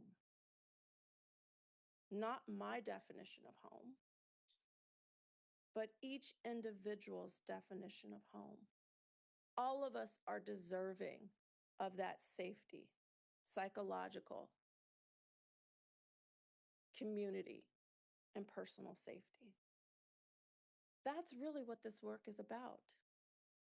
I really want to applaud the Robert Wood Johnson Foundation for actually being intentional and ensuring that in the last year, all of the proposals that have come out have put community organizations first and academia second. And I'm okay with that. Because at the end of the day, that's who should lead when we're talking about community-based research. It's community-based action that is based on some research. That's flipping the script. So yeah, as Ronnie said, it can get sticky. And as we also heard that from, I want to get this right, from Rob, that we also have to be ready for the white lash. What's new? It's always going to come. But we can't give up. So I am proud to stand with my colleagues at the Urban Institute. I am very proud to have been funded through the Robert Wood Johnson Foundation to do this important work. But more importantly, I'm proud of the community members who actually put trust in each one of the organizations, each one of the grantees, who stood shoulder to shoulder with us to do this important work. And I just want to leave us with one thought. We heard a lot about power today. We heard about power shifting, power sharing. But what we didn't hear is how power is wielded. particularly today. So if you've ever heard me lecture or give a keynote, I talk about this relationship between hope and fear a lot. I find the most hope when I'm in community, even under the hardest of circumstances. There's always hope. And our work collectively has to be about building hope. And why is that? Because we are in an age of fear. We are in an age of coercion versus persuasion, as Rob said. It is about persuasion, not coercion. That's what's going to build hope. You see, fear is instinctual. If you all suddenly heard bang, bang, bang, I wouldn't have to tell anyone to go under the table. You would already be there. You'd be looking for the exits. That's a survival instinct. But there's a reason why you got out of bed. There's a reason why some of you have been here all day for the last 5 hours. You're motivated. You have agency. You believe you can make change. That's what hope looks like. So whenever we go into community, whether we're public health, whether we're researchers, whether we're funders, whether we're preachers, whether we're politicians, what are you doing to nurture hope? I know what got me out of bed this morning, besides my 90-pound German Shepherd. But he gives me hope. Even on the worst days, I know that guy's going to be wagging his tail when I get there. I know that when I turn the key in my lock, there's something in the refrigerator waiting for me. I know that my bed that I had time to make this morning will be waiting for me. And each one of you have a creature comfort, something that you know you can go back to, relationships or material. And that gives you a sense of safety and hope that you can get up the next day. So this body of research is based on a collective ideal and vision that will foster hope. And while that may not have been a measured outcome of the grantee program, I can look in the faces of Misty, of Bishop Tate, of Aaron Saul, of Rob, and many others, and I see that this grant program fed hope. And that hope is going to feed a community that will get us to systems change. So thank you. Thank you all for all that you're doing and all that you continue to do and the partners that you lift up. And most importantly, thank you to all of the community partners who have put their trust in us. Enjoy.